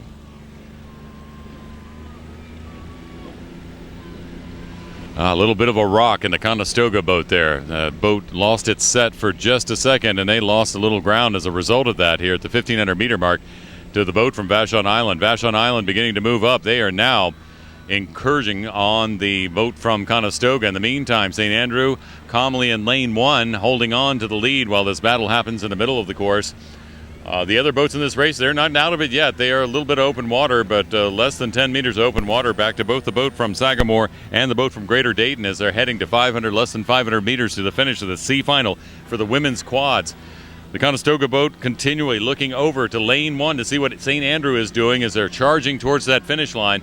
Who has that energy in their tank to make that sprint towards the finish? St. Andrew calmly examining what's happening with the competition, trying to stay off. But look at lane 4 with Vashon Island right there in the center, beginning to walk up. Now just 2 seats behind that boat from Conestoga. Conestoga trying to react, pulling slightly ahead by half a seat, but then Vashon Island comes rolling right back. And here with 250 meters to go, let's see if St. Andrew can hold on for the win here in the C final with the women's quads. What a great battle going on here. St. Andrews coming up, and this Vashon and Conestoga battle going on here for second and third place. St. Andrew out in front, but not by a whole lot. Here we take the wide view. St. Andrew is not out in front as much as it would appear on the screen. It's actually going to be pretty tight as they come into the finish. But St. Andrew has been looking over saying, okay, I think we got this. And they've been pushing. Conestoga just a little bit ahead of Vashon. just a little bit ahead of Vashon as they come to the line. Vashon making a push. Vashon taking the rating up. Vashon wanting that second place. Vashon now moving ahead of Conestoga, and it is going to be St. Andrew on the outside. Vashon, Conestoga, Ridgewood, Greater Dayton, and Sagamore finishing out the Women's Quad C final.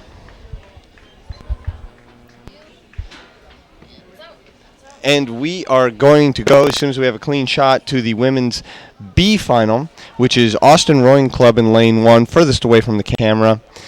Greenwich in lane 2, White Quad Cities lane 3, Holy Names lane 4, GMS lane 5, and Texas Rowing in lane 6. And here we go. Camera to the near side. It is Austin Rowing Club, Greenwich Crew, Quad Cities, who is your leader in lane 3. Then Holy Names and GMS in lane 5. GMS in lane 5 and Texas Rowing Center in lane 6 with the familiar Lone Star Blades, red, white, and blue of the Texas state flag. Crews are approaching the 500-meter mark. It is still lane 3, your leader, Quad Cities. Quad Cities with all other crews still overlapping. Lane 5, GMS, looking to be in second with lane 4 and lane 2. Lane 4, Holy Names and Greenwich right there. Very quick race. Everybody's moving well. This is the final B of the women's quad, racing for spots 7 through 12 in the country after a great weekend of racing here in Oak Ridge, Tennessee. Lane 1 on the far side of the course is Austin Rowing Club, Austin Rowing Club with Texas Rowing Center. Both row on the same water in Austin, Texas. Lane 2, Greenwich falling back just a little bit. Lane 3 moving ahead of lane 4 with lane 5, I think, has taken the lead now as they cross the 750-meter mark. It's very close between Quad Cities and GMS, but GMS is moving very well. They're pushing those legs down quickly, smartly, and here we go.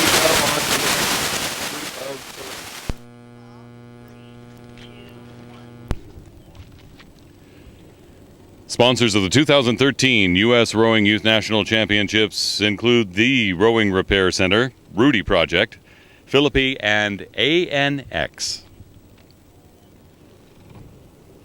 This is live streaming coverage of the 2013 U.S. Rowing Youth National Championships here at Melton Hill Lake in Oak Ridge, Tennessee. The B final for the women's quads on the course right now. The sun has gotten a little higher in the sky. The colors on the lake beginning to pop, and a mighty colorful race happening right here. With Y Quad Cities trying to hold on to a lead and being challenged by GMS Rowing. Those are lanes 3 and 5 in this race. A lot of boats close together in this race, including the Holy Names boat in lane 4, the Greenwich Crew in lane 2, Austin Rowing Club in lane 1 with very similar unis to the Y Quad Cities. And in lane 6 with their distinctive gear, Texas Rowing. But in the lead right now, it's GMS Rowing in the B final for the women's quads here at the Youth National Championships, trying to gain on a lead over Y Quad Cities. Here 1,250 meters into the race. GMS in the lead with Y Quad Cities in second, Holy Names in third, Greenwich Crew in fourth, Austin in fifth, and Texas Rowing in sixth, but still a tight grouping.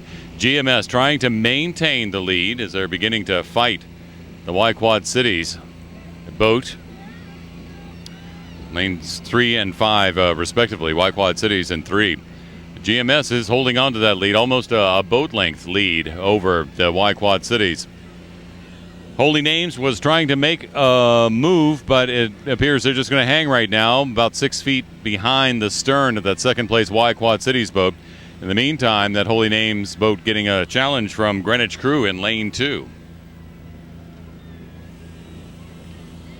The B final for the women's quad here at the 2013 U.S. Rowing Youth National Championships. U.S. Rowing recognized by the United States Olympic Committee as the national governing body for rowing in America, overseeing the United States Olympic program. And some future Olympians you may be seeing row right here, right now, today. 500 meters to go, and this B final for the women's quad. The A final straight ahead. It's GMS still in the lead, about a boat length over Y Quad Cities. We'll see if Y Quad Cities can pour it on here in these final few hundred meters and be able to give them a challenge. Then it's in third place right now, Holy Names. Fourth place still belongs to Greenwich Crew, and they're being challenged by Texas Rowing in lane 6, who's beginning to move up and also move up on that Holy Names boat. This will be quite a finish as they approach those red buoys, marking 250 meters to go here in the B final for the women's quad at the 2013 U.S. Rowing Youth National Championships. GMS in the lead.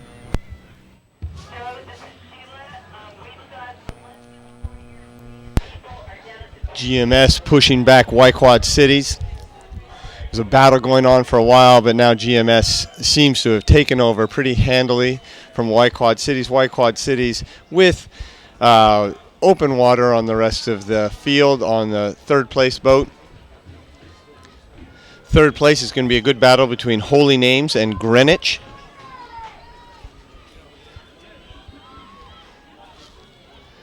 Our leader with the yellow blades flashing as they come out of the water before they go back in the blue tops. That is GMS. Y Quad Cities in the red unis just to their left. Or just to your left on the screen. And it is GMS coming across the line, taking the first place in the B final. Y Quad Cities.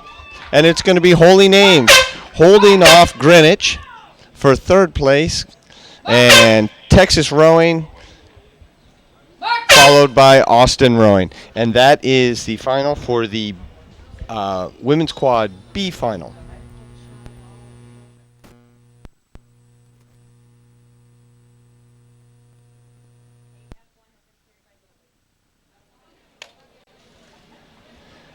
This is the A final for the women's quad.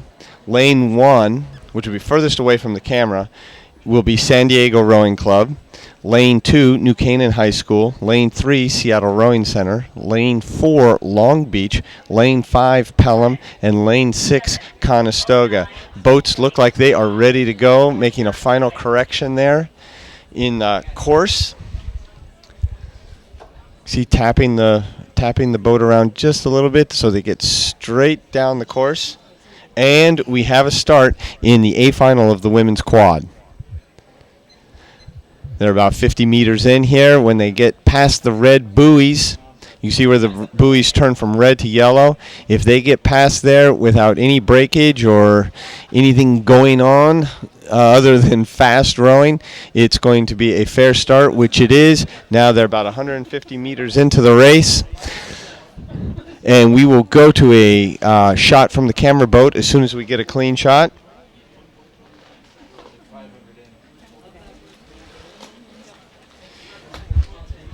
Long Beach Juniors, another West Coast crew right on their heels. Lane 1, lane 5.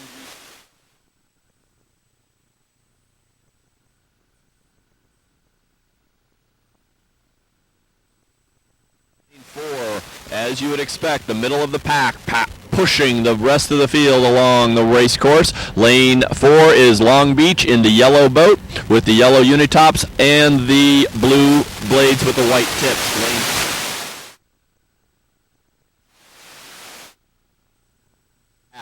Lane 1 on the far side is San Diego Rowing Club in the red boat. Lane 5 closer to us in the white boat with the yellow hats is Pelham Community Rowing. Again, this is the top race for the women's quad final A, places 1 through 6. Lane 5, Pelham is in third place with lane 4 in first. Lane 4, Long Beach, has moved into the first place spot as they cross the 500 meter mark. Lane 5 is Pelham, lane 3 is Seattle Rowing, and lane 1 is San Diego Rowing Club. Lane 2 has fallen back just a bit. Lane 6 is in a solid 5th place at this time.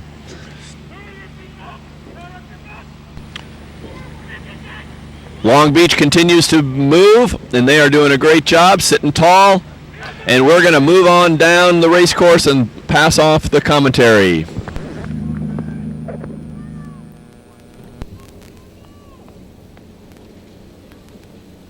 Looking to crown a champion in the women's quad here in the A final.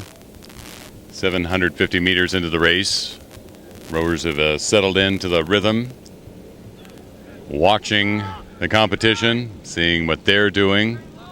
And I have to tell you, compared to the other races, the B and C finals we just saw, it seems that this Long Beach boat in lane 4 is flying. Coming quick down the course. Long Beach with the yellow tank tops, mainly blue oars, the white tips, racing ahead in this A final of the Seattle Rowing Center boat in lane 3. Sticking right with them there, San Diego in lane 1 and Pelham in lane 5. Those are the front 4 boats. Riding in 5th right now is the Conestoga in lane 6. New Canaan in lane 2, just behind that boat from Conestoga. But out front and here at the 1,000-meter mark, out front with open water, it's Long Beach Juniors in lane 4. They are well ahead, but there's quite a fight going on behind them between San Diego and Seattle for that second place spot. Seattle noticing that San Diego was sneaking up on them, and they began to move forward again. But we're talking just a 1-seat advantage for Seattle Rowing over San Diego right now. And it is the Pelham Community boat that's in 4th, perhaps just letting those other two battle it out and wear themselves out. Long Beach does not show any signs of slowing down. They continue to move forward and in the lead. And Pelham Community is trying to walk up as well into that fight for second. Still a 1-seat advantage of Seattle over San Diego for second place at 1,250 meters in the A final for the women's quad at the 2013 U.S. Rowing Youth National Championships. The whistles, bells, and screams from the shore as they move along the peninsula here at Melton Hill Lake. Oak Ridge Rowing Association's headquarters, the host of this championship regatta. Thanks again to head coach Alan Eubanks, board president Bob Franks, executive director Bill Garland, all helping make this a great regatta. And thanks to United Airlines, Vespoli, and Wintec Racing, sponsors of the 2013 U.S. Rowing Youth National Championships. A final, Long Beach Juniors making it look easy here. Chasing that national title in the lead, open water. It'll be a fight for the second place silver here because both San Diego and Seattle Rowing still going at it here, going at it at the 1,500 meter mark. 500 meters to go in the A final for the women's quads. Long Beach comfortably in the lead. A fight for second between Seattle and San Diego. Pelham Community hanging right with them in 4th place. 5th belongs to Conestoga and New Canaan High School in 6th in these A finals. Conestoga being urged on from the shore. With 300 meters to go, the A final for the women's quads here at the National Championships. Looking for a national title, Long Beach Juniors in the lead.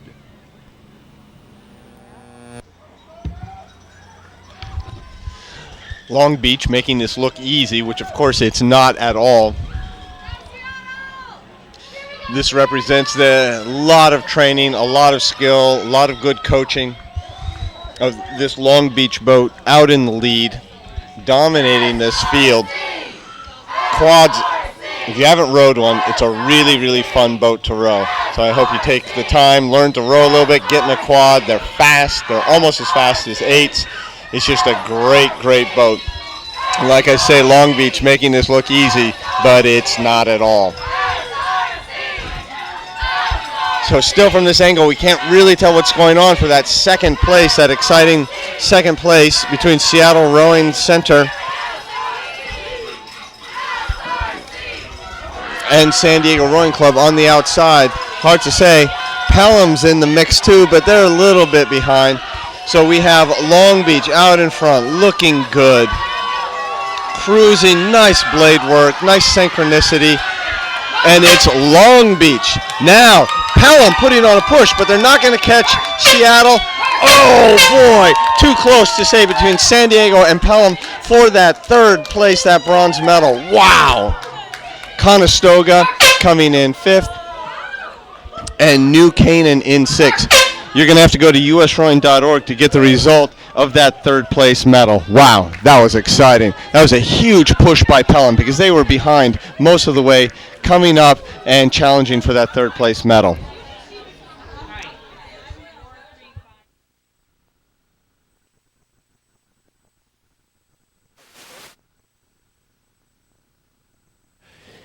In lane 3, lane 6, closest to us. Lane 5, North Allegheny. Lane 4 is your leader.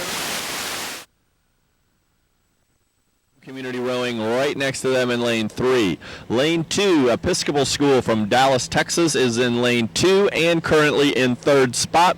And Rochester Rowing Club from Rochester, Minnesota is in lane 1 and in 6th place as the teams approach the 500-meter mark. Still is a strong battle between lane 4 and lane 3 for first place. That's Pelham Community Rowing and Balin Jesuit, with lane 2 still in 3rd spot. Lane 2 is the Episcopal School from Dallas. Lane 5, North Allegheny from Pittsburgh, Pennsylvania, with the black and yellow blades. Lane 4, lane 3, very close to tied in 1st and 2nd spot. White hats are Balin Jesuit. Yellow tops are Pelham Community Rowing from New York State. Episcopal School still in 3rd, North Allegheny in 4th, and lane 6, right here closest to us, Vashon Island, is in 5th with Rochester, Minnesota's boat club in lane 1 in 6th place. We've got still a very tight race between lane 3 and 4.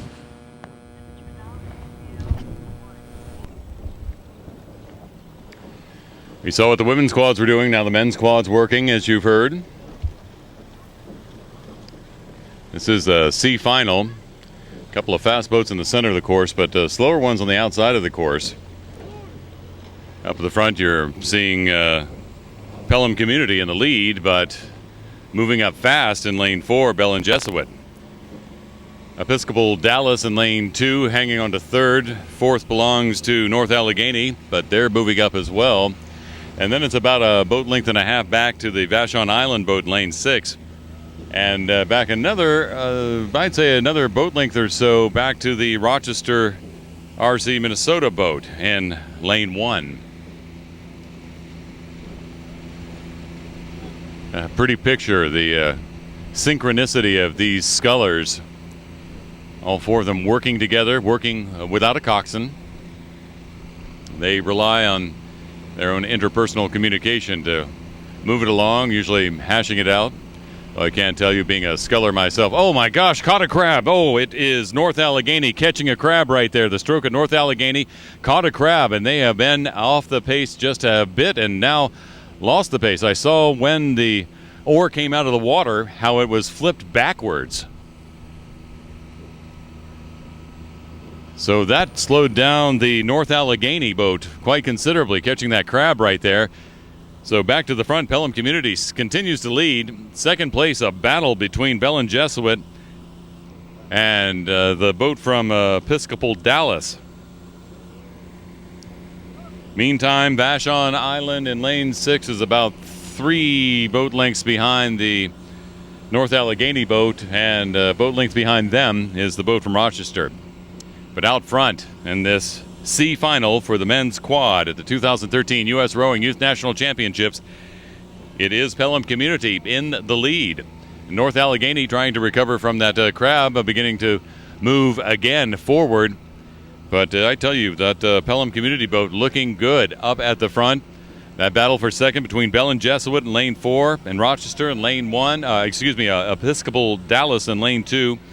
Looks like it will be fierce when they cross the finish line. We'll have to see how that works. North Allegheny recovering well from catching that crab in lane 5. They're beginning to move back forward too, with less than 500 meters to go in the C final for the men's quads here at the Youth National Championships. It is Pelham Community with a lead, being chased by the boat from Belen Jesuit and Episcopal Dallas. Thanks to United Airlines, Vespoli, and Wintech Racing, sponsors of the U.S. Rowing Youth National Championships.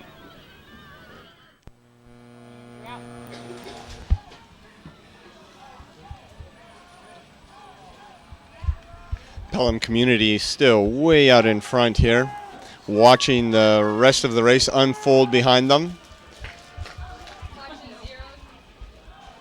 It's going to be a good race between Episcopal Dallas and Belen Jesuit.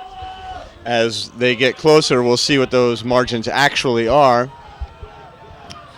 So we see Pelham Community out in front by at least a boat of open water, ahead of Belen Jesuit and Episcopal from Dallas.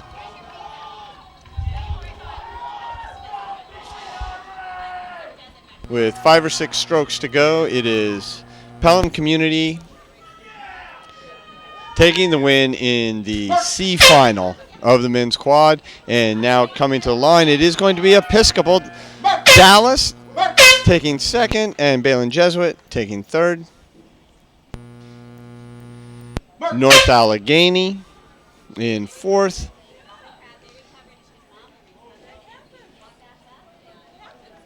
Fifth is going to be Vashon. And at the far side of the course from Rochester, taking sixth.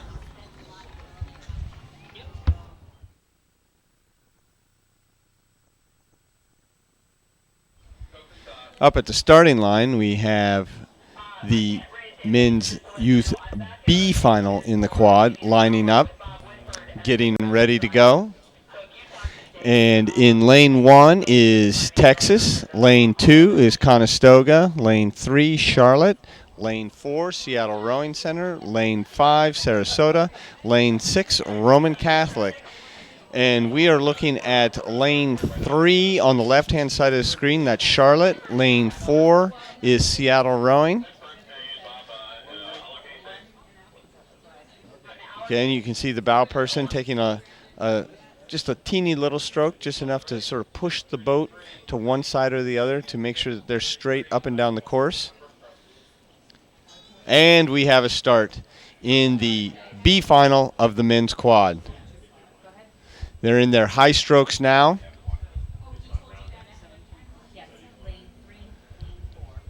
Moving out of the breakage zone right about now, so we have a fair and clean start. And we will go to the camera launch as soon as we get a clean shot. Where? 150-meter mark. We are sitting at the 250. Charlotte Youth Rowing in the black and white unitops with the black and white oars. Yellow boat does have a small lead right there as they cross the 250 mark, with lane 6, 4, and 2 virtually tied for second. Lane 5 is in what I would call last, but it's hardly fair to call them in last place as the race has just begun. Everybody's stroking well, everybody's sitting tall, everybody pushing, with Charlotte Youth still in the lead with about 350 meters completed of this race. Perfect, absolutely perfect racing conditions here in Oak Ridge, Tennessee for this year's 2013 race. We've got lane 3 starting to make a little bit of a move. That is Charlotte Youth. They're making a little bit of a move here as they move into the 500-meter mark with lane 6. Now, lane 6 is Roman Catholic in your second place position. Lane 2 is Conestoga. Lane 4, Seattle Rowing for third and fourth. Lane 1, Texas Rowing Center, and lane 5, Saratoga, right in the thick of things. The only crew that has broken free a little bit is lane 3, Charlotte Youth Rowing. They are approaching the 600-meter mark at this moment. This is when it starts to hurt a little bit, and they realize they've still got a long way to go. Charlotte Youth is in lead. The bowman glancing around front to port and starboard, making sure nobody else is making a move. Lane 6 is looking strong here. Lane 6, Roman Catholic, holding on here on the near side of the field as they cross the 750-meter mark.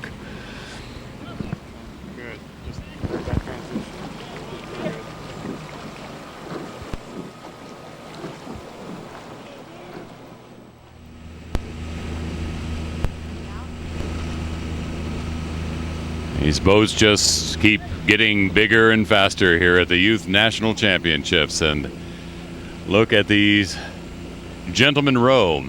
Quite a cluster here. Less than a 3-boat spacing for the pack, approaching the halfway mark. Boat from Charlotte, lane 3 in the lead right now. Seattle rowing in second. Lane 4. Conestoga, lane 2 and third. Texas rowing, I'll give Roman Catholic in lane 6 the advantage over the Texas boat at the 1,000-meter mark for that 4th place. Then Texas, and right there in the mix, Saratoga as well. Official merchandisers of the 2013 U.S. Rowing Youth National Championship Regattas include Boathouse Sports, C2, Connected Dock, and Croker. They only had about a half a boat length lead at the 1,000-meter mark, but the lane 3 boat of Charlotte is now almost a full boat length out. However, Seattle Rowing's not letting them get too far ahead. And all these boats sticking close together here in the B final. Could be the A final, will be quite interesting to watch. Some of the fastest quads, men's quads in the nation right here you're seeing. Racing for the national title. This is the B final, meaning they're placing the boats 7th through 12th fastest, and then the A final coming up next. That's 1 through 6, including the national title. Looks like Charlotte wants this B final, though. Charlotte in the lead, still an advantage over the Seattle Rowing Center, but a lot of water left between here and the finish line. We'll have to see if anybody's going to pour it on, because all these boats are moving very, very close together. Charlotte, though, at the point of the apex for the moment. And Seattle Rowing sticking in second. So 3rd place belongs to Conestoga right now. Saratoga in 4th. A fight all about any boat. Texas, Roman Catholic, all fighting here in the B final for the men's quad. 500 meters to go. Charlotte's in the lead. Seattle's beginning to move up. 3rd place belongs to Saratoga right now, but Conestoga giving them a run as well. It's Texas and Roman Catholic all hanging in there. Quite a pack heading down towards the finish line here in the B final for the men's quads.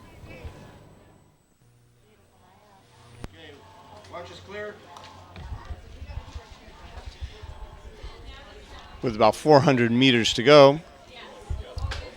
Field pretty tight, probably one of the closest races we've had today.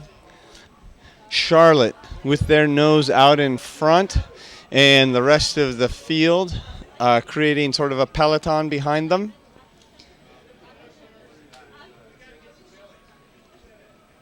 Charlotte out in front with Seattle Rowing.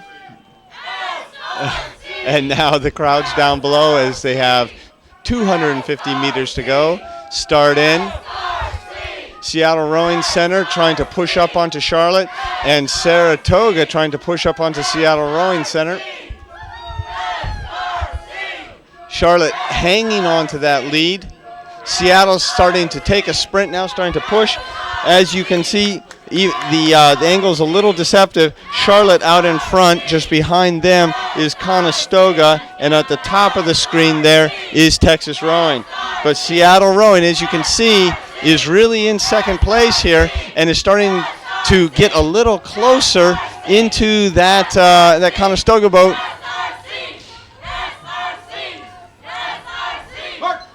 So it is Charlotte, Seattle, Saratoga doing a nice job on the outside. Conestoga, Roman Catholic, and Texas Rowing. That was a great race, and Saratoga coming back there. Out of it for a while, but came back strong. Great race in the B final of the men's quad. The A final is up next.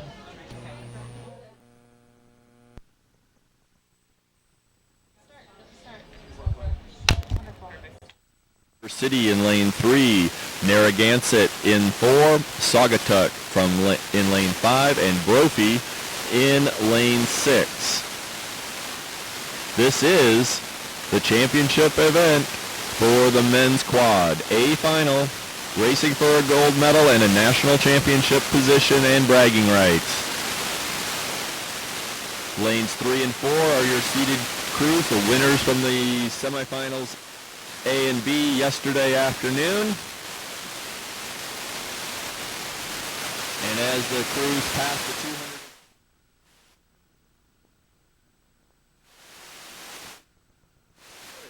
Narragansett from Narragansett, Rhode Island. They have about 3 feet, maybe up on lane 1, Malvern Prep. All crews rowing cleanly, all crews rowing well. Lane 2 looks to be in 3rd spot with lane 3 and 6 tied for 4th. Lane 5 just out of it, but very, very, very close. All crews racing well as we approach the 400-meter mark. Lane 4 had a tremendous start. That is Narragansett. I believe they did that yesterday as well in their heat, or in their semifinal. And lane 1 holding on to that second place position with lane 2 in 3rd. That is New Canaan in 3rd position as they cross the 500-meter mark. Lane 3, River City is in 4th. Lane 5 is in 5th, and lane 6 is back and forth with lane 5. So 5th and 6th position in 5th and 6th lanes. Lane 4 continues to power out. They're doing a tremendous job here as they move out. They've got 3/4 of a length, maybe even almost a full boat length. Lane 2 making a move on lane 1. That is New Canaan High School making their move as they cross the 650-meter mark. Lane 2 is in 2nd place with lane 1, Malvern Prep, and lane 3, River City, right there for 3rd. This is going to be a barn burner. Nobody's broken free. Everybody's looking great. Lane 4, Narragansett is the only crew with any true advantage at this point as they can watch all the other crews racing along. It's very difficult to tell as you're looking across on a parallax with who is actually in 2nd or 3rd. Lane 6 making a charge right now. Lane 5 is also looking strong. Lane 2 is holding on to that 2nd place position.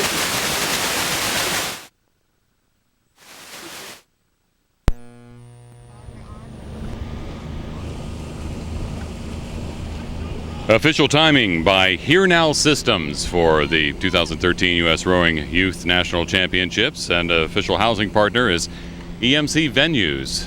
We are in the A final for these men's quads.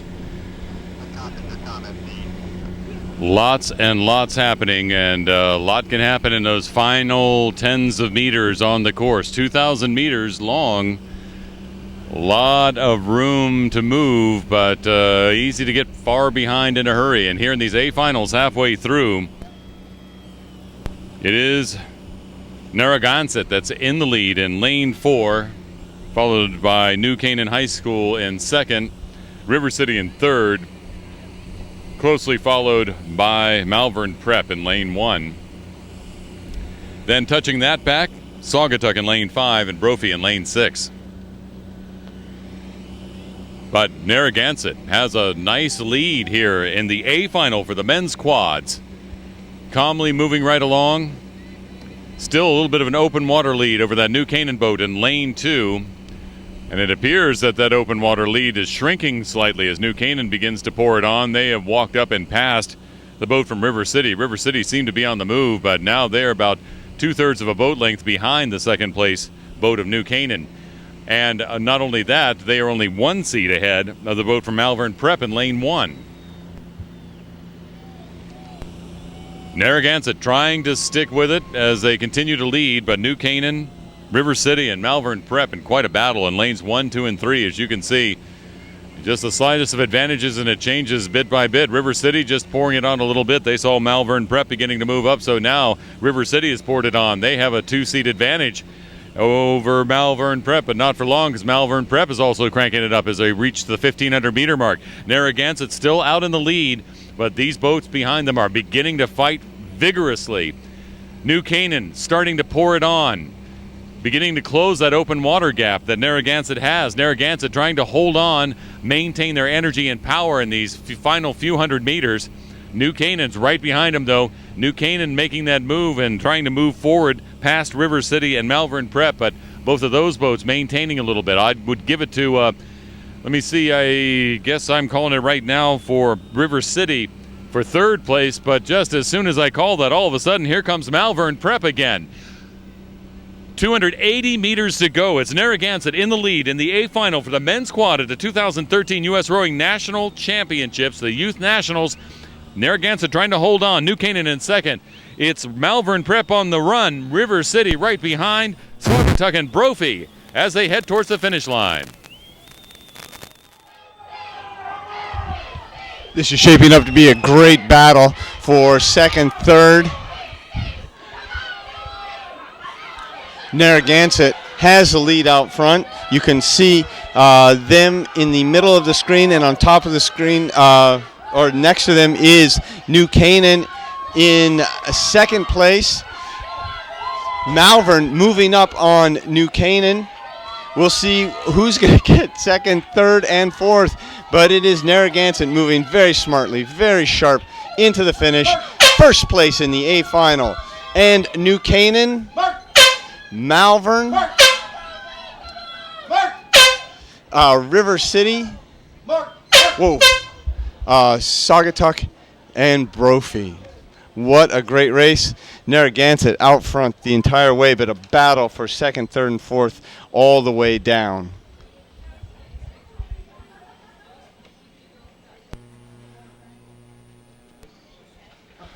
All the results we call are unofficial. You have to go to usrowing.org to get the official results. Next up is the women's lightweight 8 C final. Lane 1, Dayton. Lane 2, Mount St. Joseph. Lane 3, Green Lake. Lane 4, Sarasota. Lane 5, Cincinnati Junior. Lane 6, Pittsford. And we have a start. Looking at Green Lake on the left there and Sarasota on the right.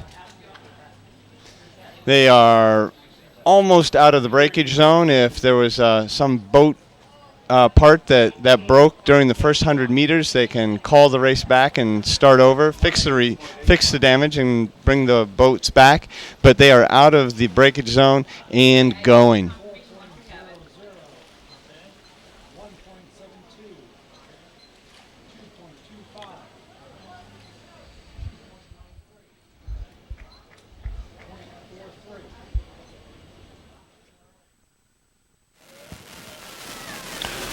We are at the 250 meter mark, and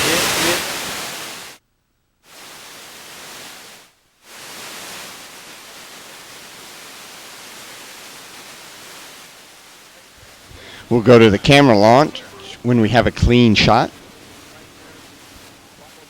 probably very close to third spot. On the far outside, you've got Dayton in the pink. And here on this side, Pittsford in the white hats. All the crews are wearing hats this afternoon. Cincinnati Juniors racing well in lane 5 in their silver boat, with the pink hats of Sarasota crew rowing very high over in lane 4. They are approaching the 500 meter mark. Pittsford and Mount St. Joseph are virtually tied for 5th. And it was Cincinnati crossing the 500 meter mark first.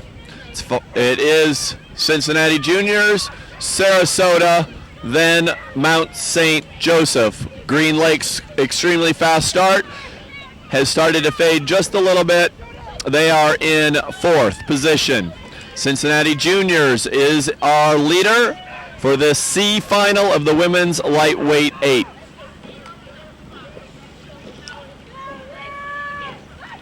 The girls from Sarasota continue to roast very high, but here comes lane 2. Lane 2 is moving up on lane 4. So it is lane 5, Cincinnati Juniors, and then lane 2, Mount St. Joseph in 2nd place, with Sarasota holding on to 3rd at the moment. Green Lake is in 4th, with Pittsford moving up on Dayton. Dayton is in 6th. We have passed the 750 meter mark. We're moving into towards the 1,000, and it is still Cincinnati Juniors.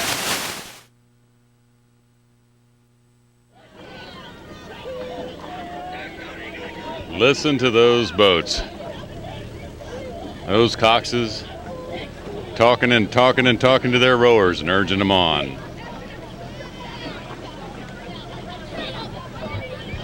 This is the C final for the women's lightweight eights. Cincinnati Juniors lane 5 in the lead right now with about a 2 or 3 seat advantage over Mount St. Joseph in lane 2. Sarasota lane 4 right behind them.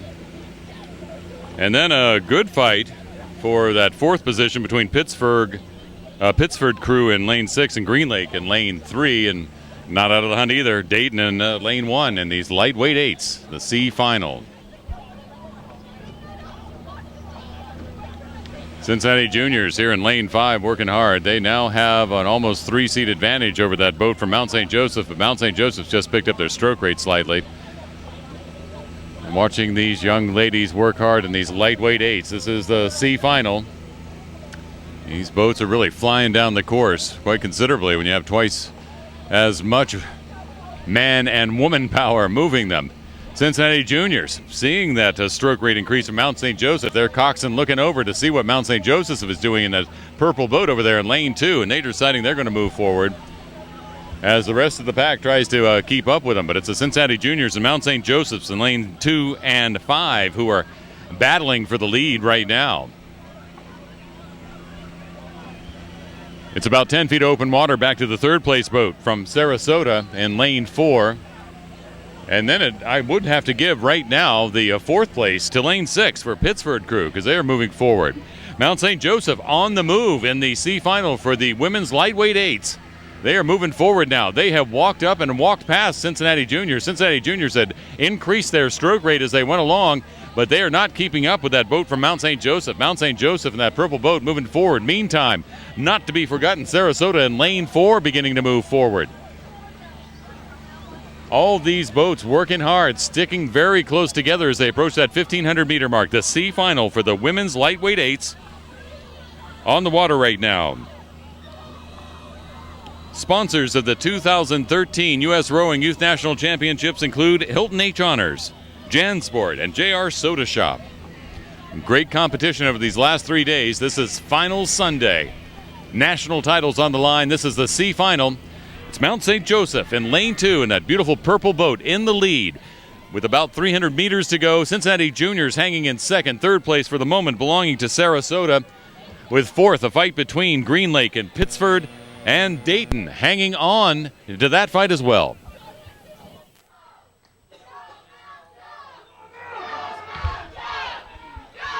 Here are the crowds cheering down below in the women's lightweight 8 C final.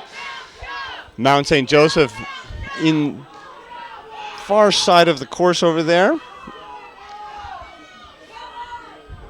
Their lead is strong, not as quite as strong as the picture would imply. 130 pounds per person in this boat. So physically, these young women are very similar. Comes down to training and technique. Mount St. Joseph leading the C final with about 10 strokes to the line. A bright purple boat, matching unis. Cincinnati about a boat length behind. They'll come into the picture here real quick. And Cincinnati in 2nd. Sarasota in 3rd. Pittsford coming across 4th. Green Lake 5th. And Dayton in 6th. And that's the C final. We'll be moving up for the B final. And the B final is off already. It is Los Gatos, lane 1, furthest away from the camera. Lane 2 is Oakland. Lane 3, Wayland Weston. Lane 4, PNRA Mercer. Lane 5, Holy Spirit. Lane 6, Holy Names. And they are out of the breakage zone and looking good. Looks like a fair, clean start. This is the B final of the lightweight women's 8.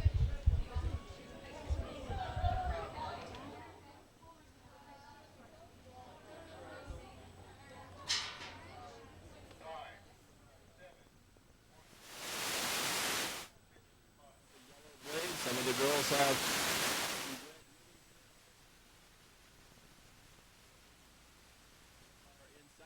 with lane 6 right next to us. Everett Rowing Association is in third. It is lane 2, 4, 6 as they move towards the 500 meter mark. Lane 5 is Pelham Community. Pelham Community is rowing in a boat named for the city, Oak Ridge. They wanted to be here, and here they are in the B final. Saugatuck on the far side with the pink caps, but it is now lane 2, Community Rowing, taking about a 5 or 6 foot lead at the 500 meter mark from lane 4, Marion Mercy.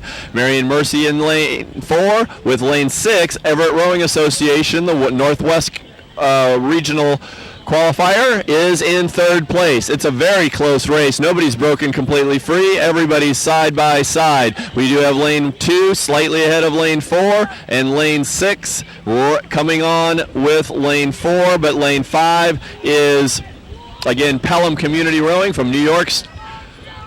They want that third spot. So the race right now is between lane 6 and lane 5, closest to our camera, but do not count out lane 1, Saugatuck, as they are on the far side of the course. Their coxswain can look this direction towards the camera and see the entire view. It's a great look to the race, and we're going to transition here with lane 2, Community, in the lead at the 750.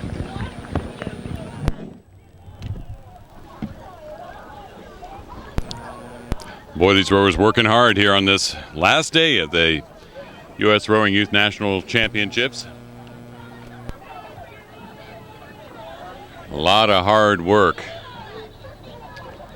A lot of effort. These are the B finals for the women's lightweight 8s. Just shy of halfway with about a 7-seat lead for the boat from Community Rowing in lane 2, but they are all stacked up right across this course, and what a sight to see. The heads moving back and forth, the different color caps, white, yellow, white, pink, just amazing.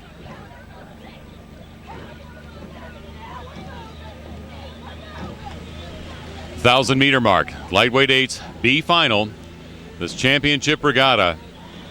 This looks like it might be a real dogfight to the end. We'll have to see. Community Rowing out ahead right now by about 7 seats, but right there hanging on in this B final, it's Marion Mercy in lane 4.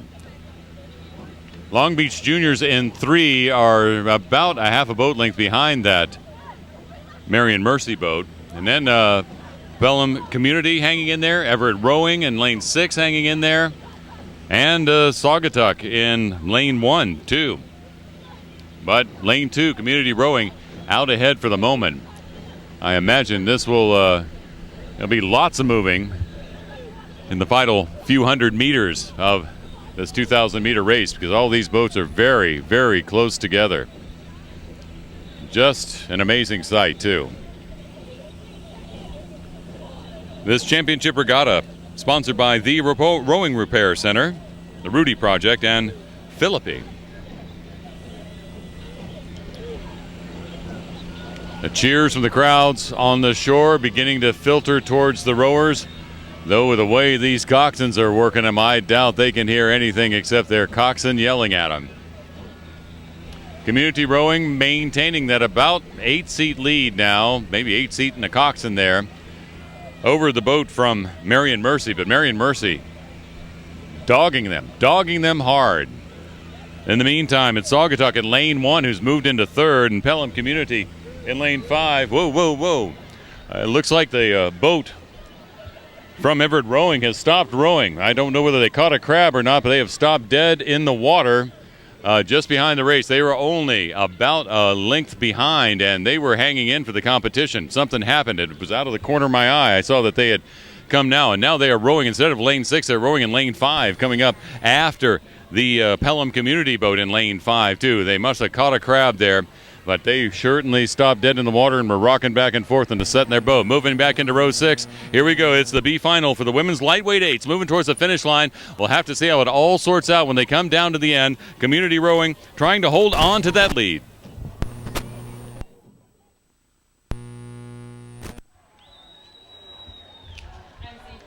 Community out front, They'll be clear. I just want to make sure Dayton is clear. being challenged by Pelham Community. They just added a pair in. Don't, oh, no. Yep. Marion Mercy right there with them. Clear the finish area. Please clear the finish This will be a area. pretty exciting finish for these top 3 spots. Community still out in front, but Marion Mercy and Pelham fighting to get second and third. Thompson, get good right there. Wait up, please. Pelham seeing if they can get into this Marion Mercy for second place. And Marion Mercy moving up on Community. They may be passing Community at this point, but it's still Community by just a little bit. But we'll see if they can hang on. Marion Mercy and Pelham. Marion Mercy moving up, pulling Pelham with them. Are they going to pass Community? Oh, boy. And Community just barely hangs on. Marion Mercy second. Pelham third. On the outside, it's Saugatuck. Long Beach finishing. And Everett rounding out the field in the B final.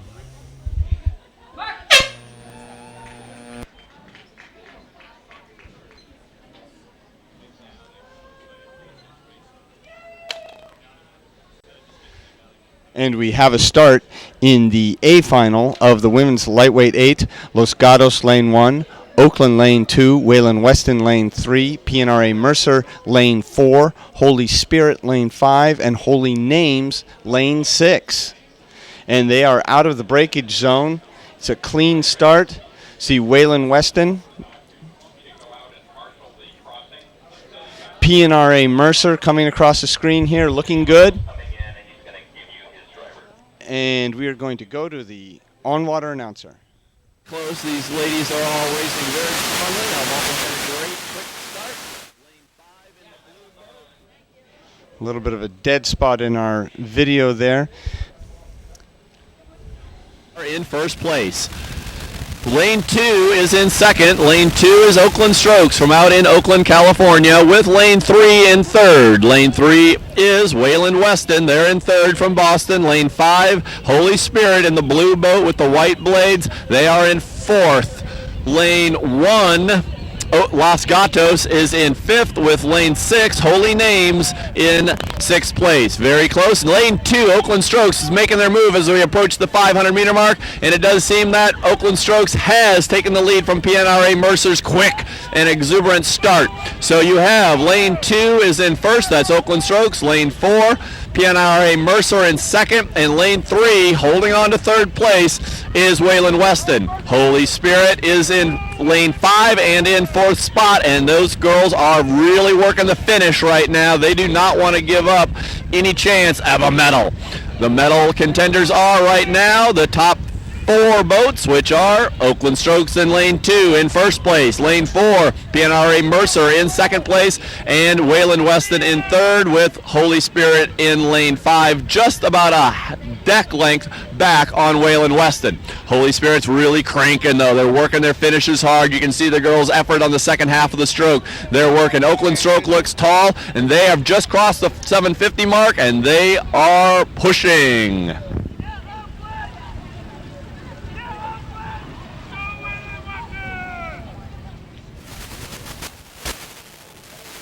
Plenty of excitement, and always is when you're rowing at the championship level, and that's what's happening on this Sunday morning, or now Sunday afternoon. Oak Ridge, Tennessee for the 2013 U.S. Rowing Youth National Championships. These women are rowing for the national title. They are fighting for the chance to say they are the fastest in the country. The women's lightweight 8A final, and right now it's Oakland Strokes, the defending champion, in the lead by a boat length over PNRA Mercer, who came in with a very high, fast starting time and trying to maintain. So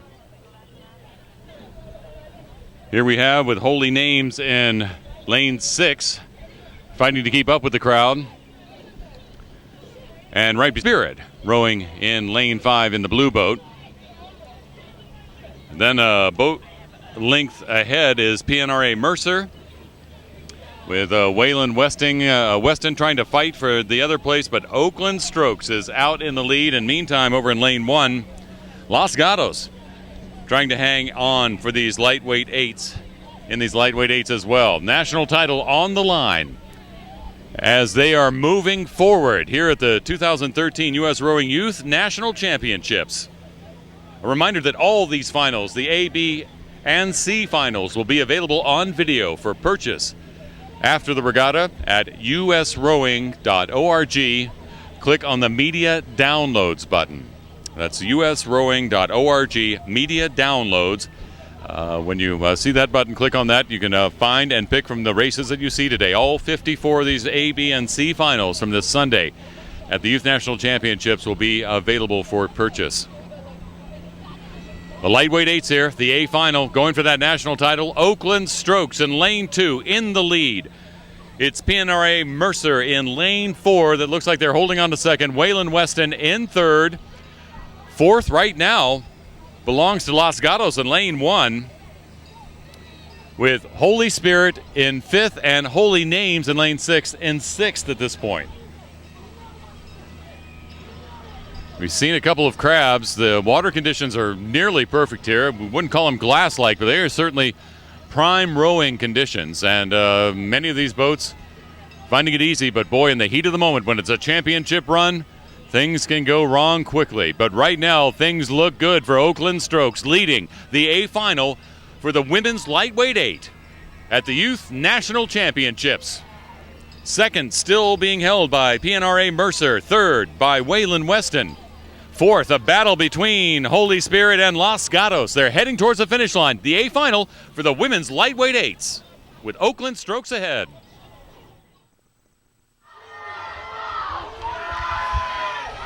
Oakland Strokes rowing very nicely, very clean blade work, looking very, very good, very comfortable out in front. Took them a little while to push out there, but they've just been hanging out in front, watching the race unfold behind them, which is a great place to be. You can stretch out, get nice and long. Even though you're working incredibly hard, it feels like the boat is just running. You're smooth, powerful. Now, PNRA Mercer is putting on a big push. Their rating is much higher. They're a little out of the picture as we watch this Oakland boat just cruising to the finish. Everybody else on the course is rowing at a higher rating than this Oakland boat. But this Oakland boat now starting to take it up again. They made another shift up just to see how fast they can make this boat go, and here they go. So with a boat of open water, it is Oakland. Now, second and third is a great battle. Waylon Weston, who was third most of this race, is now second place and silver, with PNRA Mercer getting the third spot on the outside. It's Los Gatos on the inside, Holy Spirit, and rounding out the field in the A final is Holy Names. So a great push by Waylon Weston in that sprint to get that second spot. Again, all these results are unofficial until we have them okayed by the officiating refs who are keeping this regatta on time, minus the delay for the weather this morning, but doing a great job of getting these races going. We are now into the women's 4C final. It is Waylon Weston by a nose, but not by much. Lane 3, Waylon Weston, and Community Rowing, Lane 6, are your leaders. And in Lane 5, Lane 2 are vying for the third spot, and that is South Jersey Rowing Club in Lane 5. Lane 4, right next to them, is West Side Rowing. And then across the course, Lane 2 and Lane 1, Atomic Rowing the farthest over. Lane 1 and Lane 4 trying to be ahead of each other. With the crews crossing the finish line, it is still Waylon Weston ahead by about a deck. One deck length lead, Waylon Weston over Community Rowing here in Lane 6. These are the women's fours. You'll see the coxswain in the front of the boats. Nearly all of the competitive cox fours do have the coxswain in the front, and that adds for the ability for the coxswain to see. As we transition, we're going to be seeing Lane 3, Waylon Community Rowing in those first and second spots.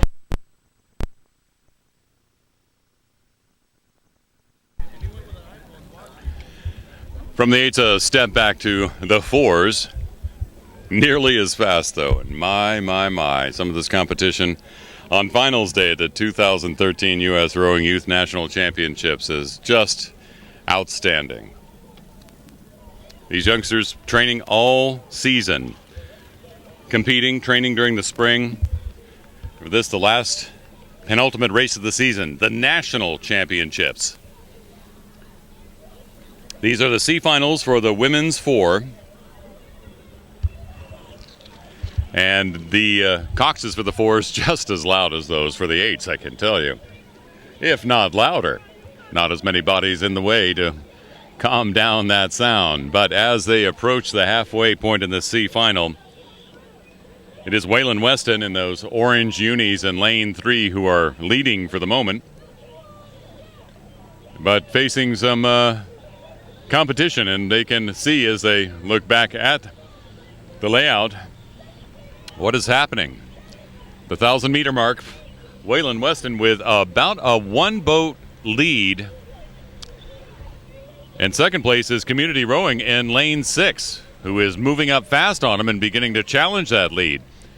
About a half-boat length behind them, it's both West Side and Norwalk River who are doing the challenging. And these 3 boats here in the C final for the women's 4 might give Waylon Weston a run for their money. And in the meantime, running in 5th right now is Lane 5, the South Jersey Rowing Club. And over in Lane 1, and just about a half a boat length off the pack, it's Atomic. But Waylon Weston, they see that competition beginning to move. And they begin to try to stay ahead, but their open water one boat length lead is beginning to diminish, as is the second place hold that Community Rowing had in Lane 6, because here comes Westside in Lane 4, one of the faster qualifiers in the semis, and it is Westside beginning to move up and chase down Waylon Weston at the 1,250-meter mark. Meantime, the fight for third is between Norwalk River in Lane 2 and Community Rowing in Lane 6. 5th is South Jersey Rowing Club. 6th is Atomic in this C Women's 4 final, C final.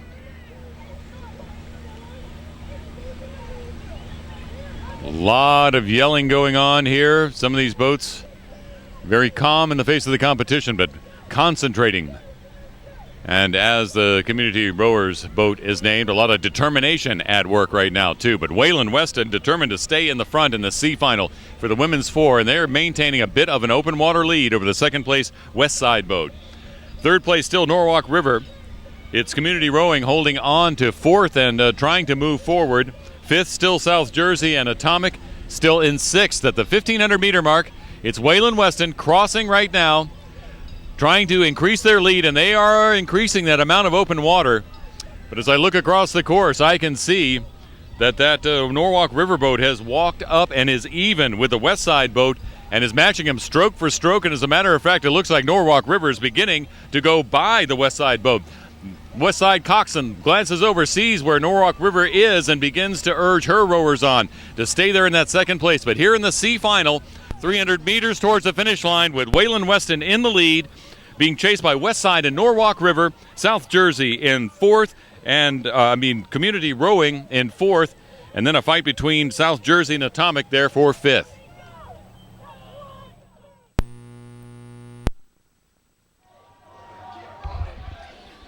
Wayland Weston opening up even more of a lead. Now we are in the we are looking at South Jersey. Oh, I'm sorry, that's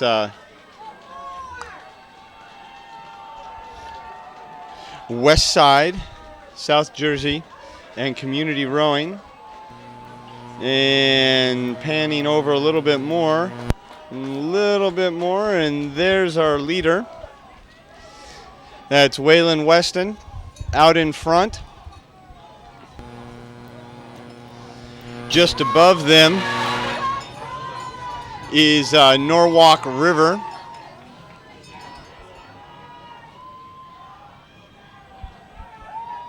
Between Norwalk River and West Side for second place, but I'll give it to Norwalk River right now. Wayland Weston hanging on by less than a boat length to their lead over Norwalk. And Wayland Weston, Norwalk, West Side, Community. Coming to the line is South Jersey. And with about 2 strokes to go, Atomic rowing on their home course here in Oak Ridge. And that is the C final of the women's 4. Be going up to the B final in just a moment. Are at the 5 as we approach the 500-meter mark in the women's B final of the women's 4. It is Twin Cities Youth Rowing in first place, with lane 6 Atlanta Juniors in second, followed closely by lane 1 Dayton from Dayton, Ohio, and lane 5 Middlesex. Middlesex is very close, though. This is still very much anybody's game. There were 2 scratches in this event. Commencement Bay Rowing and Harrington are not present. That is lanes 2 and 3. Lane 4 took off to a great start, had the lead at the 250 and still holding on at the 500.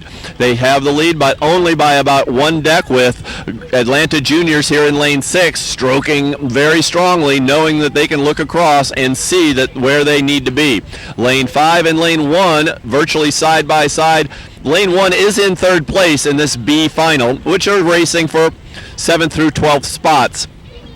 Lane 5 just back. They're holding very, very steady, though, is Middlesex crew. Twin Cities Youth Rowing from Minneapolis, St. Paul, Minnesota have crossed the 750-meter mark, and they will take that lead into the second half of the race unless Atlanta Juniors makes a move now.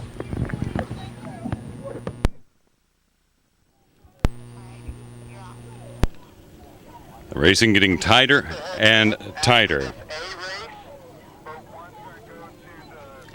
The B final for the women's 4, as our referees are working hard out there. Again, U.S. rowing referees committed to the highest standards of fairness and safety and coaching. And U.S. Rowing trains and manages more than 500 referees, and they're all volunteers. And thanks to Chief Referee Dave Hayes and Deputy Chief Fletcher Ross, working hard to make this Youth National Championship fair and fun to some degree race for these competitors. So this is the B final for the women's 4. At the halfway mark, it's commencement. I'll pull that back. Twin Cities, who's in the lead. Only 5 boats in this race. Make that only 4 boats in this race. But right now it is Twin Cities that is in the lead by about a half a boat length. However, the Atlanta Juniors in lane 6 are beginning to move up on them, as is Dayton in lane 1. And then Middlesex in lane 5 hanging with the pack as well for this B final for the women's 4 here at the 2013 U.S. Rowing Youth National Championships. The A final coming up in just a moment. I'd like to thank again beyond the Chief Ref and Deputy Chief. Thanks to Alan Anderson and Andy Everett, Angela Gerard, Eric Gerard, Gene Riley, Jessica McClear, just a few of the many refs on the course making sure that this competition runs smoothly and doing a fine, fine job. The B final, we're looking at places 7, 8, 9, and 10 being placed here on a national level. Right now it is those Twin City rowers in lane 4 who are half a boat length ahead of the Atlanta boat, which is fighting neck and neck with a boat from Dayton over in lane 1. So they're trying to finish as much as they can, but as we've seen in some of these races on this final Sunday, it can come down to those last few strokes at the finish line. B final for the women's 4 here at the 2013 U.S. Rowing Youth National Championships. Twin Cities fighting to maintain the lead. Atlanta beginning to move up. They have now taken over second place from Dayton. And now back and forth Middlesex, realizing they're falling a bit behind, so they're beginning to move as well. But it is here at the 1,500 meter mark.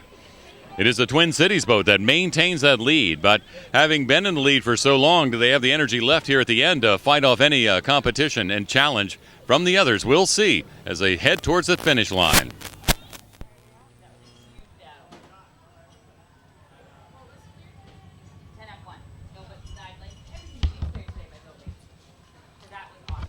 Twin Cities out in front,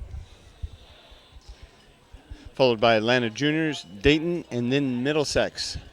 Only 4 boats in this race. 2 boats have pulled out, Commencement Bay and Harriton.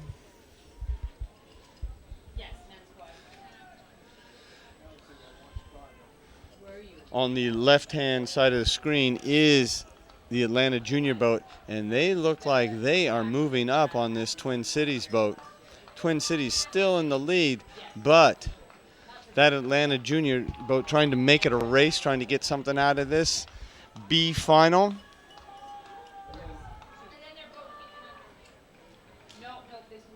Even though they know they're not racing for medals, they are certainly racing for pride. And racing's just fun. It's hard, but you know what? It's fun. So Twin Cities out front. Atlanta trying to make a go of it here. Between Dayton and Middlesex, too hard to tell now. They're spread very far apart across the course. Hard to know who's in third and who's in fourth. Twin Cities about 10 strokes to the line.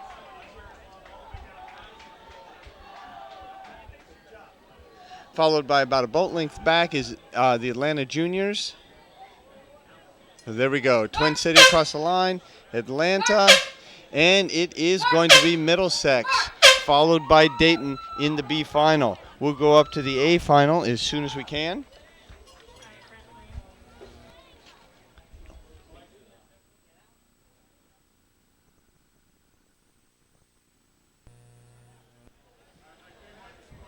They're getting lined up at the top of the course.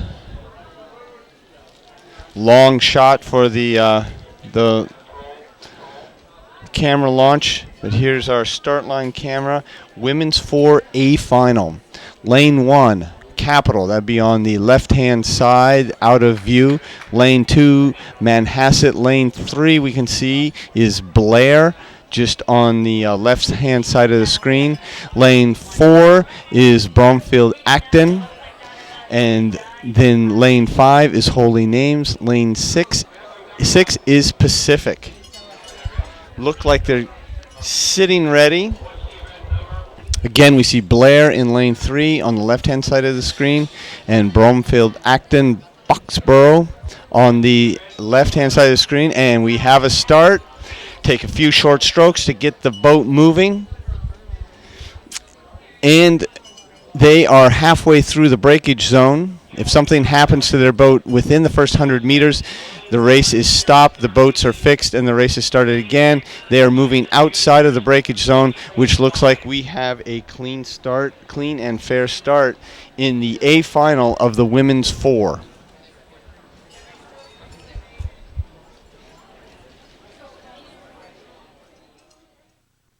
U.S. Rowing Youth National Championship. We are sitting at approximately the 240 meter mark. All boats racing extremely well. No clear leader yet. So they come into the view at the 250-meter mark. It seems to be lane 6 and lane 4. Virtually tied as they go across the 250-meter mark is lane 6 Pacific and lane 4 Broomfield Acton. Broomfield Acton in lane 4 in the blue boat with the blue oars, and White Hull lane 6, red tops, red and white striped oars for Pacific. Over in lane 1, they are making a very strong move, looking good. That is Capital Crew. Manhasset in the bronze-colored boat. Lane 3 does seem to be in third place right now at Team Blair. Lane 5 is Holy Names. They are right in the mix as well with lane 2, Manhasset. Lane 4 does seem to have about a 2-foot lead right now on lane 6, Pacific. That's Broomfield Acton in first as they go to the 500-meter mark now. 500-meter mark was passed by in order. Lane 4, lane 6, lane 3, with lane 3 Blair in third place. Remember, this is the grand final. These women are all racing for the coveted gold medal and the chance to call themselves a national champion. This is the U.S. Rowing 2013 National Championships. Lane 6 wants that medal. They're not giving anything up to Broomfield Acton. Lane 6 is the crew from Pacific on the West Coast, obviously, by their name. Lane 3, Lane 6, Lane 4 are your medal contenders right now, but Lane 5, the crew from Holy Names, is making a strong move here as they approach the 750-meter mark. Lane 5, Lane 3 vying for that third place spot. I see Lane 5 making a move. They're virtually even with Lane 3 right now, and at the 750 mark, we're going to turn it over.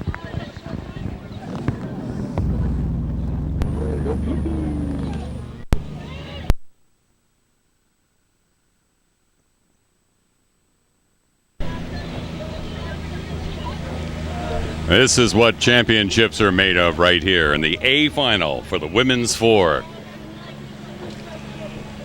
Rowers working hard, working together, sizing up the competition, conserving energy when they need to, expending it, but trying not to expend it all. This is the 20th annual U.S. Rowing Youth National Championship, streaming live from Oak Ridge, Tennessee. Melton Hill Lake hosting these young rowers going for a national title in the women's 4. Someone is just 1,000 meters from that gold medal and that national title. Who will it be in these 6 boats? Hard to call right now, but Bromfield Acton Boxborough is in the lead by about 3. Make that 4 seats. Their stroke even with the coxswain. In the second place boat from Tulsa in lane 3, Manhasset in lane 5, neck and neck with that boat in lane 3. Excuse me, I'll back up one. That is Bromfield Acton Boxborough, who is in the lead, and Holy Names in lane 5, who's just now moved into second, and Blair in lane 3, who is fighting for that second place. But in the meantime, and only half a boat length back, it's Capital in lane 1. And Pacific in lane 6. Biding time. Still 750 meters to go in this A final for the women's 4 at the 2013 U.S. Rowing Youth National Championships. Bromfield Acton Boxborough trying to maintain that lead. They've gained a little bit, but all these boats are moving up well. Holy Names in second right now. Blair hanging on to third, but being challenged by Capital in lane 1. Then it's both Pacific in lane 6 and Manhasset in lane 2 that are about a boat length off the front of the pack. But there will be a lot of movement here. As now, Holy Names in lane 5, beginning to pick up the pace. They have now cut the lead for Bromfield Acton Boxborough. Holy Names on the move, stretching towards the 1,500-meter mark here in the A final for the women's 4. Holy Names taking over at the 1,500-meter mark, taking over the lead from Bromfield Acton Boxborough, who's fighting to maintain it. coming back with a few strokes, and they're back in first.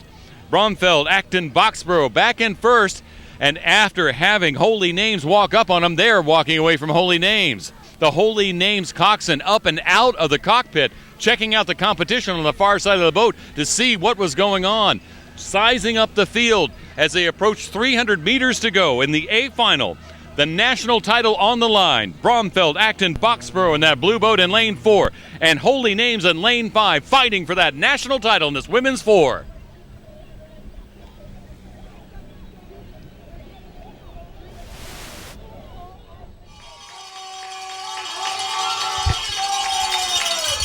Holy Names making a huge charge. If this race were over in the first 500 meters, they were almost in last place, and now they're challenging for first place. Holy Names and Bromfeld Acton. Blair on the far side. This is going to be a great finish.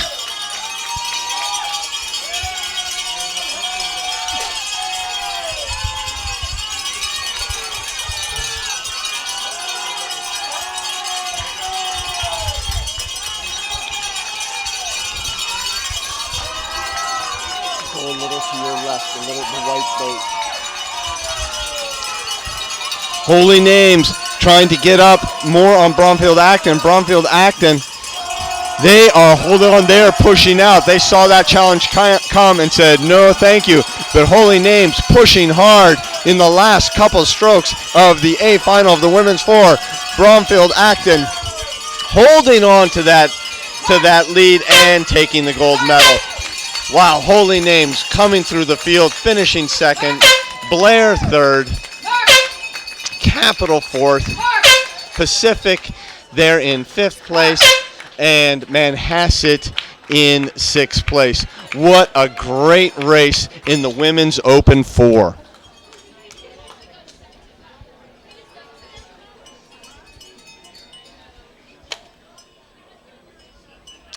We already have a start in the men's lightweight 4.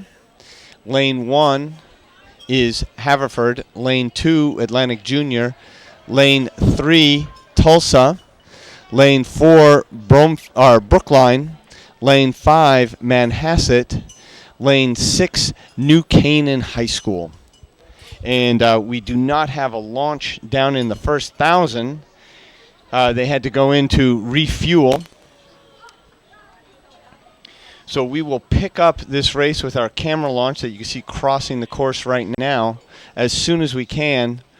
But again, this is the men's lightweight 4 C final, and they are about 500 meters into the course.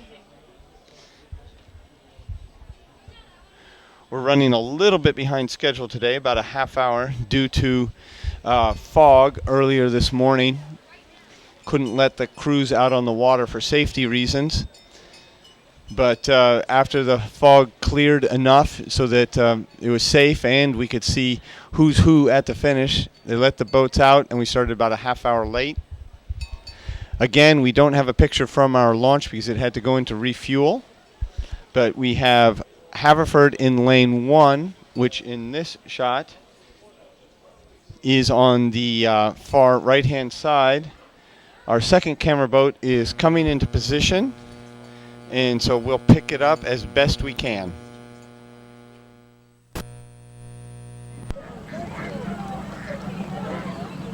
Boats clustered tightly together for this men's lightweight 4 C final. U.S. Rowing Youth National Championships in Oak Ridge. Approaching the halfway point.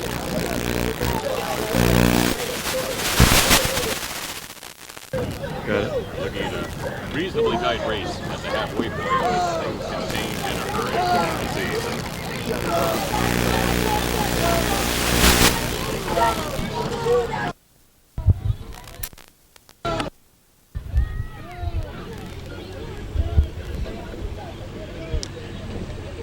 And look how these bows are lining up. I just felt the first of a couple of raindrops out here on the course on this final Sunday for the U.S. Rowing 2013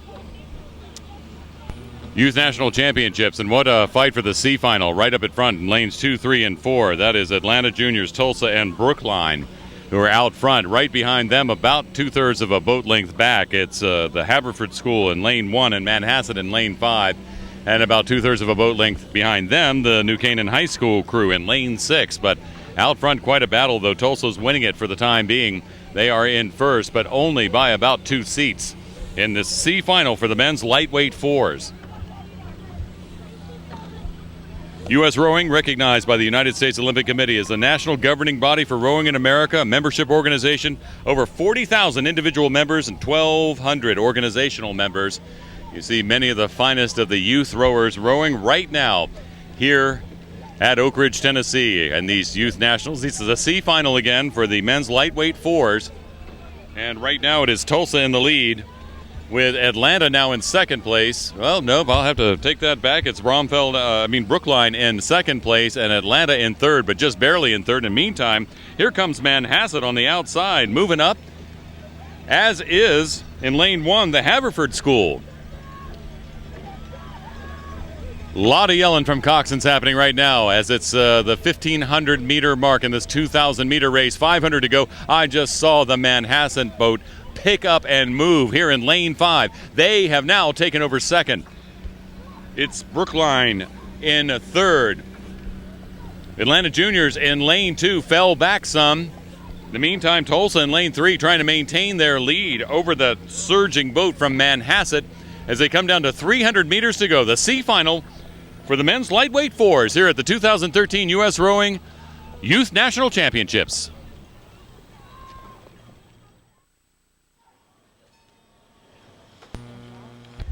This looks to be an exciting finish for the fours here in the C final.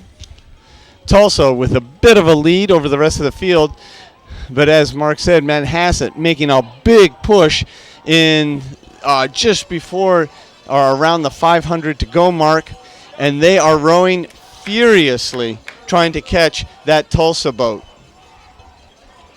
Manhasset on the far left-hand side of the screen, Tulsa on the far right, but they are actually much closer together than that would indicate as the rain is starting to fall here in Oak Ridge, where I think we're just going to get a little bit of a shower here. Nice a spring shower as Tulsa and Manhasset are battling it out for the C final first place, and it is Manhasset who has overtaken the lead from Tulsa, making a huge push in this last 500 meters. What a sprint for Manhasset, and they are across the line with Tulsa in second. Oh, and my goodness, it's Haverford, then Brookline, New Canaan, and Atlanta Junior. What a great race. For the actual results, you need to go to usrowing.org to see who came in exactly and what time. Great race as the rain starts to fall here in Oak Ridge. And we have a start in the B final of the men's fours. Lane 1 on the far left-hand side is Pittsford, Oklahoma City lane 2, Newport lane 3, Miami Rowing lane 4, South Jersey lane 5, and Norwalk closest to the camera boat in lane 6. And we'll go to the camera boat when we get a good clean shot. Past the 250 meter mark, very close. Miami Rowing, they are ahead by 1 deck length over lane 3 and lane 1, virtually tied for second place. Lane 3 is Newport Rowing Club, lane 1 is Pittsford Crew with lane 5 coming in right there, and then OKC Riversport in 5th with lane 6, Norwalk in 6th place at the moment. No wind really to speak of as the crews moving forward. Still lane 4 as we approach the 500 meter mark. Lane 4 is Miami Rowing, looking well, looking strong, with lane 3 right next to them Newport Rowing in second place. Lane 5 and lane 1 wanting to move up into the third place spot. And of course, this is a B final, so there are no medals at contention, but bragging rights for sure. Lane 4 continues to row well with lane 3 and lane 5 right there. Oh, lane 5 is making a strong move. These boys look really good. They have upped the rating here on lane 5. That is South Jersey Rowing Club. They're making a very strong move. They want to push themselves into that second place spot with Newport Rowing Club. It is seat for seat, back and forth. We've got a very strong battle here. Nobody wants to be last in this boat race. Norwalk Rowing, OKC River Sport, and Pittsford Crew all side by side. We're going to transition here in a moment with the top 3 crews virtually even, and the second last place crews virtually even.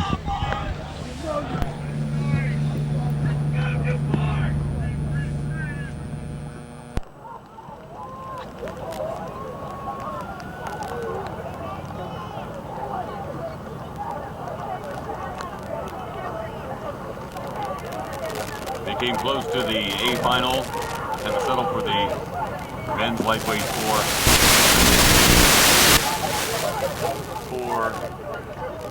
a chance to be ranked 7th through 12th.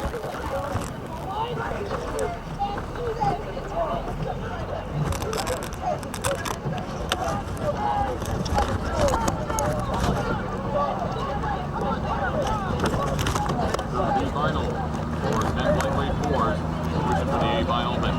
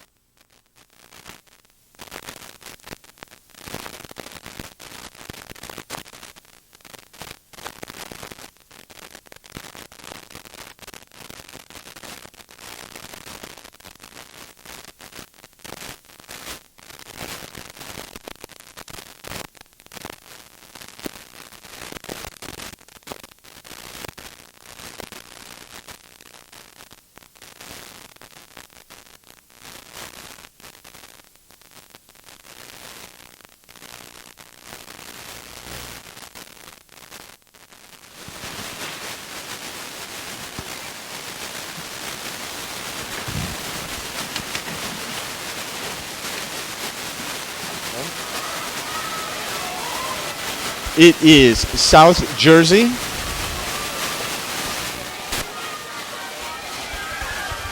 South Jersey leading this field with Miami Rowing and Newport battling for second place in the B final.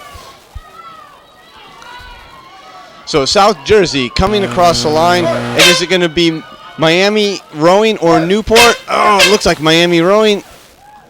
I'm sorry, Newport then Miami Rowing. Oh my goodness, and then Norwalk River with OKC River Sport, and rounding out the field is Pittsford for the B final.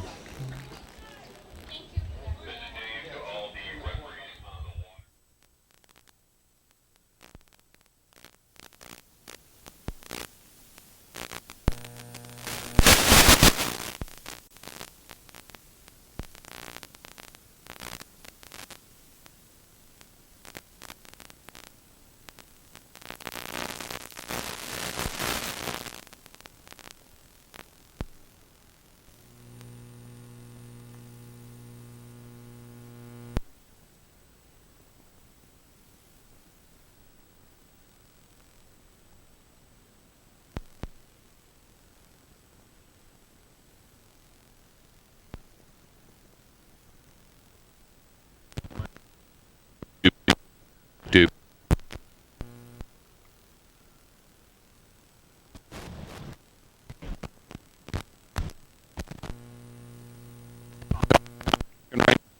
The U.S.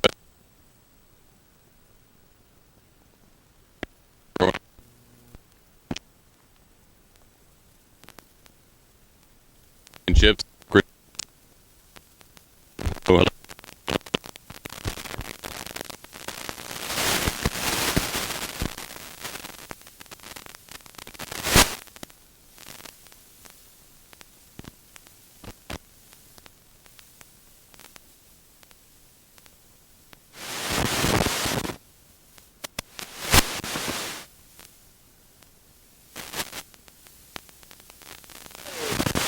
The 250-meter mark, everybody.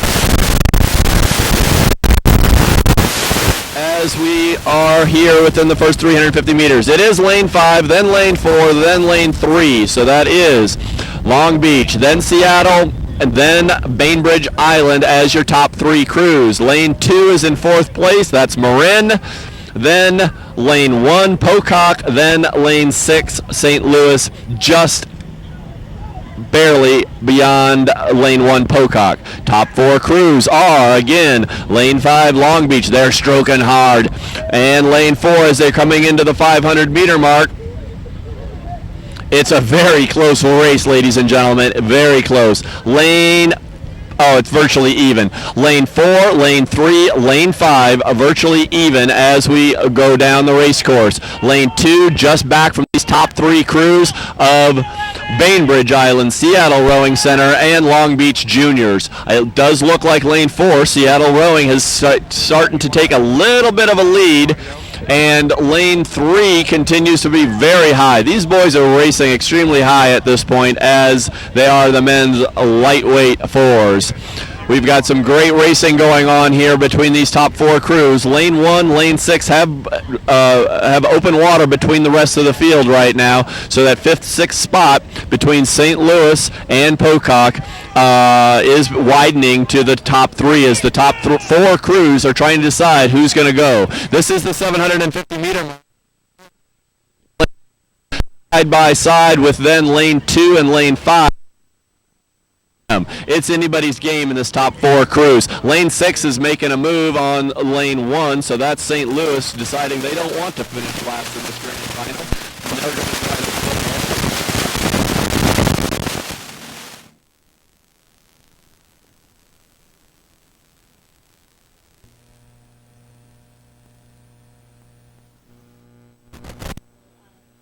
So it is still lane 4 ahead, Seattle Rowing Center, followed by lane 5. That's Long Beach in the yellow tops. On the far side of Seattle is Bainbridge. These two teams have raced each other.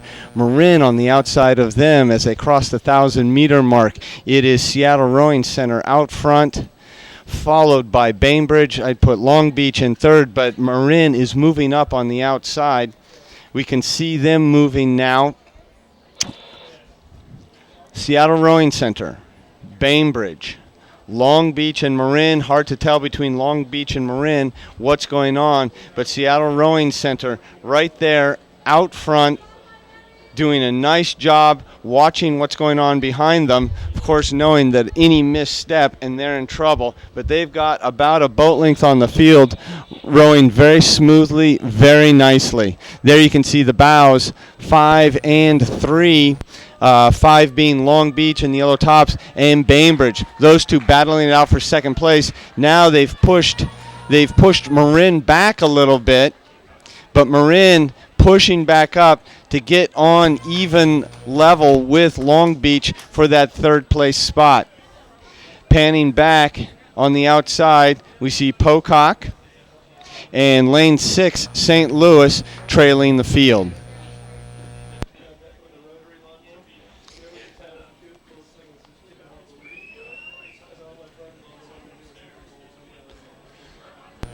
Back up to the front. There's Bainbridge in the white tops and Long Beach closest to us, but Seattle Rowing Center has moved out even further and has opened up open water between themselves and Bainbridge in lane 3 there in the white tops. Marin on the outside there now moving up, trying to get on even plane with Long Beach. Long Beach trying to hold on, but it looks like they're starting to fail a little bit as Marin pushes through. Marin trying to get up further into that Bainbridge boat as Seattle Rowing Center is moving away and moving nicely into the lead.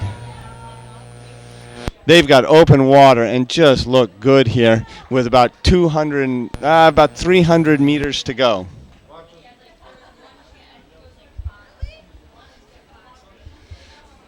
Seattle Rowing Center in the dark unis to the the left-hand side of the shot. Bainbridge in the white and Marin on the far side in the black boat and the white tops, challenging Bainbridge, trying to get into second place. But Seattle Rowing Center out in front, Bainbridge second, and between Long Beach, who's out of this shot, over to the left, and Marin is anybody's guess. Marin really trying to get into second place here and past Bainbridge, who's sandwiched between them and the Seattle Rowing Center. We'll see if they can do it, but they are about a half a boat behind, if not more, as we come to the finish. The angles become a little more obvious, and it is Seattle Rowing Center. Actually, they've lost a little bit of that lead as Bainbridge is sprinting like mad, trying to hold off Marin, and it is Seattle Rowing Center. Bainbridge and between Marin, oh my goodness, between Marin and Long Beach, I'm not going to call that. Long Beach was on the move, but whether they pulled that off or not, I don't know. That was fantastic. Coming across the line now was St. Louis. And rounding out the A final is Pocock. What a great race all the way down the course for the A final.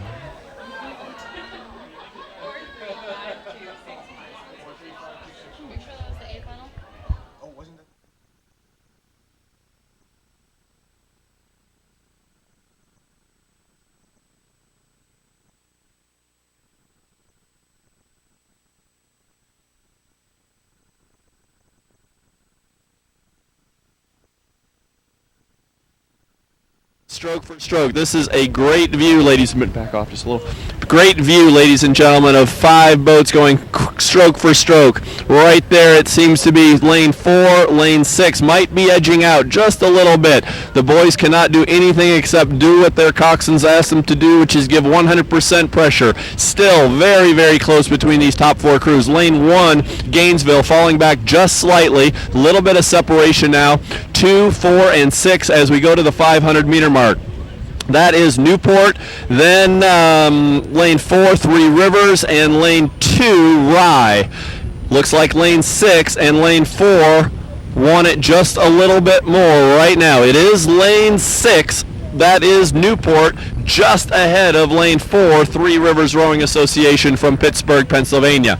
These guys have a long way to go yet. They're across the 500. They're into the second 500 of a race. It's starting to separate just a little bit now as the adrenaline from the start is wearing off. Lane 6, lane 4 still virtually even as they cross the buoy lines. Then lane 2. Oh, now lane 3 is coming back into the picture. That's PNRA Mercer in a black boat in the far side of the view. Lane 1, Gainesville, is not giving anything up, and lane 5 certainly isn't either. They have not been broken free. They are holding tight. Great racing here in a third level final. Oftentimes you don't see this kind of competitiveness in a third level final, but all of these guys, again, rowing for heart, rowing for bragging rights of their spots at a national championship. Hopefully next year they will be.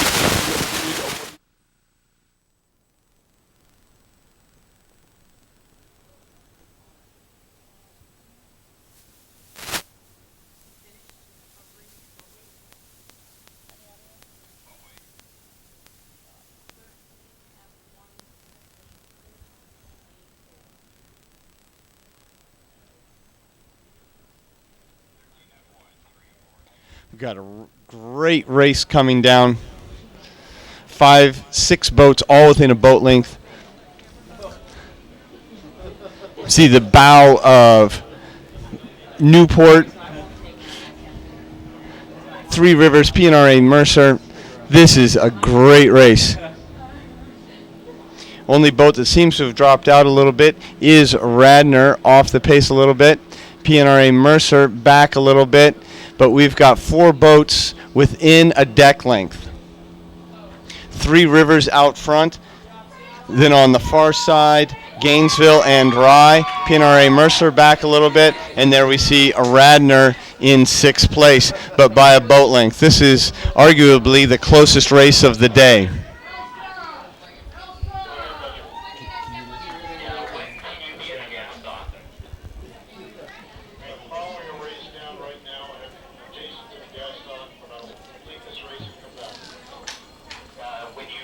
Three Rivers out front in the C final of the men's 4. But look at that. Only a deck ahead of Newport, Gainesville, and Rye. These guys are pushing it hard. They're in the third 500, which is the toughest 500. You are just slugging it out. Your legs, lungs, arms are on fire. Been holding this rating, trying to get more speed out of the stroke rate that you're at now. More energy per stroke, just a little bit more to move the boat a little bit faster before you start to sprint somewhere around the 500 meter mark. So there we have it. Three Rivers out in front, a little bit more than before, maybe a deck and a couple seats. There we go. But look at Newport right here. They're not going to let them go, still within about a deck length, as PNRA Mercer, Rye, Gainesville have fallen back a little bit. Gainesville and Rye not being able to hang on quite this speed that Three Rivers is throwing out, but still not far back. Between second and third, Newport and Rye, anybody's guess.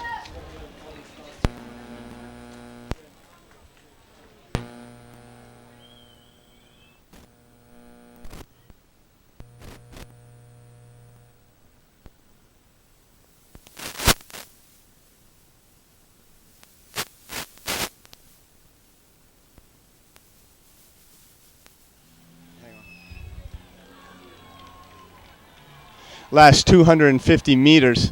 From this angle, it's pretty hard to call. Three Rivers still out in front.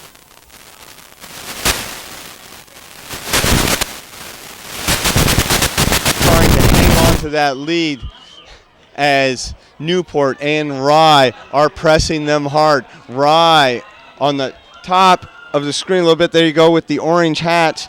Not out in front, as the image would indicate, but not far behind. At the bottom of the screen, coming into the screen shortly, is Newport, who's been pushing this Rye boat. But now, look at Rye go. Rye is pushing hard.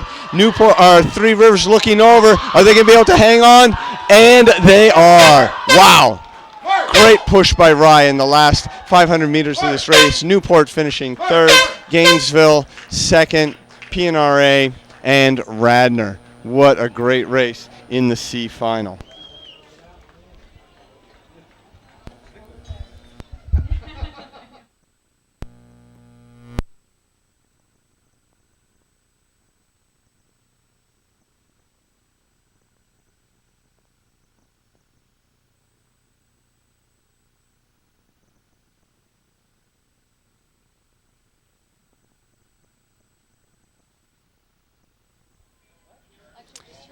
And we just had a start in the B final of the men's 4.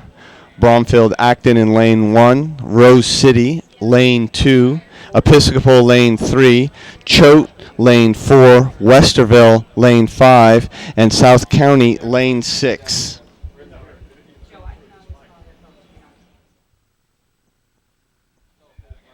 They're about 250 meters into the race. This is the B final of the men's 4. Rose City Rowing Club has got seats actually by now. Lane 3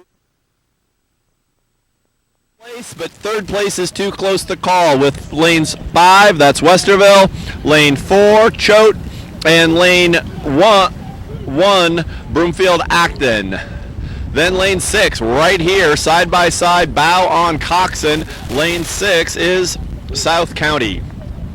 So right now, we've got lane 2, Rose City Rowing Club, in the lead as they approach the 500-meter mark. It is Rose City, then lane 2, Episcopal Academy, then lane 1 and lane 5, that's Broomfield, Acton, and Westerville, vying for third. This is the B final, so again, no medals, but bragging rights. Somebody wants to win. Excuse me, everybody wants to win. Here we go. Great racing here. Lane 6 moving up into that possibly fourth position with lane 1. They're taking a great move here, lane 6. South County with South County, their team, on the side of their boat. They are rowing in a Stern Cox boats. You'll see fewer of those in these championships events, but the boat works great, and here comes lane 6. They are vying up and have moved forward on lane 5, which is still holds on to third place, and that's Westerville. Lane 2, Rose City, still has the lead at the 750, with lane 3, Episcopal Academy, holding on to second place. This is going to be a race, though, ladies and gentlemen. These guys are really pumping as we go. We'll transition over now.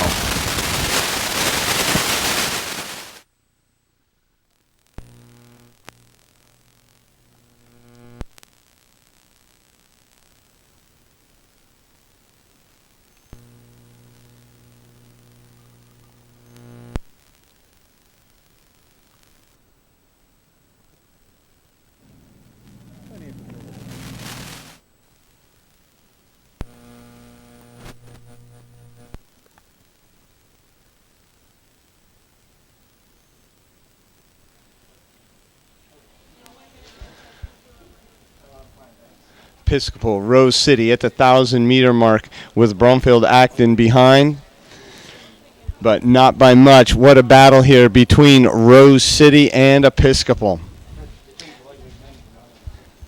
There's nothing between those two boats, and they are being pressured by Bromfield on the outside. Here we see the other 3 boats. Lane 4, Choate. Lane 5, Westerville. Lane 6, South County.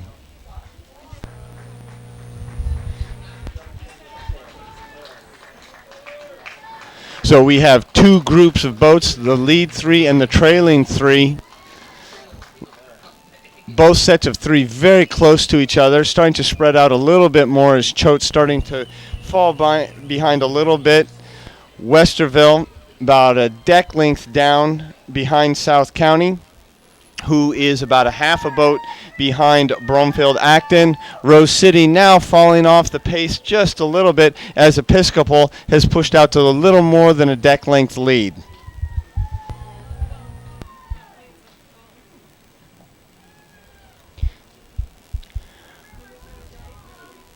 Episcopal working very hard to hold these other teams off because they are not far behind. You can see even now this second group is right there moving up. South County now about a half a boat behind Bromfield Acton on the top of the screen.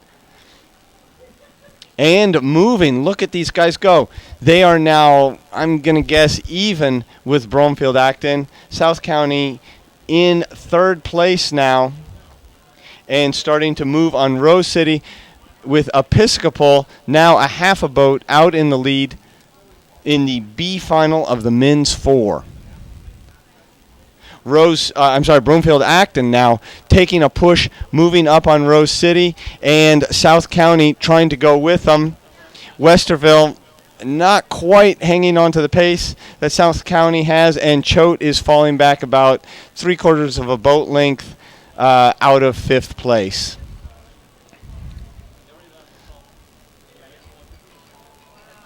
Now look at South County. They have moved past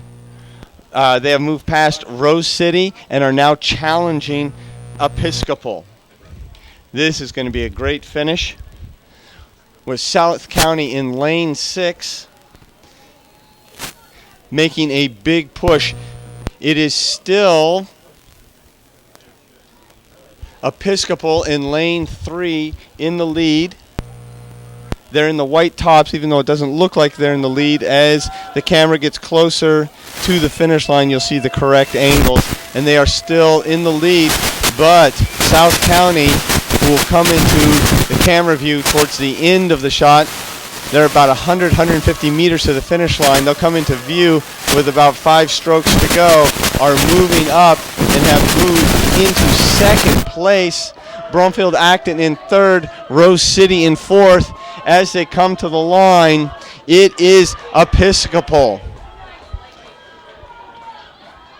Across the line first, South County second, Bromfield third, and Rose City fourth, Westerville fifth, and Choate, who held on for 1,000 meters but just couldn't hang on the second 1,000, in sixth, finishing out the B final of the men's 4.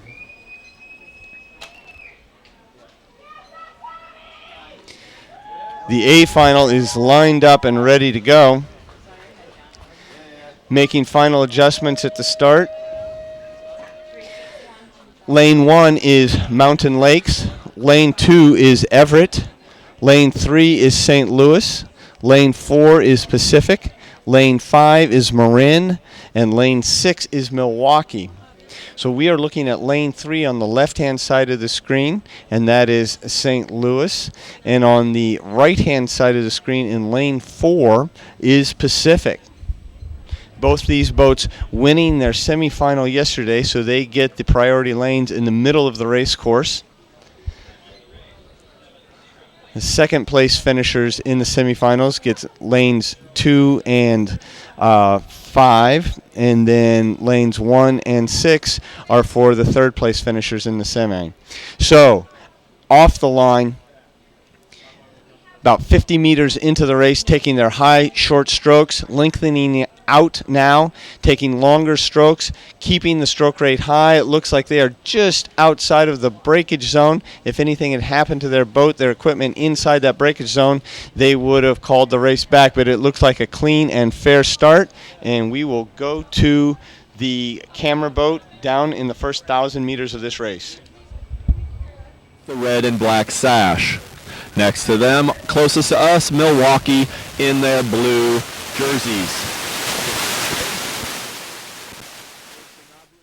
And lane 3 crosses the 250-meter mark first. St. Louis. St. Louis has had fast starts all morning in their other events and continues here this afternoon. It is again lane 3 in first place with lane 4. That's Pacific in second, and lane 2, that's Everett Rowing Association in third place at this time. This event is proving to be the traditional V shape based off times from the semifinal, with lane 3 St. Louis taking a hard charge as they approach the end of the first 500 meters. It's lane 3 St. Louis, lane 4 Pacific, lane 2 is Everett. Marin here in lane 5. Very close indeed to lane 1, Mountain Lakes from New Jersey, with lane 6, Milwaukee, falling just a bit back as everyone has crossed the 500-meter mark. Lane 3 stroking very nicely, good crisp catches, doing a great job of timing and power to keep that boat surging forward. Lane 4 making a little bit of a move. That's Pacific. It's a great event here, ladies and gentlemen. We've got Pacific. Oh, here comes Marin quickening their stroke rating. They're making a move. They don't want to be caught in third place. They'd like to work themselves into the second or even first place. But right now, St. Louis is giving everyone a great standard to meet. They've got open water on lane 4 and lane 5, with lane 2, Everett, in 4th place. Lane 1, Mountain Lakes, is in 5th, with Milwaukee not giving up. They're making a push now as well as they're coming into the 750-meter mark. The 750-meter mark, we'll turn it over to our other announcer, and lane 3 is still St. Louis in the lead.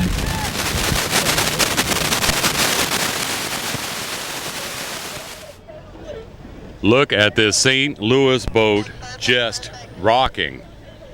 They are open water ahead of the pack here, with Pacific not far behind. Marin trying to maintain, but St. Louis out front at this halfway point of the A final for the men's fours here at the 2013 U.S. Rowing Youth National Championships. Running through the field at the halfway point, again, St. Louis with a good lead, Pacific in second. It's Marin in third. Fourth belongs to Everett Rowing in lane 2. Fifth to Mountain Lakes in lane 1, and Milwaukee in lane 6 is at the back of the pack.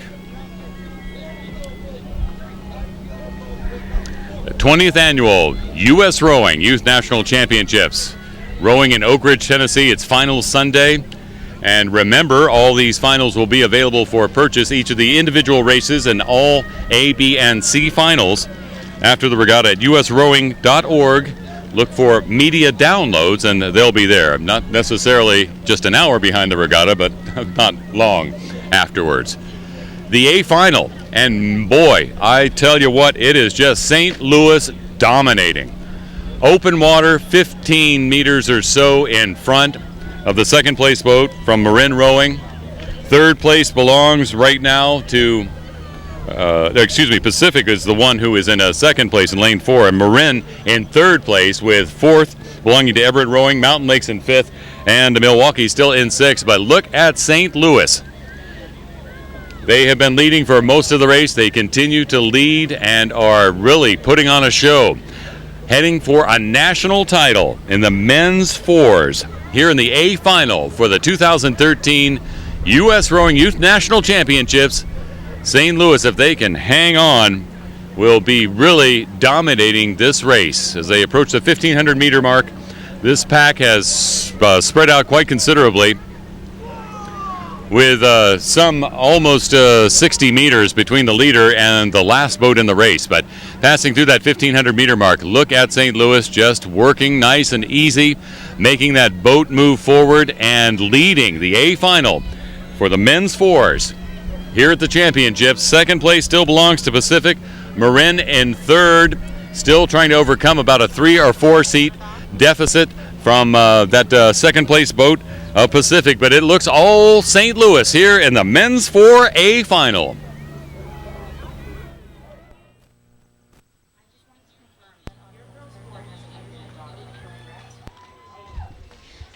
Little different race than the B final,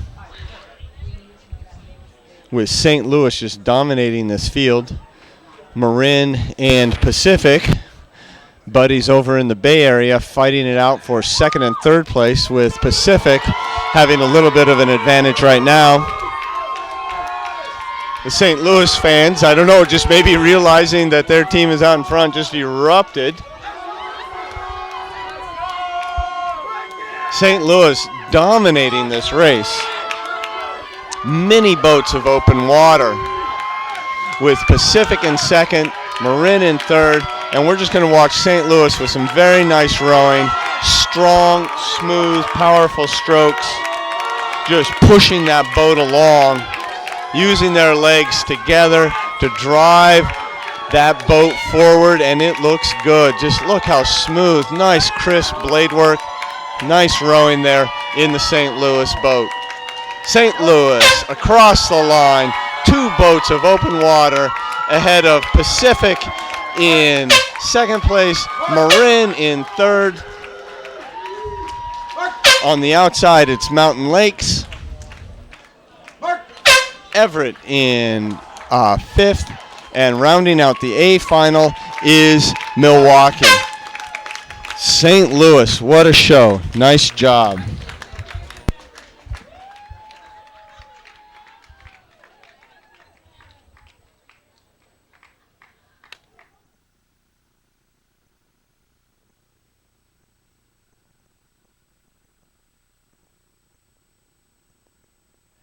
All right, we have a start in the women's lightweight 4.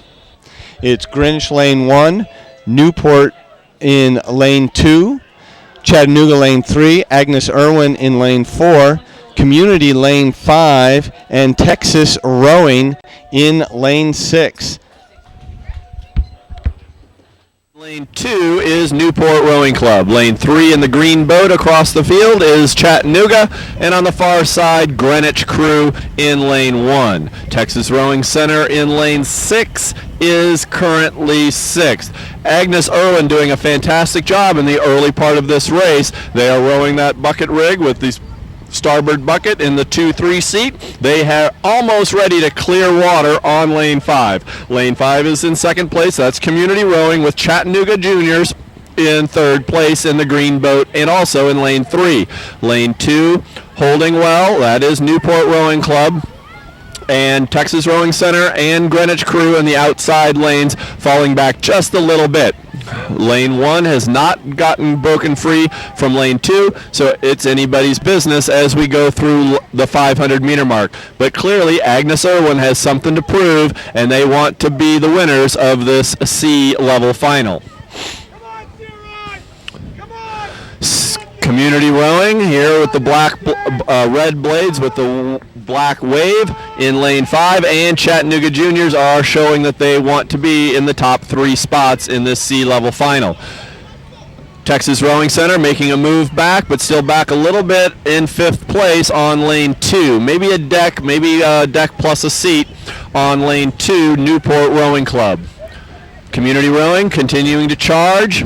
Agnes Irwin still in the lead, but the smaller women could expend a lot of energy in the first 500 meters and then be giving up something later. We'll have to see later. As they cross the 500-meter mark, it is still Agnes Irwin with just 1 boat length up on lane 5. Lane 5 is Community Rowing from Boston, and they are up slightly on lane 3.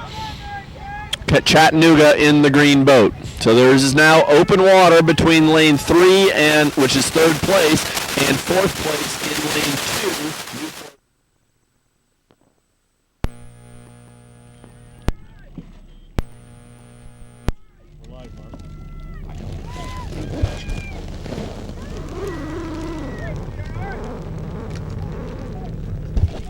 2. C finals for the women's lightweight 4s here at the U.S. Rowing Youth National Championships. Approaching the halfway point with quite a lead for Agnes Irwin and lane 4. Agnes Irwin, about a half a boat length open water lead over the 2nd place Community Rowing boat. 3rd place belongs to the green boat from Chattanooga in lane 3. Encouragement from the shoreline here at Melton Hill Lake in Oak Ridge, Tennessee. The C final has been split into 2 groups, 3 boats in the front, 3 in the back. The one way at the front has an open water lead, but here at the back and 4th place right now is lane 2, Newport. Greenwich in lane 1 is in fifth place. Well, actually, I think Texas more than likely is in fifth place right now with a slight advantage over Greenwich Crew in lane 1. But moving back to the front of this race, the C final for the women's lightweight fours, it is Agnes Irwin. The boat from Agnes Irwin in lane 4 in the lead.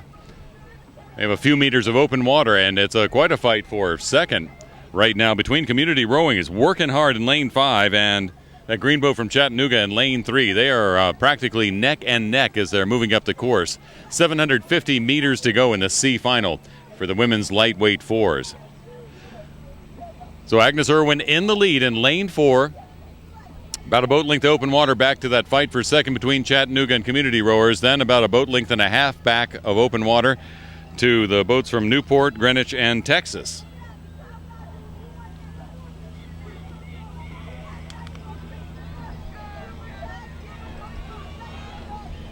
These are the C finals for the lightweight fours, meaning places 13 through 18 in the nation. The B final for places 7 through 12 just ahead, and then 1 through 6, and the national title winner will be crowned in the A final just a couple of races from now. Thanks again to the official merchandise of the regatta, Boathouse Sports, C2, Connect-A-Dock, Croker. All the official merchandisers here at the 2013 U.S. Rowing Youth National Championships. 500 meters to go. Agnes Irwin with an easy lead in the C final for the lightweight fours women.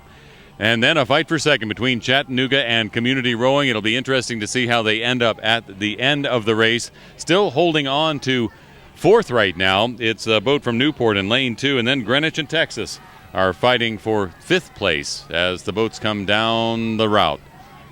But Agnes Irwin looking very calm, cool, and collected out in the front. So we're heading towards the finish in the C final for the women's lightweight four here at the U.S. Rowing Youth National Championships. And Community Rowing beginning to lean into their oars. We'll see if they can pull out that second place.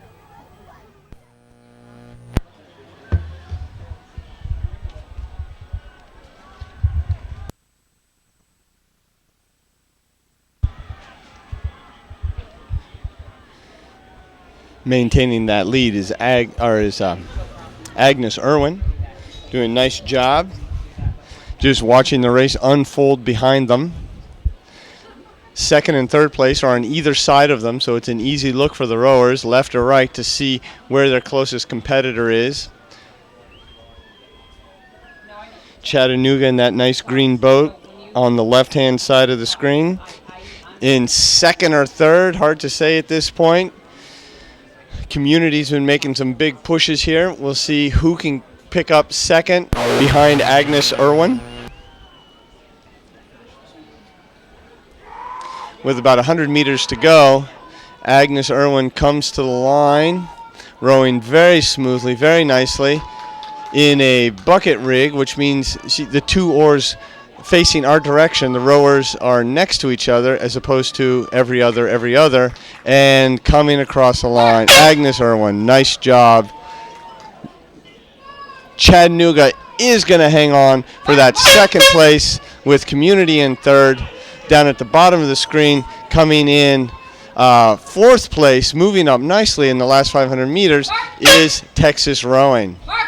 Newport is fifth, and at the top of the screen is Greenwich. And Greenwich rounds out the boats for the C final of the women's lightweight four.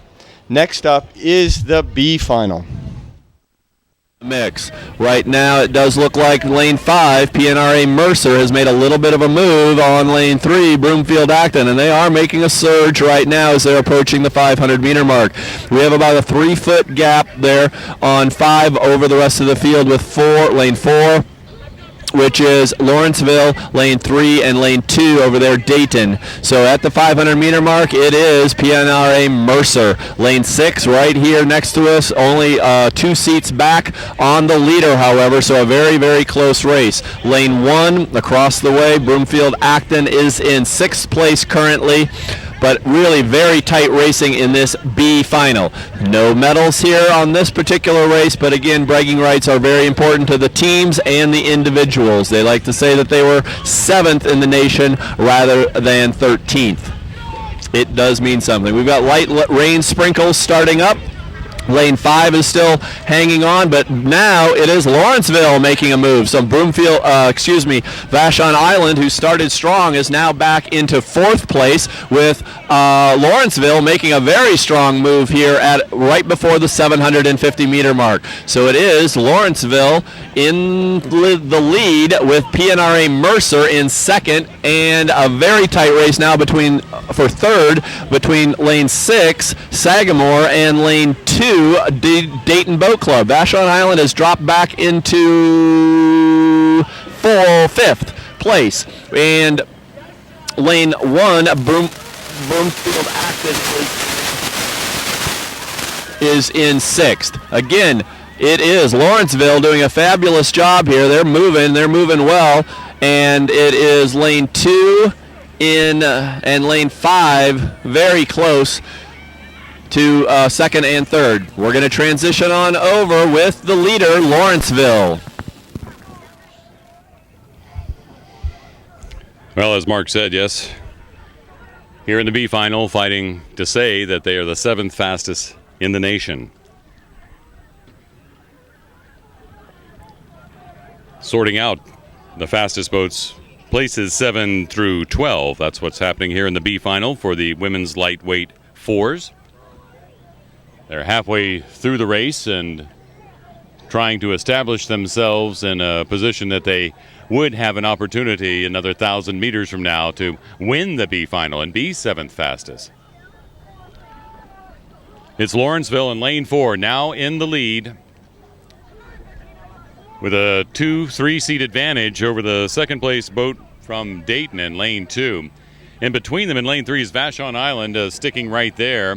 And just a boat length back and nagging that front line pack is PNRA Mercer and Sagamore Rowing Association. Meanwhile, in lane 1, Bromfield Acton Boxborough is about another boat length behind that pair.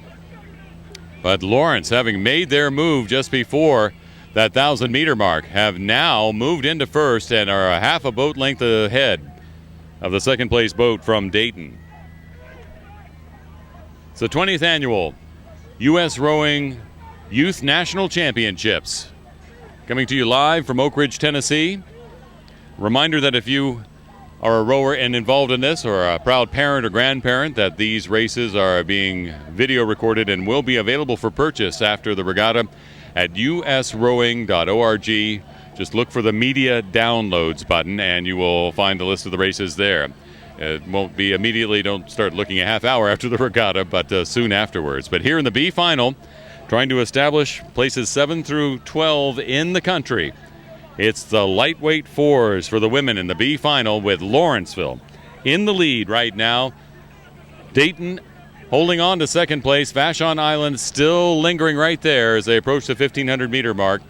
In the meantime, it's Sagamore, who's moved into 4th. 5th belongs to PNRA Mercer, and lane 5, Bromfield Acton Boxborough is in 6th here at the 1,500-meter mark with 500 meters to go. Can Lawrenceville hold on and get and win the B final? We shall see just a few hundred meters from now.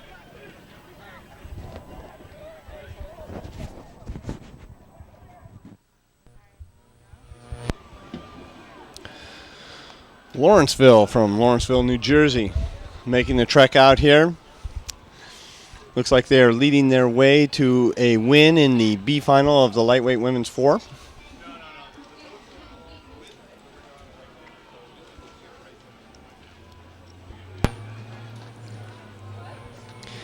Dayton pushing them, and then also I think lane 6 Sagamore maybe making a little bit of a bid. Probably not enough to challenge that Lawrenceville boat, but maybe work themselves up into 3rd or 4th place. But here you can see on the left-hand side of the screen is Lawrenceville. The angle shows them behind, but they are not. They are ahead and winning. Dayton just a little bit ahead of Vashon. Dayton at the top of the screen and to the right, with Vashon in the middle in the light blue. Vashon and Dayton making a push now, trying to get back into 2nd place. And I think they are in second place, and they are making a push onto Lawrenceville. But there may not be enough real estate here for Vashon to beat Lawrenceville, as Lawrenceville is about a half a boat ahead as they come within 5-6 strokes of the finish. But Vashon has definitely passed Dayton into second place in the B final here, and it is Lawrenceville across the line, Vashon second, Dayton third, Sagamore making a nice push here, PNRA Mercer for fifth, and rounding out the field in the B final, Bromfield Acton. Now we're going to go up to the A final in just a moment of the women's lightweight 4. In lane 1, it is Detroit off to the left-hand side, Long Beach lane 2, Manhasset lane 3, Capital lane 4, Atlanta Junior lane 5, and Cincinnati Junior in lane 6. That is left to right, and as the camera boat gets into position, they will have Cincinnati right next to them with Detroit on the far side in lane 1. They are out of the breakage zone and off. Or their semifinal, and they are leading now. Capital in the boat. Capital Pride has crossed the 250-meter mark first, with lane 2, Long Beach in second, lane 3, Manhasset in third. Right now, lane 5, Atlanta Juniors are in fourth place, and a very tight race for fifth is between Detroit and Cincinnati Juniors, two Midwestern crews at rivalry.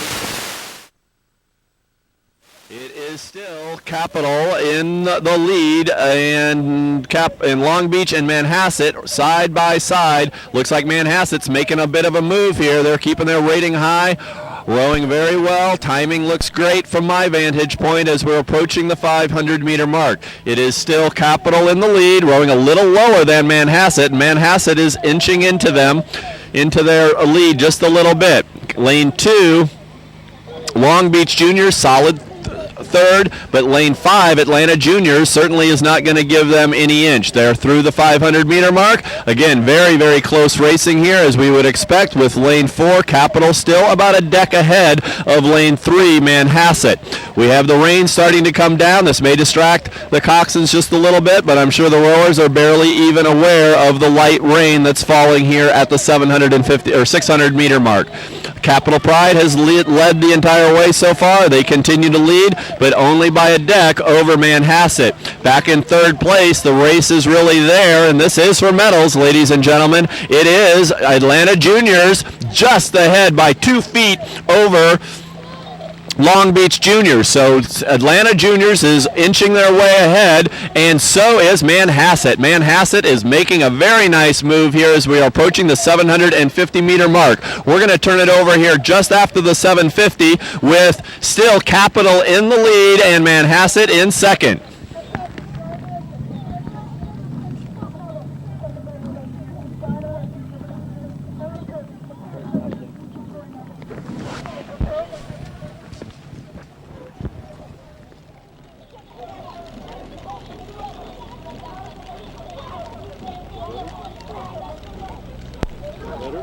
Feel free to work the Cincinnati Juniors out of here in lane 6.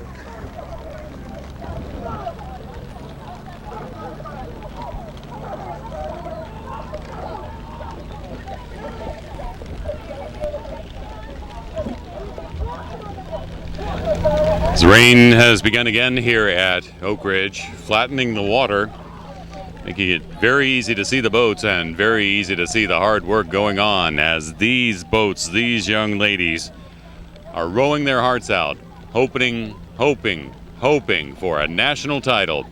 The women's lightweight 4s down to the money here with the A final for the 2013 U.S. Rowing Youth National Championships, and in the lead it's Capital in lane 4, Manhasset in lane 3 right behind them. Then some open water back to the third place boat right now, which is the Atlanta Juniors. They're fighting with Long Beach Juniors for that second spot.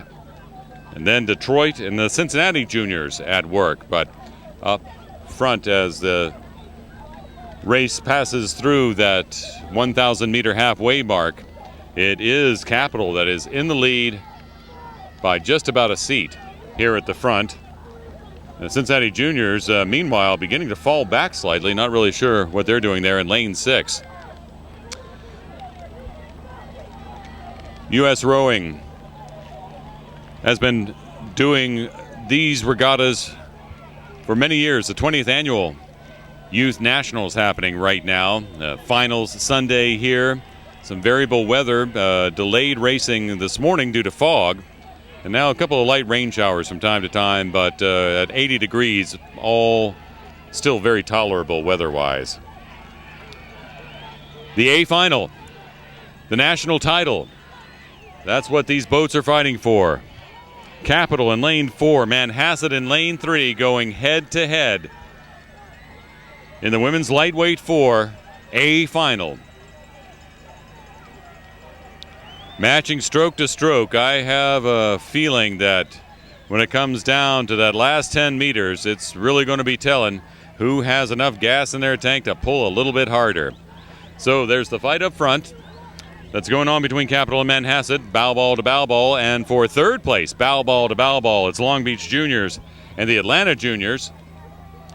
And I suppose you would say fighting for fifth between Detroit and Cincinnati Juniors. I think Detroit is slightly ahead of the Cincinnati Juniors here at the 1,500 meter mark.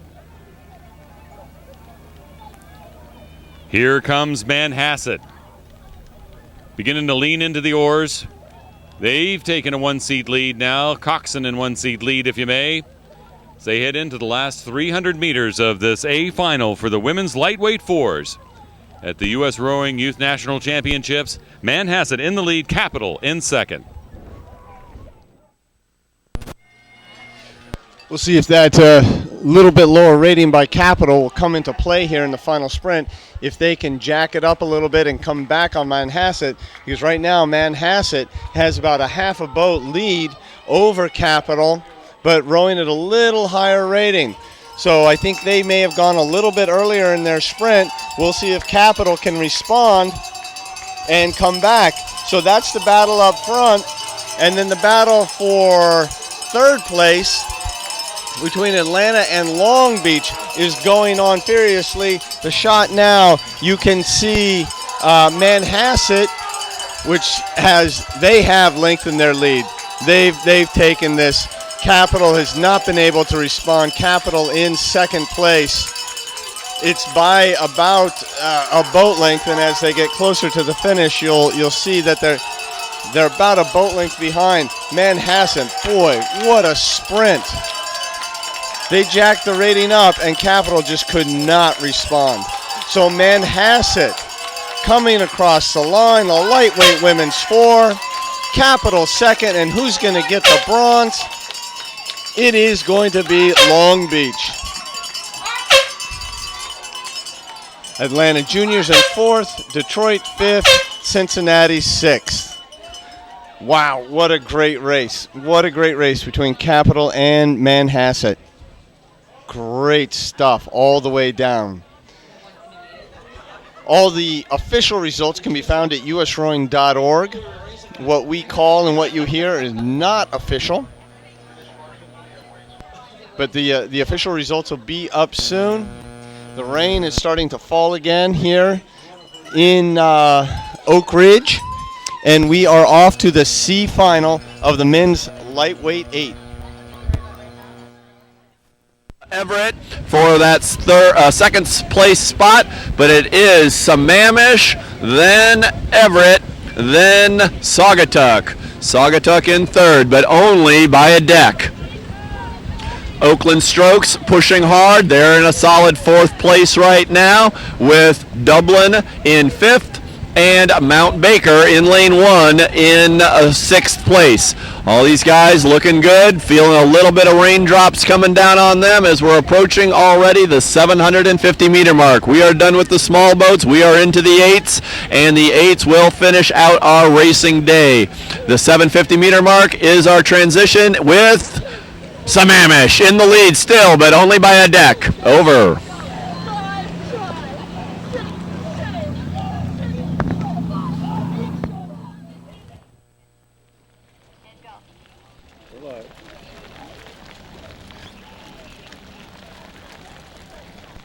The big boats, the lightweight eights in the C final right now. These races will be coming fast and furious. We have the men's lightweight eights and then making the transition to the big eights. The women's after the lightweight men and then the men's to conclude this 2013 U.S. Rowing Youth National Championship. Again, very special thanks to the hard work for those volunteer referee corps at the regatta here today. The Chief Referee Dave Hayes and Deputy Chief Fletcher Ross working hard. Also, thank you to Zori Salas and Watt Smith, Skip Martinko, and Sheila Toll, Scott Wordworth, Ron Titterington, and Roger Frederick, all doing their part in keeping these competitions safe and fair. As here come the C-final boats, the men's lightweight eights. And in the lead, it is Saugatuck right now. Sammamish fighting for that first spot as the rain begins to pick up here about the 1250 meter mark. Third place belongs to Everett Rowing.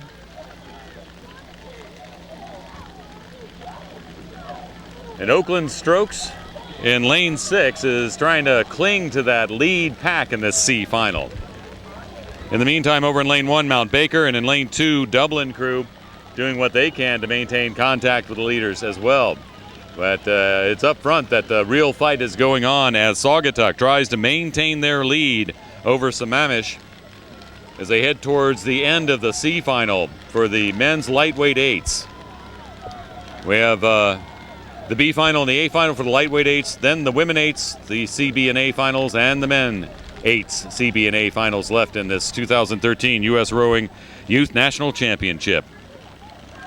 Thanks again to the Oak Ridge Rowing Association, the host, gracious hosts of this year's regatta, doing a fine job as U.S. Rowing celebrates the 20th annual Youth National Championships.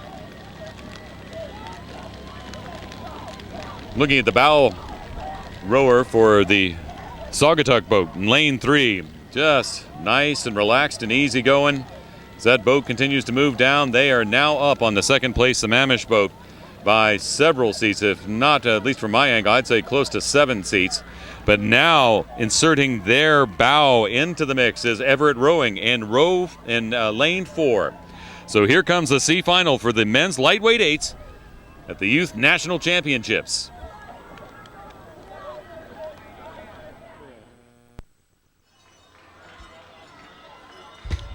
Great battle shaping up here for second place,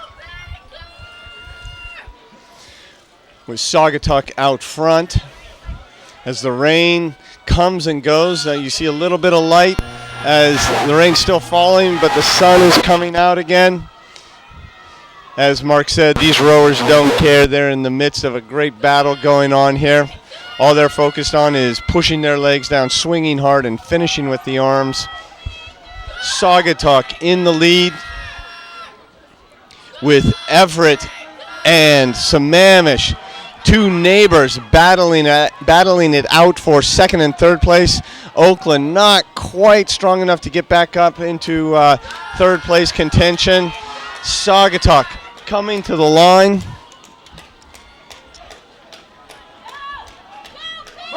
Saugatuck, Everett, Sammamish,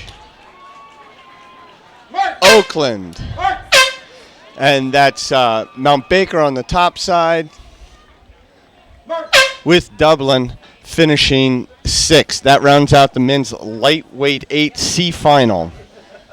We'll be heading up to the B final as soon as we can.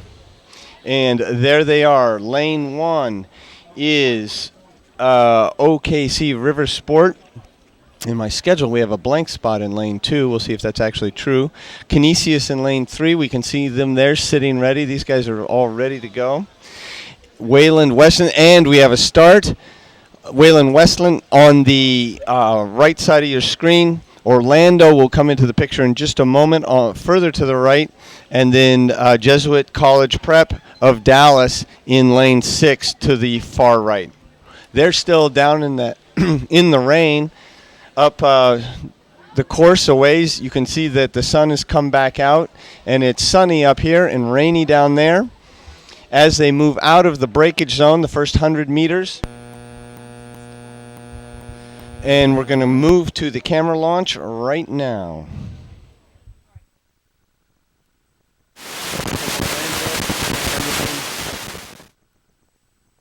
Jesuit College Prep.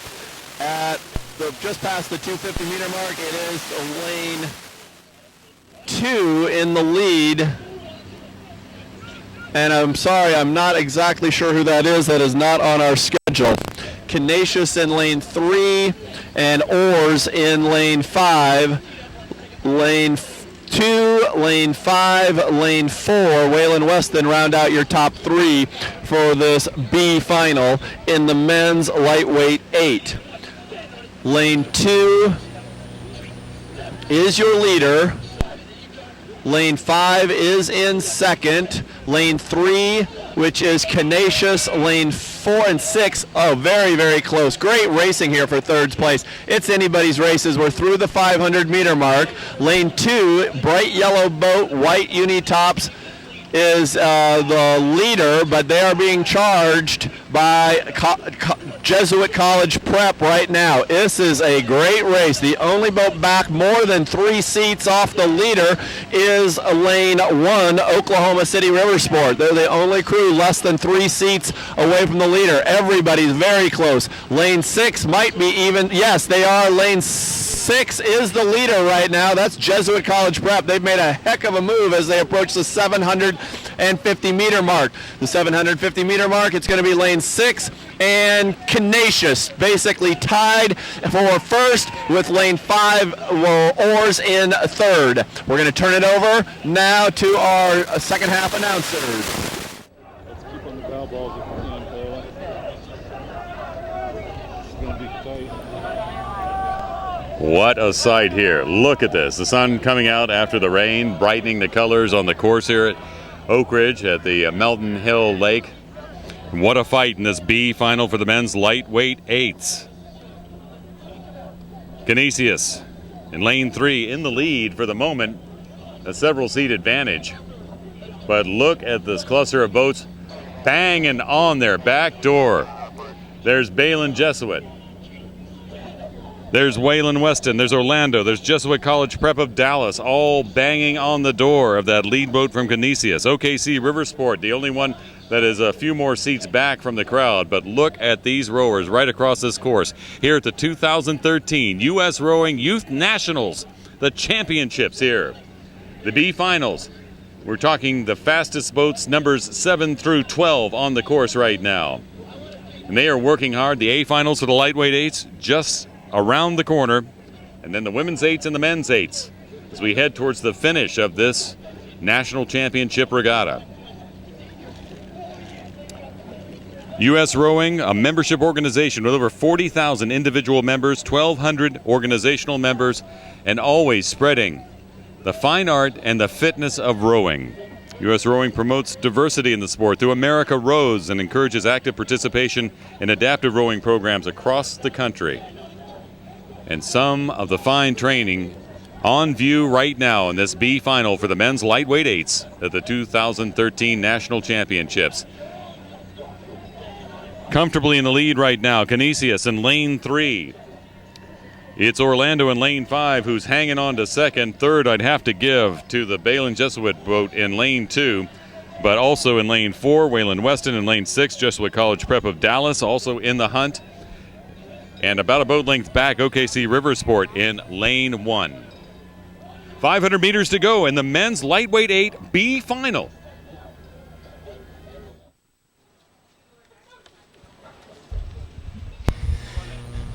Canisius enjoying that lead out front, but it's not a huge lead. It's about a boat length. It's enough to feel a little bit comfortable, but they know if anything goes wrong, that lead would evaporate immediately.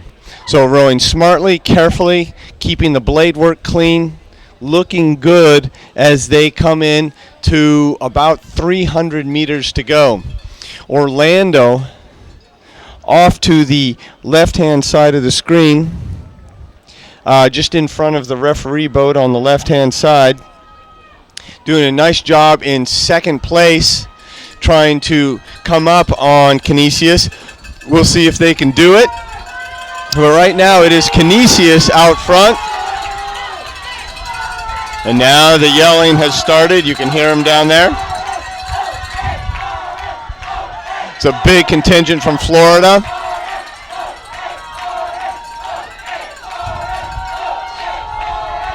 Canisius out front, looking sharp, looking good.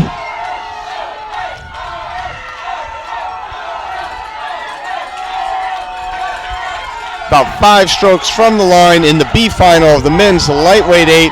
Canisius coming to the line. And it looks like it's going to be Orlando. Belen Jesuit, Waylon Westland, Jesuit College Prep of Dallas. And rounding out the field is OKC River Sport. Great race, 2nd through 5th in the B final of the men's lightweight 8.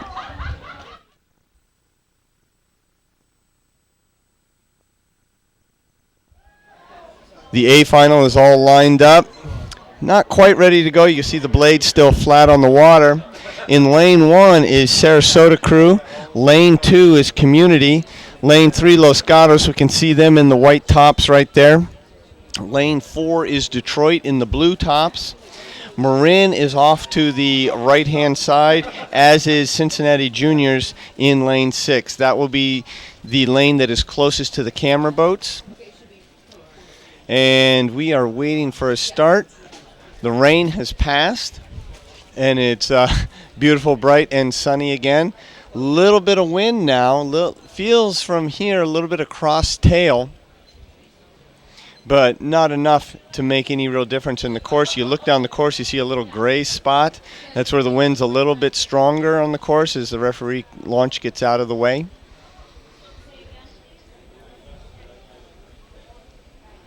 All right, they're starting to square their blades in the water, which means position them to get ready to go.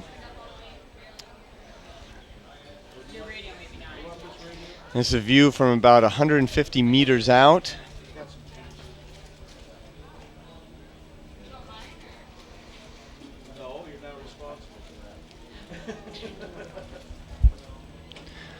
Los Gatos sitting with their blades square in the water. It means up and down, ready to go. Okay, there you can see Detroit. They just flipped their blades. Now they're getting into position.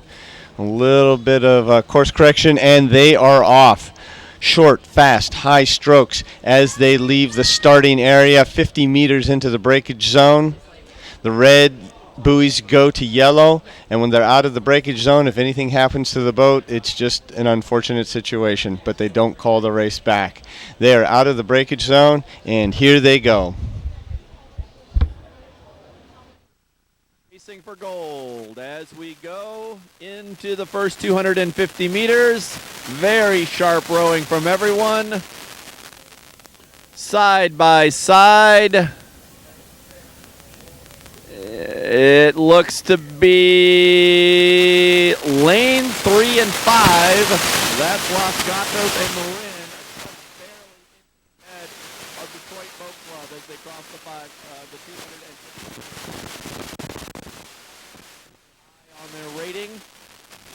Side by side rowing. Cincinnati Juniors back just a seat and a half on Marin. And it is lane 3, Los Gatos, with about a 2-foot lead over Marin at this point of the race. They've got about 8 strokes to go to the 500-meter mark, and it is Los Gatos, your leader right now. But Marin, the racing team that they are, is not going to let that stand. They're making a move right now, and it crossing the line basically even. Marin and Los Gatos with lane 4 in 3rd place. That's Detroit Boat Club in the middle of the field. It is Marin now, maybe with a foot lead over Los Gatos, and Cincinnati Juniors, who looked down a little bit, is making a strong surge here in the near lane 6. Lane 6, Cincinnati Juniors making a very strong push, but it is anybody's game in this middle of the field. It's very hard to distinguish who is 4th, 5th, and 6th at this point. Marin and Los Gatos, very, very strong. Detroit Boat Club had a great start, middle of the field, lane 4. They're sitting there very nicely. It's now to the 750-meter mark, Marin. U.S. Rowing would like to thank the sponsors of the 2013 U.S. Rowing Youth National Regatta. Official merchandise, Boathouse Sports, C2, Connected Dock, and Croker. The official housing partner, EMC Venues. Official timing by Here Now Systems. Thanks also to United Airlines, Vespoli, Wintech Racing, Rudy Project, the Rowing Repair Center, all making these wonderful competitions possible. And here it is, the A final, looking for a national title. One of these 6 boats will be the fastest in the nation, some 1,000 meters from now. But in the meantime, they are working hard and sticking into a very tight pack here. A fight up front between lanes 3 and 5. That would be the Los Gatos and the Marin Rowing Association, a West Coast fight there. Detroit in the middle, in between, representing the Midwest, if you may. Community Rowing, the East Coast, they're over in lane 2. Sarasota, the Southeast, in lane 1.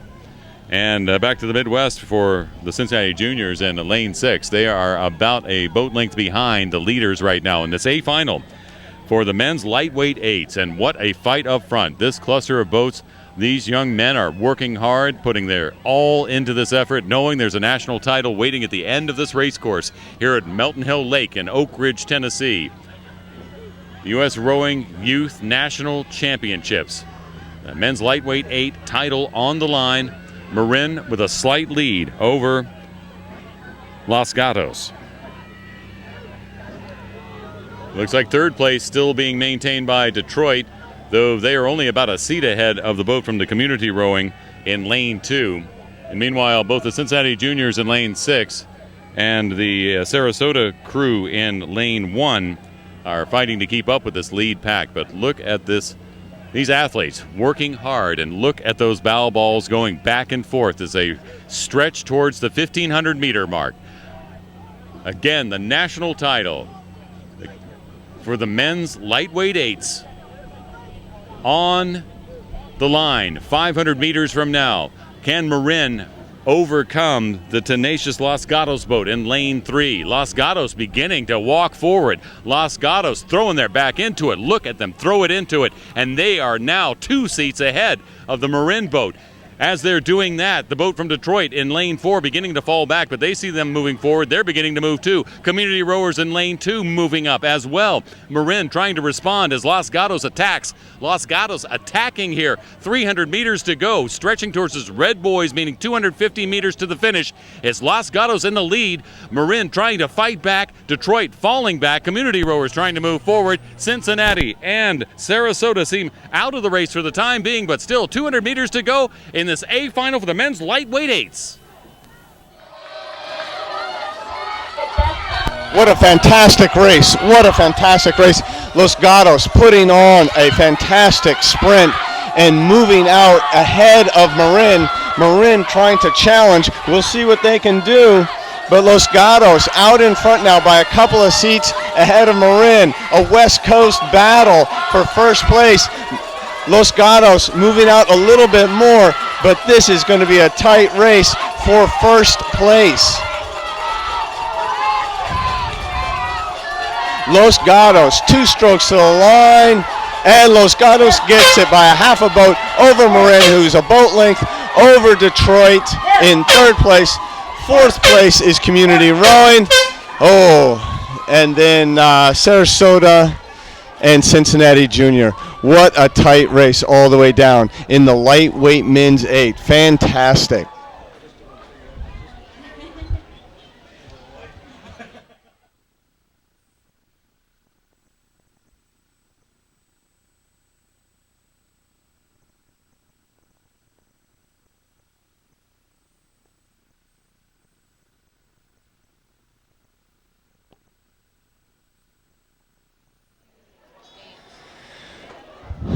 Up in the starting blocks, we have a start in the women's 8C final.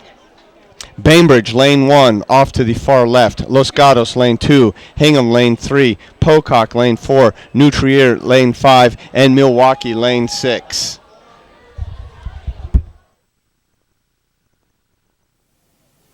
Spots 13 through 18 racing here for Pride. for bragging rights.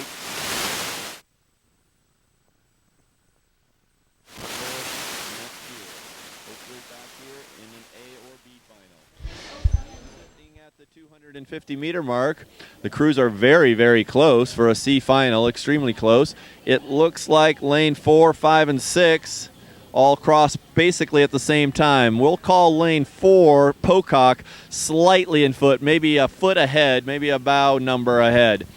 But Milwaukee Rowing Club here in lane 6, then lane 5 is New Trier High School, lane 4, Pocock, lane 3, Hingham in the red boat. Looks like lane 3 and lane 4 are going stroke for that first place spot at the moment. Bainbridge Island in the white caps on the far side of the race course are in 6th place with Los Gatos in 5th. And I do believe Milwaukee Rowing Center is in 4th, but trying to be in 3rd with New Trier. It is Hingham in 1st. They are starting to make a little bit of a move here as they all have crossed the 500-meter mark. Lane 3 is your leader by 1 seat. Hingham over Pocock. Lane 4 is in 2nd. 3rd place is too close to call between lane 2, Los Gatos, lane 5, and lane 6 here of Milwaukee. Extremely tight racing. This is the women's 8C final. And we've got Hingham running hard, but Pocock wanting not to give up any more ground on that Hingham crew in their bright red boat.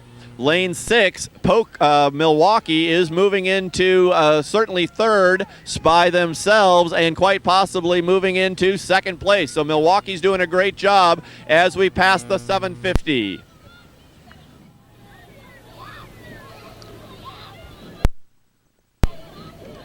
Just 2 events left here in the 2013 U.S. Rowing Youth National Championships. The 8s, women to begin with, and then the men.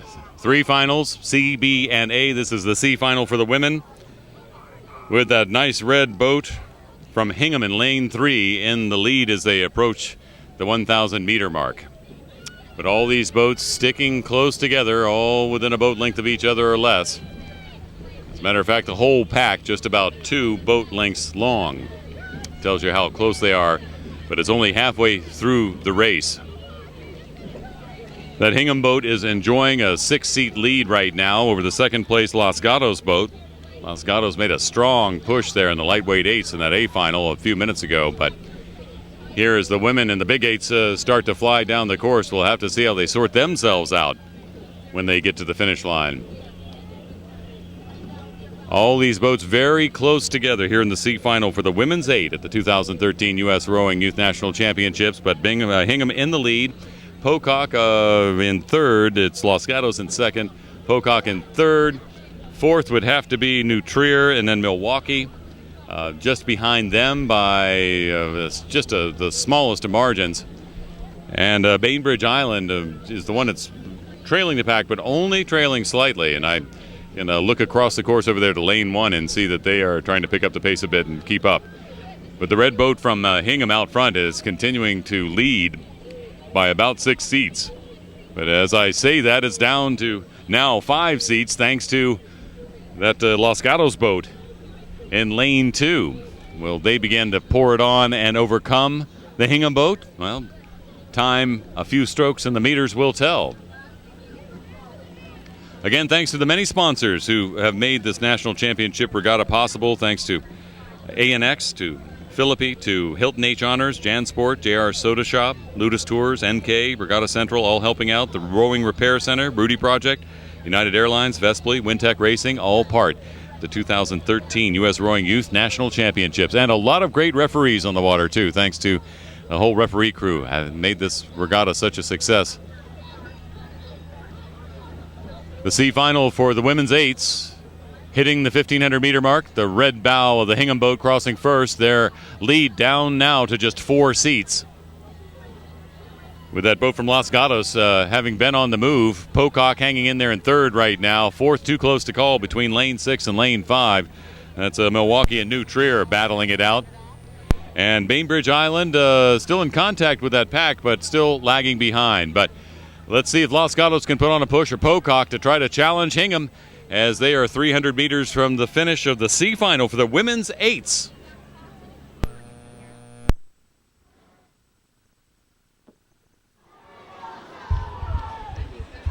Coming into the last 250 meters, you can see the buoys turn from yellow to red, signifying the last 250 meters, so the rowers know where they are. Coxswains can tell them. Hingham out in front, leading this race all the way down, but not by much, being pushed by, well, pretty much everybody. Bainbridge is off the back in lane 1. They're at the top of the screen there, but everybody else is very, very close. Hingham still out in front, but are they going to be able to hang on? Los Gatos making a push. They're on the upside in lane 2. Hingham lane 3 in the red boat. Just below Hingham is Pocock. And they're about a boat length behind. Down Milwaukee in lane 6. They're not in the picture right now, but they're going to be in just a second as we come to the line with about 2 or 3 strokes to go. It is going to be Hingham barely hanging on. Oh my goodness. And Los Gatos, Milwaukee, Pocock, Nutrier, and Bainbridge Island. My gosh, what a finish. Bam, bam, bam. That was very exciting for the women's C final.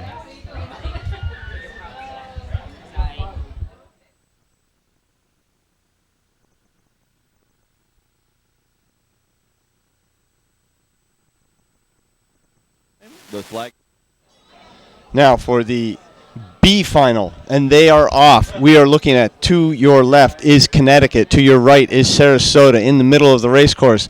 On the outside in lane 1 is OKC River Sport, lane 2 Green Lake, Connecticut in the green in the middle there, Sarasota on the left, the right hand side, and then James Madison lane 5 right in front of the referee boat on the right, and just on the outside of that is St. Louis in lane 6. To finish in the C, B, and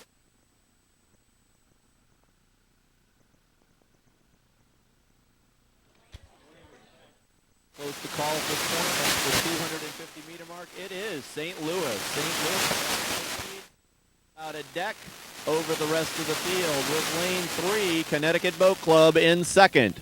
Lane 4, Sarasota Crew, and lane 2, Green Lake, eye for eye, or side by side. See their bows now may have a few inches on Sarasota, with lane 5, James Madison, back of the field by about 3/4 of a length. It is right now St. Louis in the lead by a deck over Connecticut Boat Club in their boat Opportunity. They're coming into the 500 meter mark with St. Louis still in the lead. And there they are at the 500 by a seat. St. Louis over Connecticut Boat Club, with still Green Lake and Sarasota fighting eye for eye, side by side, for that third place spot. Again, this is the B final, so no medals will be awarded after this event, but plenty of opportunity for the girls to say, I beat you. Oklahoma City River Sport is over in 5th spot on the far side of the race course. They are holding on to 5th, ahead right now of James Madison. It is the boat Opportunity for Connecticut Boat Club in 2nd place, about 3 seats up on the Crew Sarasota. Sarasota is in 3rd place now, ahead of Green Lake, who is in 4th. They are coming into the 750 meter mark, and it is very close to with St. Louis. St. Louis is in the lead, moving on to the second half of the race course.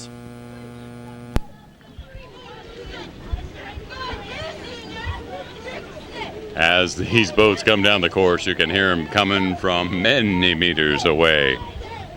And none louder than this one closest to us right now here in the B final for the women's 8. That's St. Louis here in lane 6. And they are in 2nd place right now, so they are working hard.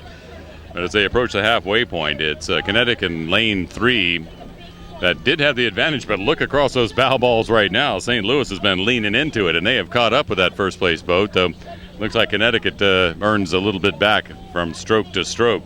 Third place is the Sarasota crew in lane 4. Fourth belongs to that Green Lakes in lane 2. Then it's OKC Riversport and James Madison that are fighting here at the 1,000-meter mark for a place. The B final for the women's 8.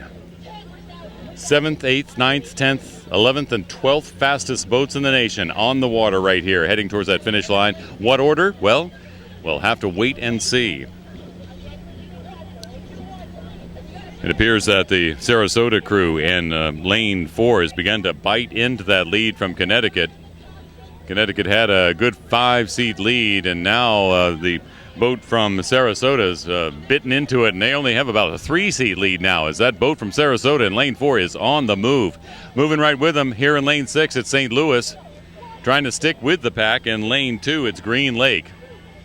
And then about half a boat length back, it's OKC Riversport in lane 1, going neck and neck with lane 5 and James Madison.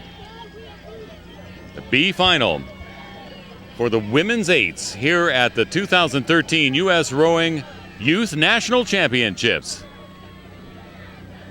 There's been some off and on rain, very little. For the most part, excellent conditions for this finals day at the Youth National Championships. And this promises to be an exciting finish. Can't wait for that A finish that's coming up. But here's the approach to the 1,500-meter mark. Sarasota on the move, overtaking Connecticut. Sarasota is now moved into first as they begin to go by the peninsula and all the team tents on the shore here in Oak Ridge in the B final for the women's 8. Sarasota in the lead by a seat with Connecticut right behind. Sarasota moving very slowly, stroke by stroke, inch by inch, up on this Connecticut boat. See if Connecticut has a response to that. Sarasota behind, but not by much. This pack has been really tight all the way down. St. Louis on the outside, not to be counted out. So Sarasota now looking like they have the advantage over Connecticut. Sarasota right in the middle of the screen. Connecticut in the green hats over to the right.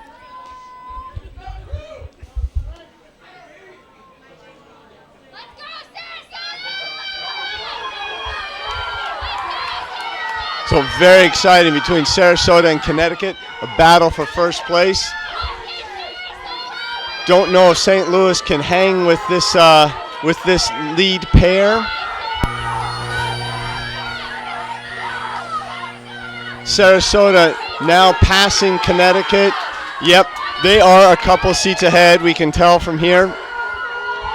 As they get closer, the margins will become more obvious.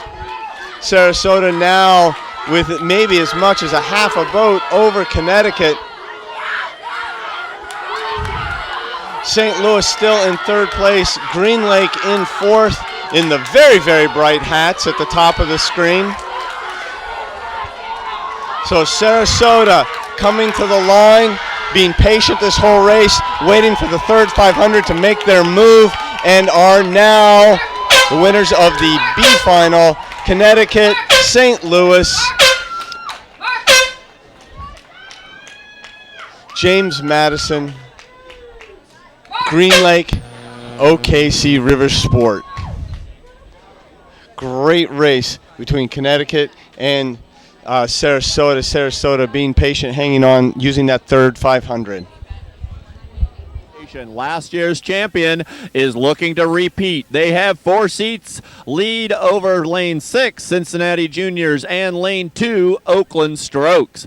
Oakland Strokes is in second with Cincinnati Juniors in third. This is for medals. This is for the championship. And at the 500 meter mark, it is Marin racing hard and staying ahead of Oakland Strokes, a crosstown rival. The rest of the field, Community Rowing in the red boat, is in fourth or fifth with Saugatuck in lane 3 also in either fourth or fifth. Very close call. On the outside is Saratoga Rowing Association from Saratoga, New York, and they are in sixth at the moment. But everything can happen at this point. We're coming into the 750 mark already, and it is very close between Marin, who has the lead, but Oakland Strokes is moving in.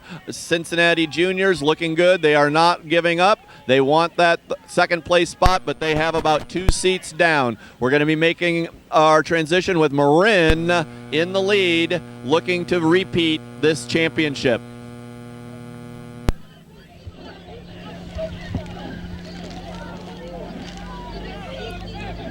Official merchandise for the 2013 U.S. Rowing Youth National Championships made possible by Boathouse Sports, C2, Connect-A-Dock, and Croker. Official housing partner is EMC Venues. Official timing by Here Now Systems. The A final. A race for the gold here at the National Championships. These young ladies, for many, the last race of the season, pouring it on, wanting to win. And halfway through the race, the A final for the women's eights here at the 2013 National Championships. It's Marin Rowing who is out front by almost a full boat length, leading Oakland Strokes in lane 2. Perennial, I guess you could say, perennial rivals there on the West Coast. And always fighting back and forth. So, yes, each of them wanting to surpass the others. But in the meantime, here in lane 6, the Cincinnati Juniors, who are in third, are beginning to walk up on that Oakland Strokes boat. And lane 2, I don't know if Oakland has seized it yet. They're probably focused on Marin in lane 4 that's in the lead right now. It's Marin, then Oakland Strokes, then the Cincinnati Juniors. And meanwhile, trailing them with a chance to maybe insert their bow into the mix in this A final, Saugatuck in lane 3. That's followed by the Community Rowing in lane 5 and Saratoga in lane 1. But a full boat length and a little open water now for Marin as they began to apply the pressure to the oars. They're beginning to pull away. Cincinnati Juniors here trying to keep up with them as well. And they, Cincinnati Juniors, now beginning to overtake the Oakland Strokes boat. And as a matter of fact, the Cincinnati Juniors have just moved into second place. So it's Marin, Cincinnati, Oakland Strokes, then Saugatuck, Community Rowing, Saratoga. The A final, the women's eights.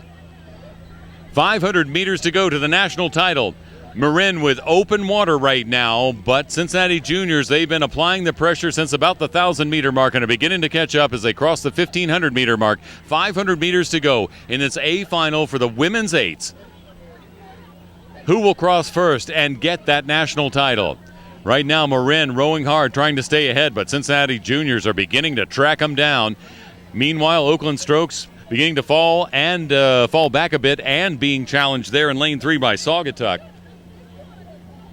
The four make that the fifth place a fight between Saratoga and Community Rowing in lanes 1 and 5. But out front, it's Marin as that Cincinnati Junior boat bow becomes closer and closer to the stern. Here they come, 250 meters to go. The women's 8A final, the national title on the line. Marin in lane 4 ahead of Cincinnati Juniors. They're in second right now. Oakland Strokes in third. Who will it be at the end?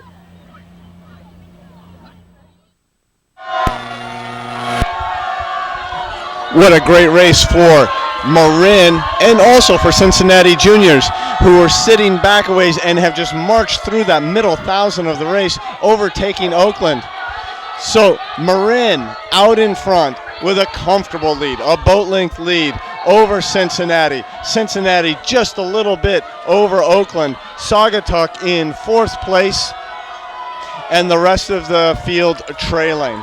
Marin cruising, looking so sharp, looking so good. Look at that blade work, crisp, clean.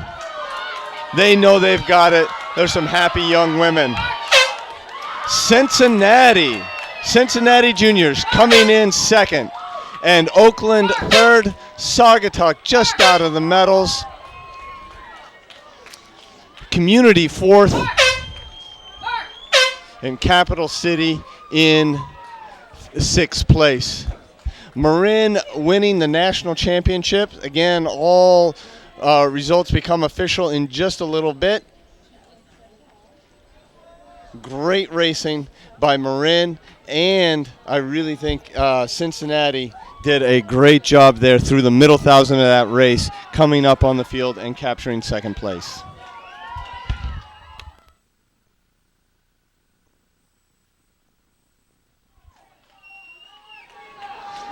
Looks like we may have had a start in the C final of the men's 8, and then race looks like it got stopped, and they're going to pull everybody back in. So we'll just view this while they get everybody back into the starting blocks.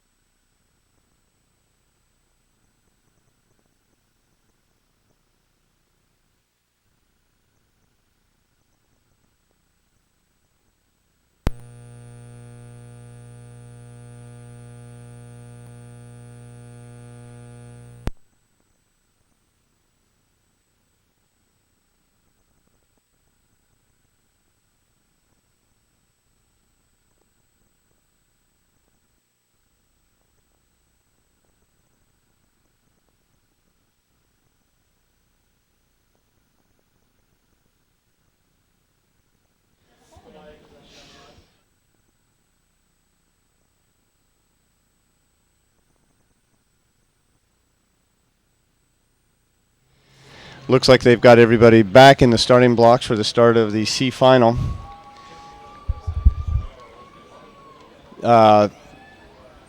Lane 1 is Capital City, Lane 2 Mile High, Lane 3 Chaminade, Lane 4 St. Augustine, Lane 5 Pocock, Lane 6 Row America. So in the middle here we're looking at Chaminade on the left and St. Augustine on the right, and we are off.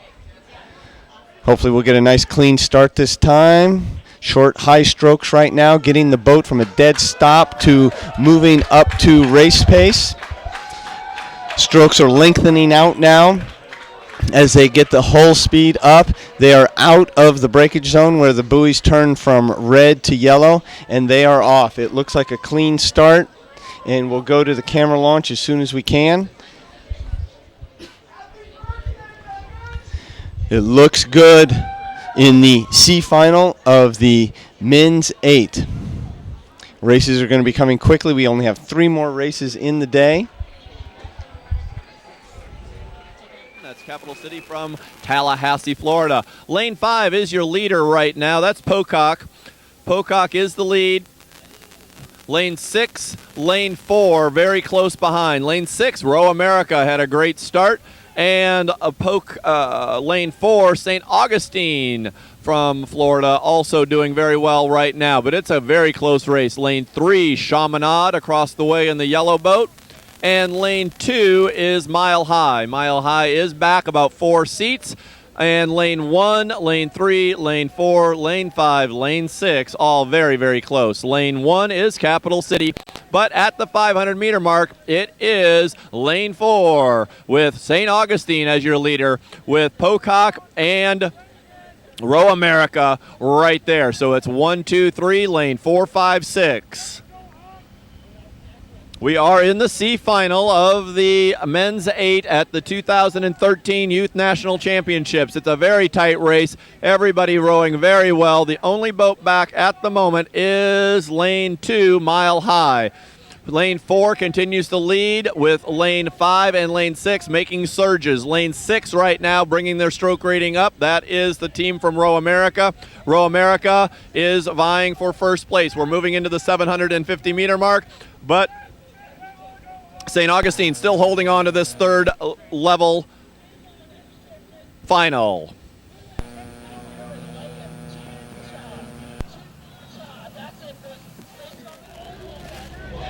Trying to race the weather here at the 2013 U.S. Rowing Youth National Championships. Heavy weather on the way to Oak Ridge, but trying to get the racing in. And boy, what a race this is. It's the C final for the men's 8s. A reminder again that you can purchase all the finals that you have seen streaming today, or if you missed one, they'll be available at usrowing.org under the Media Downloads tab. Not immediately, but soon after the regatta ends, you'll be able to purchase these races to commemorate. Here at the 1,000-meter mark, halfway through the C final for the men's 8. A lot of action happening on the course right here, but it is Pocock with their nose out front right now, followed closely by St. Augustine, Chaminade, also Row America in lane 6 here in the C final. They're sticking right with it. The only boat that's behind the pack right now is in lane 2, the Mile High boat, and lane 2 is slightly behind, but in lane 1, Capital City hanging right in there. Lane 3, Chaminade. 4, St. Augustine. 5, Pocock. And lane 6, Row America, all neck and neck here in the C final for the men's 8. You can hear the coxswains. It's very interesting to watch what they're doing, how they use body language as well as their voice to encourage their rowers. And boy, the coxswain for the Pocock boat is certainly giving them a run for their money, because she is exhorting those rowers, and they have now leapt out to a 5-seat lead. Meanwhile, in second place, it is St. Augustine, and they are that 5 seats back. They have a 1-seat advantage over Chaminade in lane 3 right beside them. Row America is not out of the picture either. They're just about 3/4 of a boat length behind that lead boat from Pocock, and Capital City hanging tight as well. Again, it's a Mile High that's about a boat length behind the pack as they approach the 1,500-meter mark. But boy, look at Pocock begin to lean in. Look at that coxswain just shouting at the top of her lungs as they cross the 1,500-meter mark, knowing that there is some competition on the way. If we look right across the bow balls in lanes 3, 4, and 6, they are going back and forth trying to fight for that second position, but it is Pocock here in the C final for the men's 8, and all of a sudden here come Row America. Row America is coming on tight in lane 6. They are now taking over second, and in lane 3, Chaminade trying to hit here too. The men's 8 C final, an exciting finish on the way, just about 260 meters from now.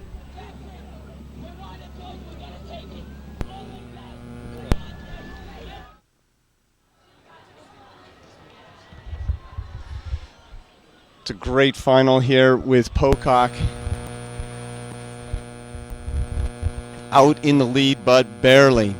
Row America right there with them. And on the other side of them is St. Augustine.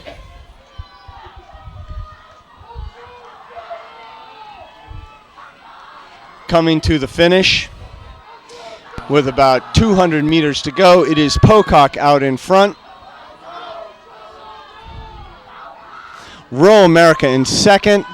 Chaminade in third. But St. Augustine right in there too. Pocock taking just a few more strokes before they take the C final with Rural America, Chaminade. Oh, and on the outside, Mile High, St. Augustine 5th, and Capital City 6th. Oh.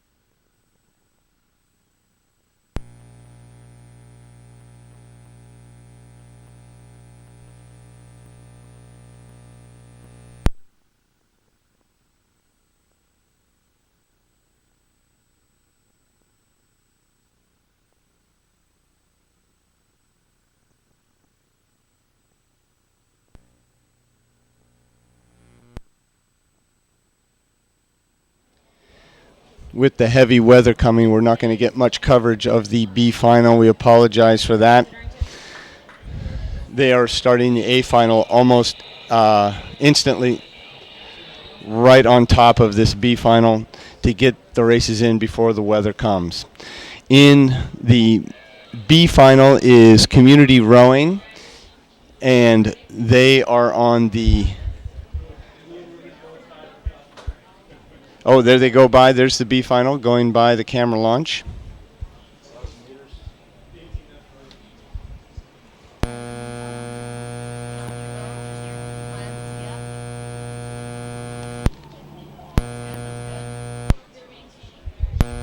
So in this race, it's Community Lane 1, LPJ Chicago Lane 2, Cincinnati Lane 3, Mount Baker Lane 4, PNRA Lane 5, and Annapolis Junior in Lane 6.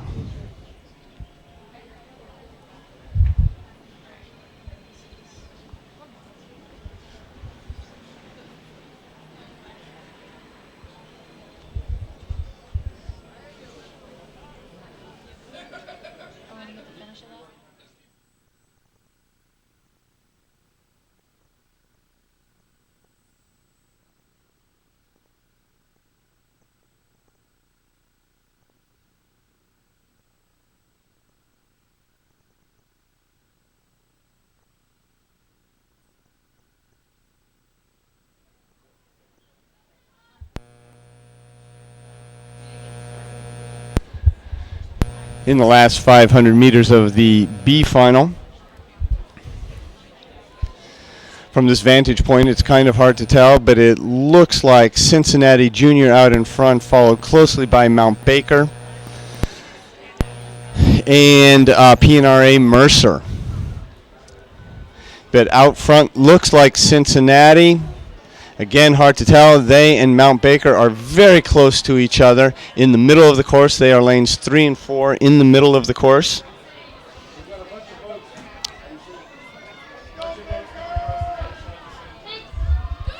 Cincinnati and Mount Baker out in front, first and second. It looks like PNRA Mercer and LPJ Chicago battling for third, and on the top is Community. They're in that mix too for third place. Cincinnati Juniors out front.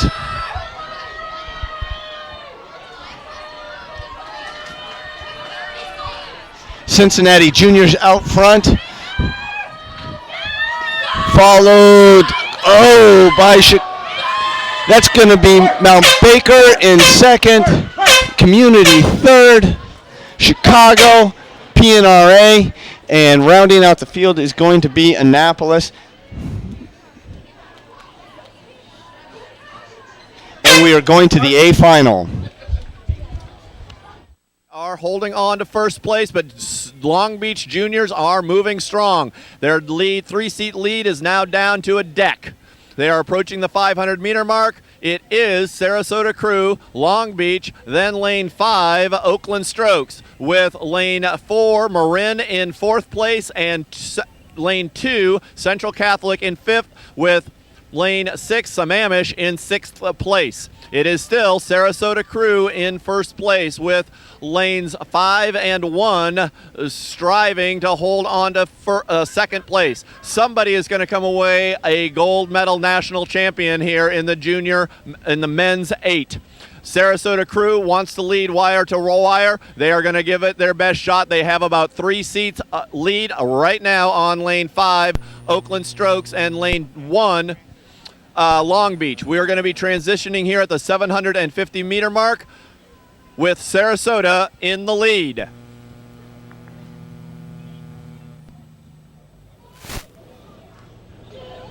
This is it, the big race, and they are working hard here. Racing down the course. A little confusing between lanes 4 and 5 with those similar unis on there. The boat in 4. Marin Rowing Association there. Oakland Strokes in lane 5. And out ahead right now, though, it's Sarasota Crew in lane 3. They are a good, almost full boat length ahead of most of the pack, although Oakland Strokes is beginning to move forward on that boat from Sarasota. Halfway through the A final for the men's 8s at the 2013 U.S. Rowing Youth National Championships. Sarasota in the lead with Oakland and Marin hot on their tail, and don't discount Long Beach. The Long Beach Juniors in lane 1 out there. Lane 2, Central Catholic right behind the pack, and trailing the pack, Sammamish Rowing in lane 6. But back up front, I see some movement happening between the Marin and Oakland Strokes boats. They are just going back and forth, but it is just the slightest of advantages right now for the boat from Marin in this A final for the men's 8s. The national title on the line. These young men know it. They are giving it their all as they're racing down. They're now 1,250 meters into the race, 750 meters to go here, and they want that championship. Sarasota maintaining the lead, but a lot of water left in this race. Marin, Oakland looking very strong. Still in touch, Central Catholic Pitt in lane 2. And in lane 5, moving forward right now, it is Oakland Strokes overtaking Marin, walking up and walking past Marin. Still trying to walk up here, approaching the 1,500-meter mark to try to bite into the Sarasota Crew's lead. We'll have to see how that works out as they continue to race and work hard. And again, they want to fight for that national title. Oakland Strokes leaning forward. They have passed Marin. They are now beginning to bite into the lead of Sarasota. Did Sarasota try too hard, too fast? We'll have to wait and see. They'd had a fast qualifying time in the semifinal, but here they are in lane 3, still in the lead, but Oakland Strokes moving forward. Marin Rowing moving forward as well as they head about 300 meters to go for the national title. Who will win here in the A final for the men's 8?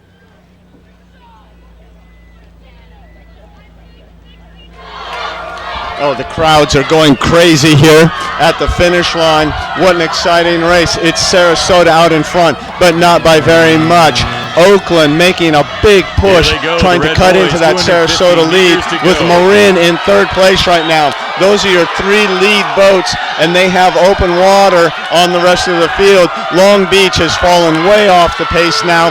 Central Catholic from Pittsburgh also fallen off, and Sammamish too.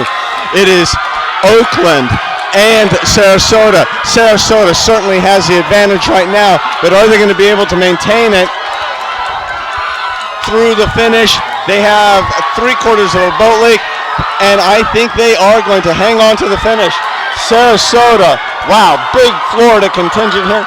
The crowd is growing nuts. And it is Sarasota across the line. Oakland second, Marin third.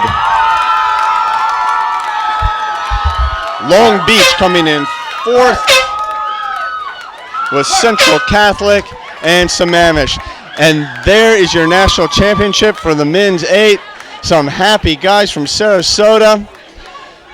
Thank you all for watching the 20th edition of the U.S. Rowing Youth National Championship. These videos will be available in just over a week for purchase of every race, A, B, and C.